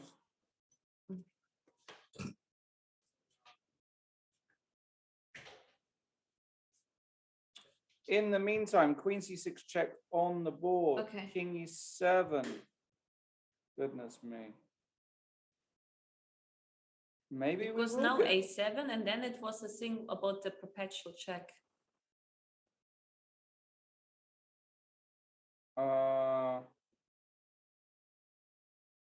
This is more difficult now because yeah, I think he'll go A7 here. Queen B7 check, King E6. Wait, What? like A7. Why won't he go A7 here? Rook F8. Yeah, no, yeah, because of Rook F8.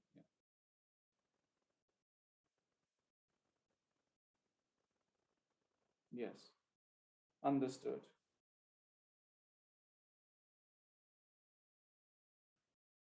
Crazy day. Pechak still losing. Nothing has changed. 13 minutes for Jurgis. Varmadan, knight d4 check. Guess you can just take this pawn, huh? Ah, no, there's knight f5. Oh my goodness, I'm blundering. It's that time of day where I start to blunder. King d7 maybe. Yes, this should be the move. And it's still winning. Mm-hmm.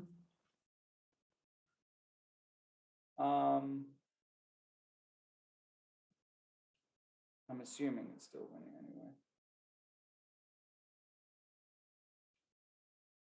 Yeah, because the rooks are forced to come off now, actually. Oh, you went king c5 also. Yeah. Sorry. Yeah, because you take the, bless you, you take the pawn on c4. So takes. I guess he wants d7, but it's just irrelevant. You take. And even if you make a queen, it doesn't matter. Yes, this is not interesting. This is not interesting. This is interesting, and this one is interesting. So let's see if Niemann plays a7 or something of those lines, along those lines, I should say.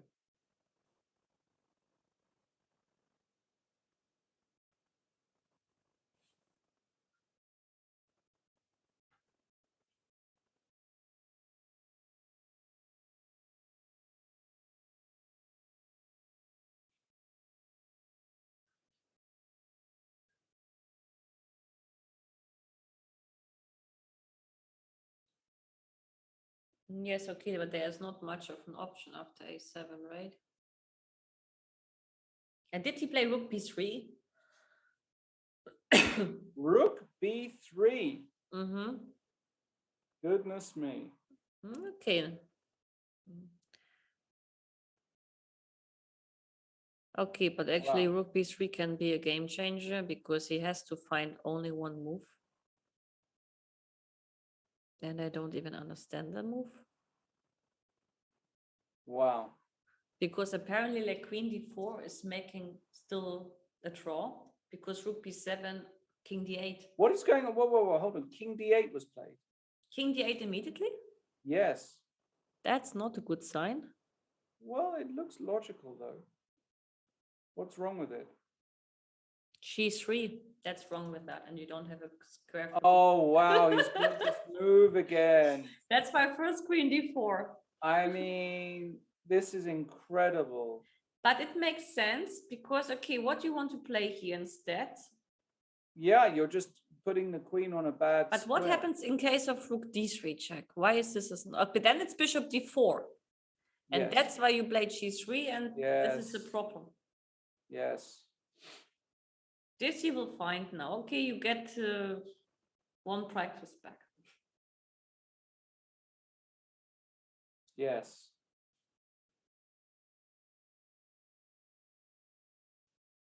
But okay, if he doesn't find g3 two times,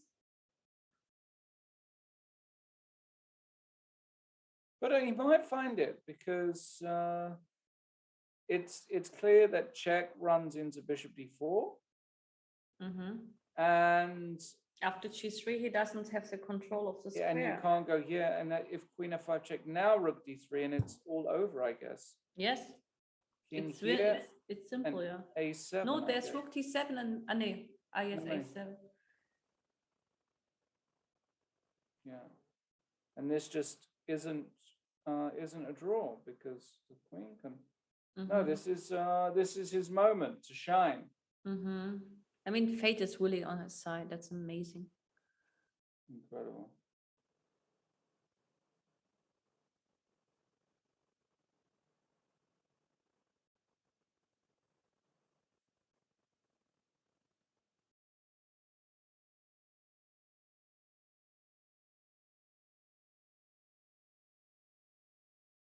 Incredible.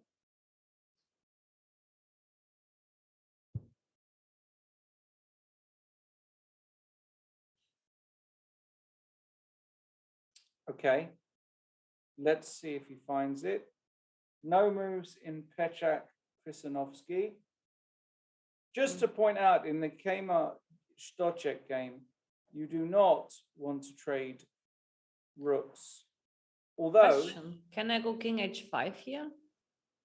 probably, although you're running a dangerous game. Rook a5.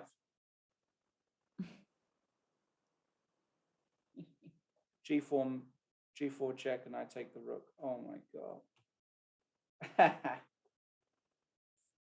King f5. Yeah, this is a bit dangerous. No, you're putting your king in a really unnatural Okay, but spot. rook a1. I have a check on f4. Yeah, this is still a draw. Yes, but okay, there's no need. You're right. There's no need to. What The about best- just going rook b6, assuming that this doesn't lose? Which it doesn't. This is f6. This. No, it does. It loses? King f5, king e7. King f6. h5. Oh my god. No, it draws. Okay.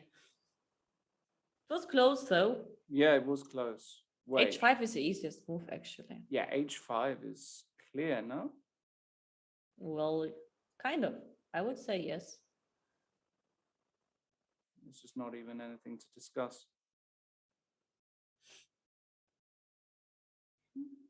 No, wait, now check. And what? King g4, king g3. Wait. 1 second. Sure. I go, no, like I will go king f6. I will make I don't do this. I go like h5, rook d6. Yeah. I take King f6. king f6, principle of the opposition. Very good. Easy. Ah, very good. Nice move. Yeah. But psychologically, maybe not easy to do. Yeah, I mean, you can definitely lose that. Varmadam, what? I don't know what's going on. I think maybe he resigned or something, because this guy is running as well. I mean, that's 2 passed pawns, not even close. Mhm. Neiman still has not played G3.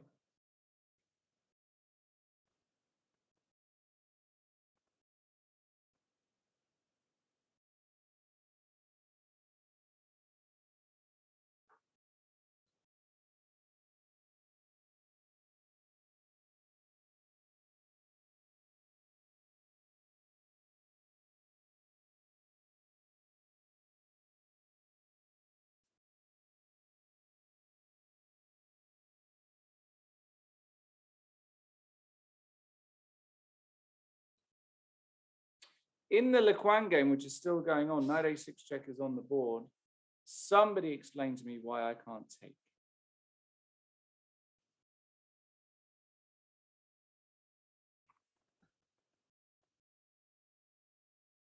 And D5. give a check.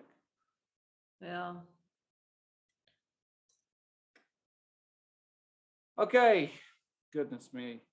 What a long drawn Queen out D5 battle. check was played In which game? in our game. Ooh, G3 was ignored. It's draw again. He just isn't seeing the move. He had it a million times. That's very, very funny.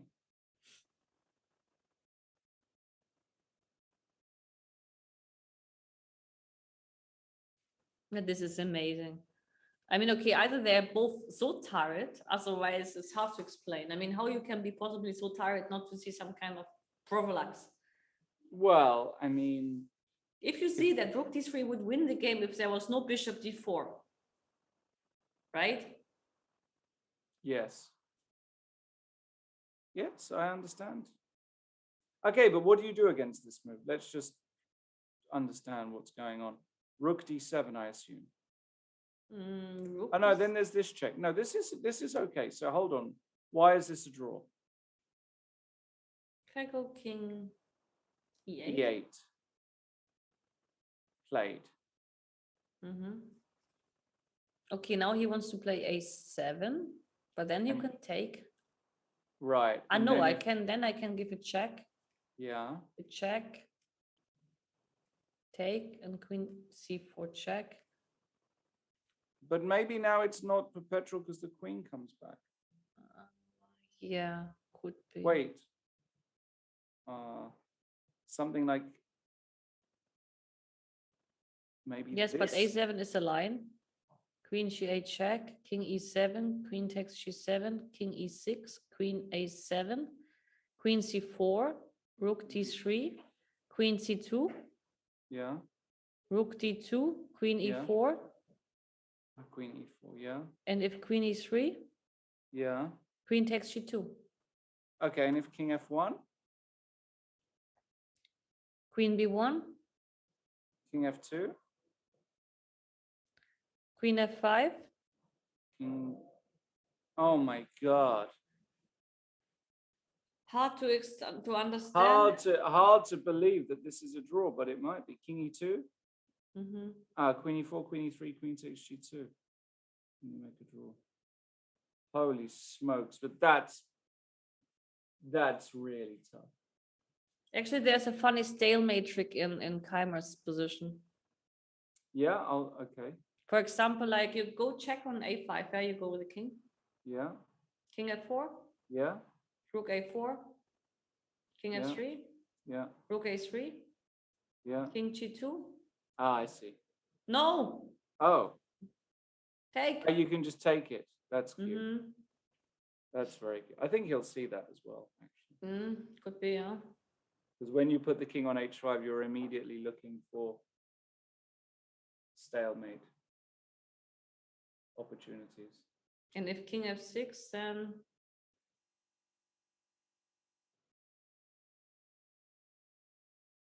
then I can actually do nothing even. Yeah.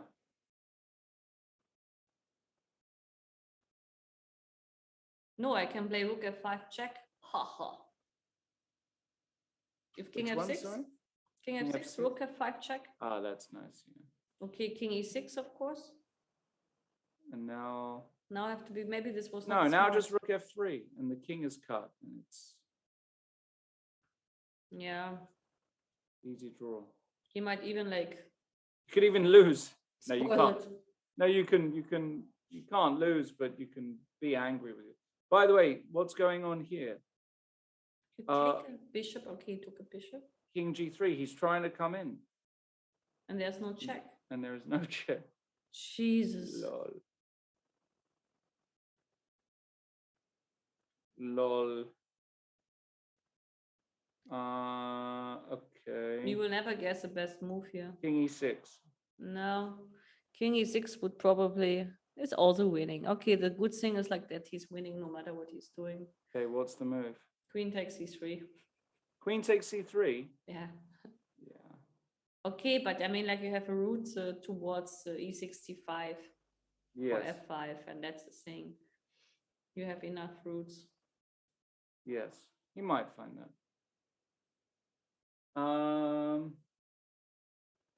Oh, we have a short interview without us. Okay, short interview. We'll be right back. Mm-hmm.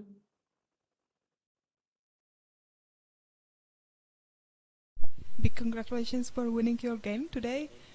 What was it like?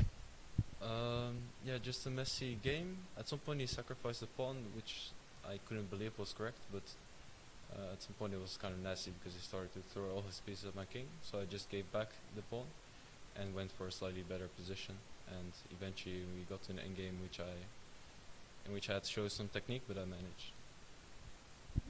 In the last few rounds, you are in a quite good shape. Are you satisfied with your play?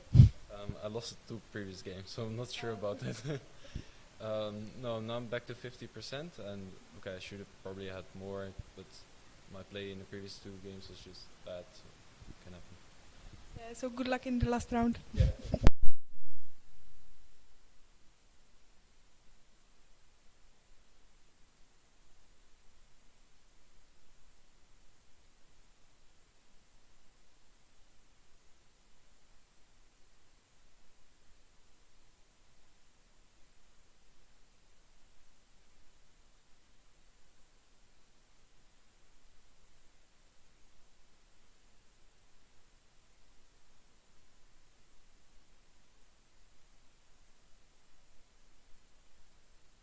All right, we're back, and still some critical games going on. Stochek did find rook f5 check, but with the king already here, so it's slightly different, but now he can happily cut the king, a move like rook f1, and no serious chances for Kama. In the Pechak game against Krisanovsky, you know, again, it's one of those where Black has got many ways to win. Indeed. He can even choose. But queen c3 is actually quite decent because I can get the queen to e5, and if I know I get that, that's always winning. Yes. You only have to work out whether it's a perpetual check or not. Exactly.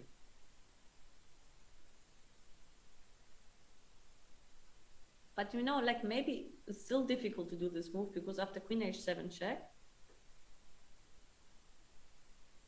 king e6, queen e7 check,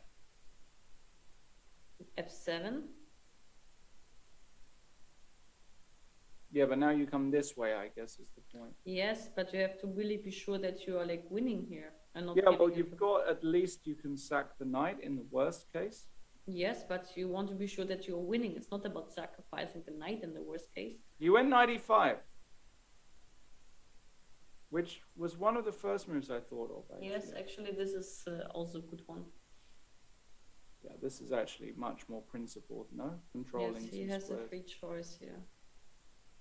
So after check, king here, check. Knight f7, g6. Ah, you can just take. That's what he wants to do. That's very clever. Mm-hmm. And if he protects. That's what he wants.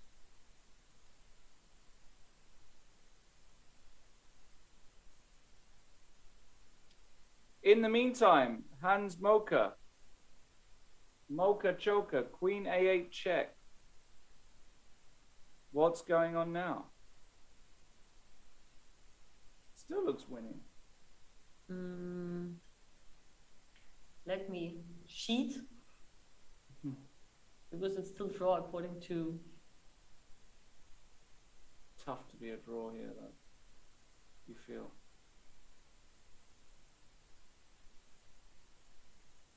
Okay, King E7. Yeah, King E7. Okay, I'm going to give the other check here. Bishop C7. Yes, Bishop C7 is a problem. No, this is very annoying. Okay, so hold on. This can be even dangerous for you. Yeah. Be losing again.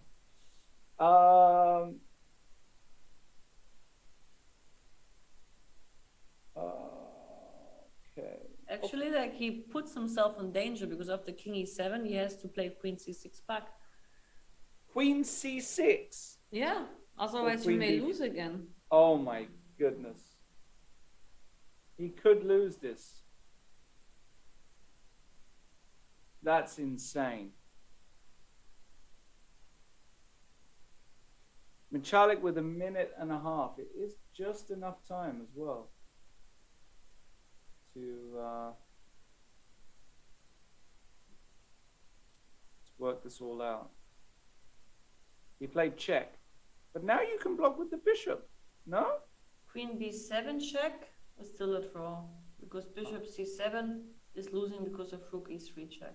And if King F8, you come here, check, right? Yeah, Yes. okay. So he has So to go he has King to go D8. King E8 again, huh? But now G3 is not a draw because you have Queen C4 check. And you lose. Yes, because the queen is hanging. Oh yeah, of course.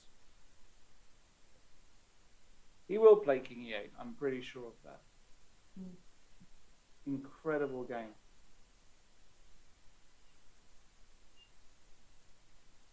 Maybe he's just good at bluffing, I realized, Hans, if he's looking at you all the time. Yeah, I play him, I don't look at him. I wear sunglasses.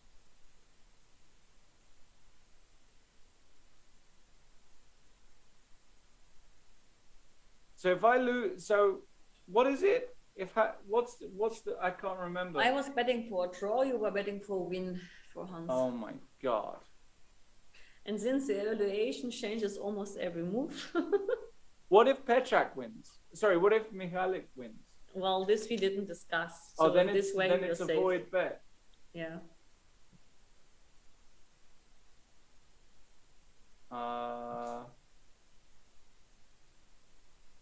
That's funny. King E6. King E6, losing again. Because now after Queen C6 check, he cannot play King E7 because of Rook B7, which is easy. Actually, that's kind of obvious as well. Yeah. And King F5, Rook F3 wins the queen. So this So is he's really... winning now. Now he's winning, and now there's nothing to worry because this is too easy. Yeah, because Bishop D6, Rook E3 check again. Yeah. It's just funny. Wow, I don't understand it. I mean, Michalik must just be exhausted. Like mentally, it's just too difficult. King E7. And so Rook B7 check. King F8 is already mate, so you have to go King D8. But now And- he has no check. I can take on F7. There's no check. Ah, There's not even one single check. That's it. Yes. I'm going to get my breakfast back. one. Well, yes. Wow. What a game. Blessed. How blessed is this kid? My God. The kid is very blessed. I mean, the guy is unbelievably blessed. That's it. Okay, objectively speaking, he was deserving from the start to win the game. Yes. But He can blunder a rook and still win. It's quite extraordinary. What a massive win, though, for the tournament. Hans Niemann, is it written in the stars? It might be written in the stars. I'm serious. I believe in such things. To win this kind of game, he now goes to first position with Kmar and, well, Kmar drew. So it is official. There are 3 players on, how many points do they have? 5.5 each? Well, So, I guess, yeah. yeah. Varmadan did win, so that means I think we've only got 1 game left, which is this game here, Queen takes c7 on the board, but can I not take on g5 now? I think you can do anything. No, this is just completely hopeless. Queen e7, Queen e6. And what? Absolutely solid as a rock. Even Queen h3 mating threat. No, this is even time to resign now if you're Jurgis. I don't even see a move. So Krysanovsky, the talent from Poland. Actually, this is quite a big win for him, because I think Krysanovsky suddenly, if he wins this, he might even gain rating. Queen g7 played. Okay, so he's one last threat, but you can just block. You can play king f5. King f5, sorry. That's another easy that's one. a much better move. I guess knight f7 is also winning, but king f5 is clearly the move. And no, this check can be met by no. It's just Queen e6, yeah. nothing to discuss. He's a knight and 50,000 pawns up. He gave a check on e4 actually. He gave the check on e4, also winning. Take this. You Hans can do is it. You coming can even for just an take. interview with us. Sorry. Hans is coming. Oh, Hans is coming. Okay. Oh wow. Maybe he believes now he has the luck of his life talking to us. Yeah, let's get Hans here, because he said he would come back if he won. Yeah. Okay.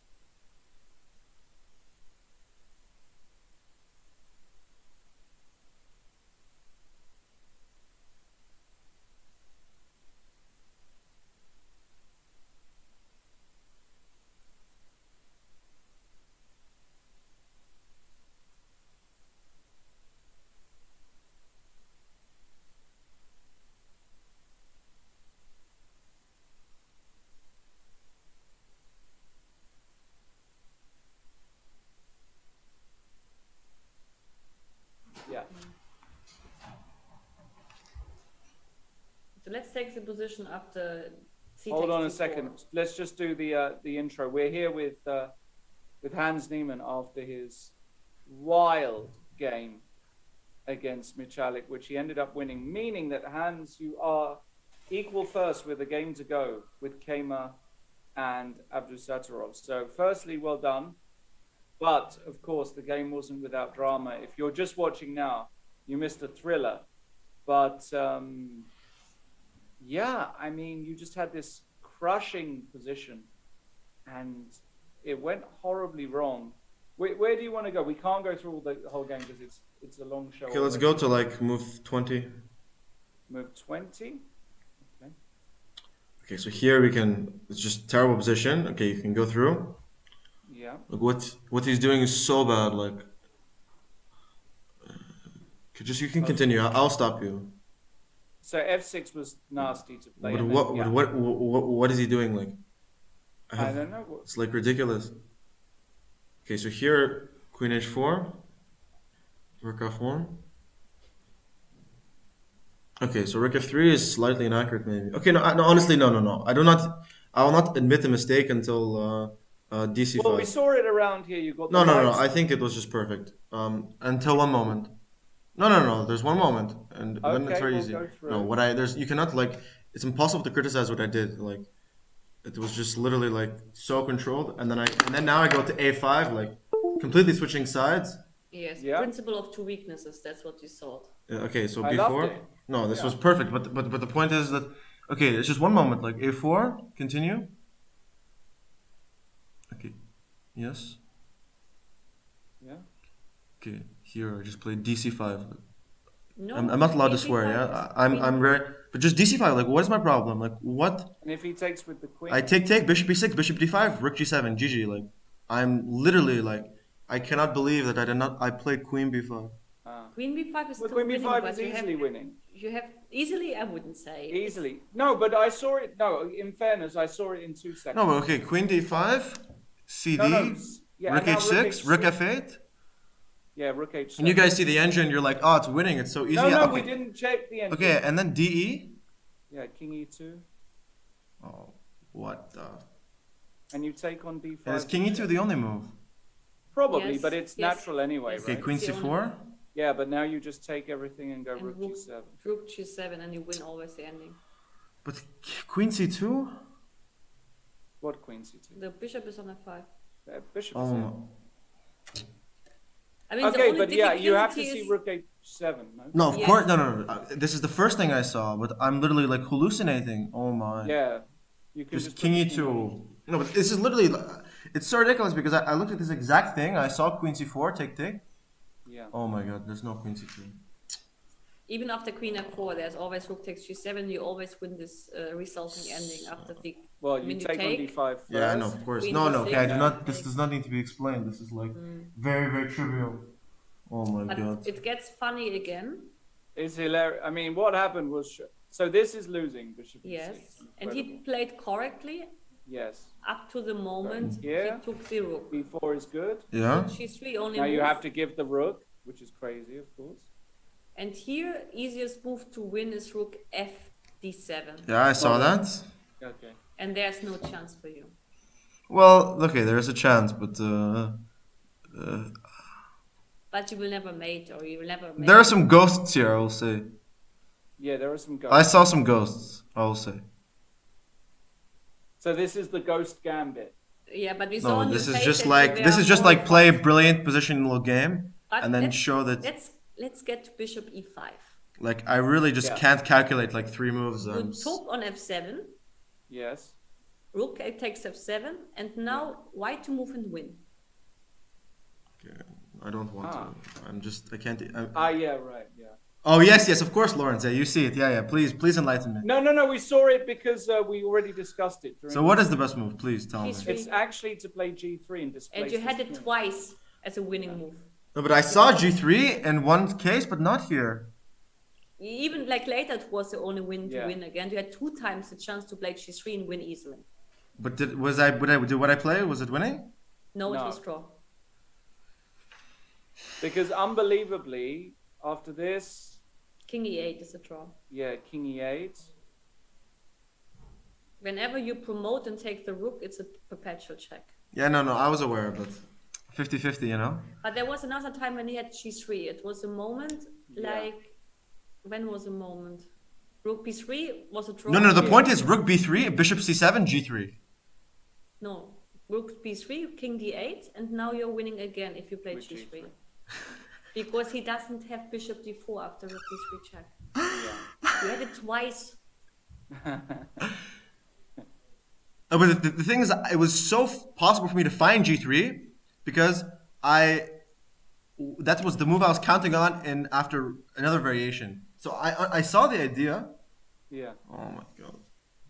But I had a very similar thing in Sharjah against Bogdan Deak, and he needed to play this like c3, and then everything collapsed. So I should have.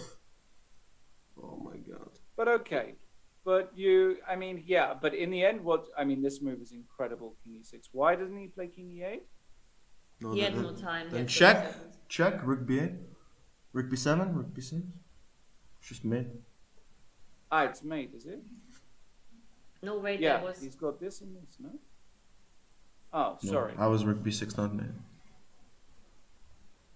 No, but I'm like, Winning anyway. if I win this tournament, it will be an embarrassment to my. No, it won't. It won't because you've played some beautiful chess. This Well, no, was but just it's one like other than one move, I played such a beautiful game. Like I Yeah, just you showed did. such like You played brilliantly from the technical point of view. yeah, it's like I just Using cannot the- calculate them. It's Using very the bad. principle of two weaknesses.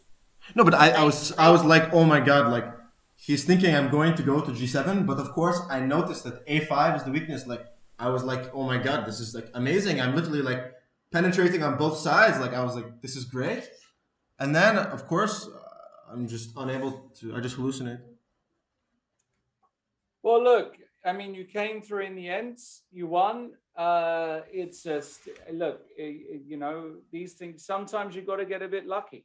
Yes, it's fate. This is just one of those occasions, and Yeah, well, okay. With This that- second round, I lost. I don't think I should have lost this game, so I just look at it as karma. Yeah. yeah, it's evened out. So tomorrow you've got Krisanovsky, who just beat Pechak. Mhm. He's a dangerous guy. It's not an immediate victory, but you're going to be going for it, aren't you? Yeah, I don't know what the tiebreaks are like, but I don't really care about. Yeah, I care about winning the tournament, but okay, I don't even know what the first It's, prize is. Like, I'm just here to gain rating. Yeah. Points scored, and then direct encounter, and then Sonnenborg Burger. You want the direct But encounter, Sonnenberg you- Burger is it's a round robin. How is that counting? No, I think it's like the first. No, it's not. I mean, like he should actually, you should have even the best tiebreak because you lost to Stoczek, and the others lost to guys which were. You won more games. This No, way. I beat the top guys. Like I beat the strongest people. Yes, but you lost the beat game, them? and they met only draws. They didn't lose any game, no. And So does that mean I have the best tiebreak? Yeah, usually yes. But Okay, I last should year definitely it confirm was- this because that will influence. No, because I thought that the tiebreaks was number of blacks, and I was worried because Abdusattorov had. We don't know the prize money, or at least I don't. Is there a big difference between first? No, I really don't care. It's about Okay. qualification for the next event. It's for next year, That's right. What this That's is what- about. I don't intend. I intend to qualify by direct rating invitation for playing next year. Even better. But so tomorrow the game starts in the morning. You are aware of that? as Yeah, it's well. ridiculous. Oh my god, 11 a.m. This is like I've not even woken up this early. Well, you So I'm better- I'm going to take some melatonin and have a strict curfew Yeah. Great. because I haven't been able to sleep until 4 a.m. every night. So Yeah. Don't drink any coffee. I don't drink No, coffee right. anyways. It's- You don't Do you drink coffee? Is terrible. It's a drug. I didn't drink coffee in your age. I started drinking coffee like when I was 22. Try So saying don't it's a even drug say when you're in yet your that 30s. this- But I still have some energy. But once I need to turn to alternative things, You will start drinking coffee when you're older. Yeah. but I like once it tea, comes- just not coffee. But Tea is great. Have some tea. I'm more of a the taste is important for me. Just try green tea because green tea is a booster to keep you awake. Okay, so just quickly, so you play Krisanovsky, Abdusattorov is playing white against Pechak, and Varmadam white against Kama. I mean, you know, a lot of stuff can happen. Varmadam very dangerous. No, I think for either of that, both of the guys are pretty solid that they're playing. So, Yes. but I have black, so none of them have white. Or Noterbeck has white. No, Kaima is white as well. I know Kaima's black, right? Okay, so on paper, well, okay, the person with white probably has the best chances, but I also have the lowest opponent, so Okay, I mean, don't really worry about that. Just play your game tomorrow. yes. But I really don't care. I'm just here. I just want 2,700, so it's not really. But no disrespect to the tournament, but I need to check the prize to start thinking. I think it's maybe as much as winning a title Tuesday. So Well, it's not about the money, it's about the rating. You're actually gaining 7 rating points. yes, at the moment. So what does that put you live? Is this the accurate live or yeah, 2691, 2691, yeah? maybe higher, 92 maybe. So you're very close to You can check. I think it's 92. Okay, let me check. I'll check for you because I believe I can. Because I gained seven. I gained 7 in Sharjah, 7 here, so 14 You're right, plus. 26.92. Yeah, Just 2 or 3 wins away. I think I think I'm going to break the record for fastest from 24 something to 27. I agree. Must be. Because I'll do it in like 18 months. I'll tell you what, Hans. I'll re-break it. Okay, we still need to like discuss if the Grandmaster is possible, Lawrence. What do you mean? Of course. What are you talking about? All right. So tomorrow the game is at 11, and Yes. you will have to do something about that. No, it's fine. It's Well, fine. I've had I've played 9 a.m. games. At least 11 is reasonable. But In the Bundesliga in Germany, it's 10 a.m. So yeah, it don't was complain. 9:30 before. Yeah, this Maybe it's Bundesliga, longer. It's this 10. morning game, I really hated it. Yes, we have it at 9 o'clock in the women's section in the Bundesliga, and they don't want to change anything about that since years, and everybody's. No, but it's ridiculous. Like Yes. to playing chess at 9 a.m. It ruins preparation. It just makes the level like. Yes, I know. Yeah. Anyway, let's All right. call it the day. Yes. Thanks very much, Hans. Good luck tomorrow. Thank you. Looking forward to it. All right. Take Bye. care. Bye. All right. He's a character. My God. I guess that's it, basically. Yes. So tomorrow, guys, as we've said, 11 o'clock start, super early start. Lizzie will be next to me tomorrow in my apartment that is going to be cleaned. Waiting for breakfast. Waiting for. Oh, wait, I have to get you the breakfast. Oh, man, I forgot. One you're still owing. I owe you one breakfast. I will bring us breakfast. And I hope everybody is able to join us. It should be a really great final round. The great news is that we've got everything to play for. It's not an anti-climax. It's not that somebody has already won the tournament. Lots of players can still win either tournament. So please join us tomorrow, 11 o'clock. Any last words, Lizzie? Well, let's the strongest win. And now it's Lamb, but what I should say. Okay, we're out of here. So yeah. Bye bye, everybody. Bye Have bye, a wonderful guys. Take evening. care. See you Take care. tomorrow. Bye. Bye.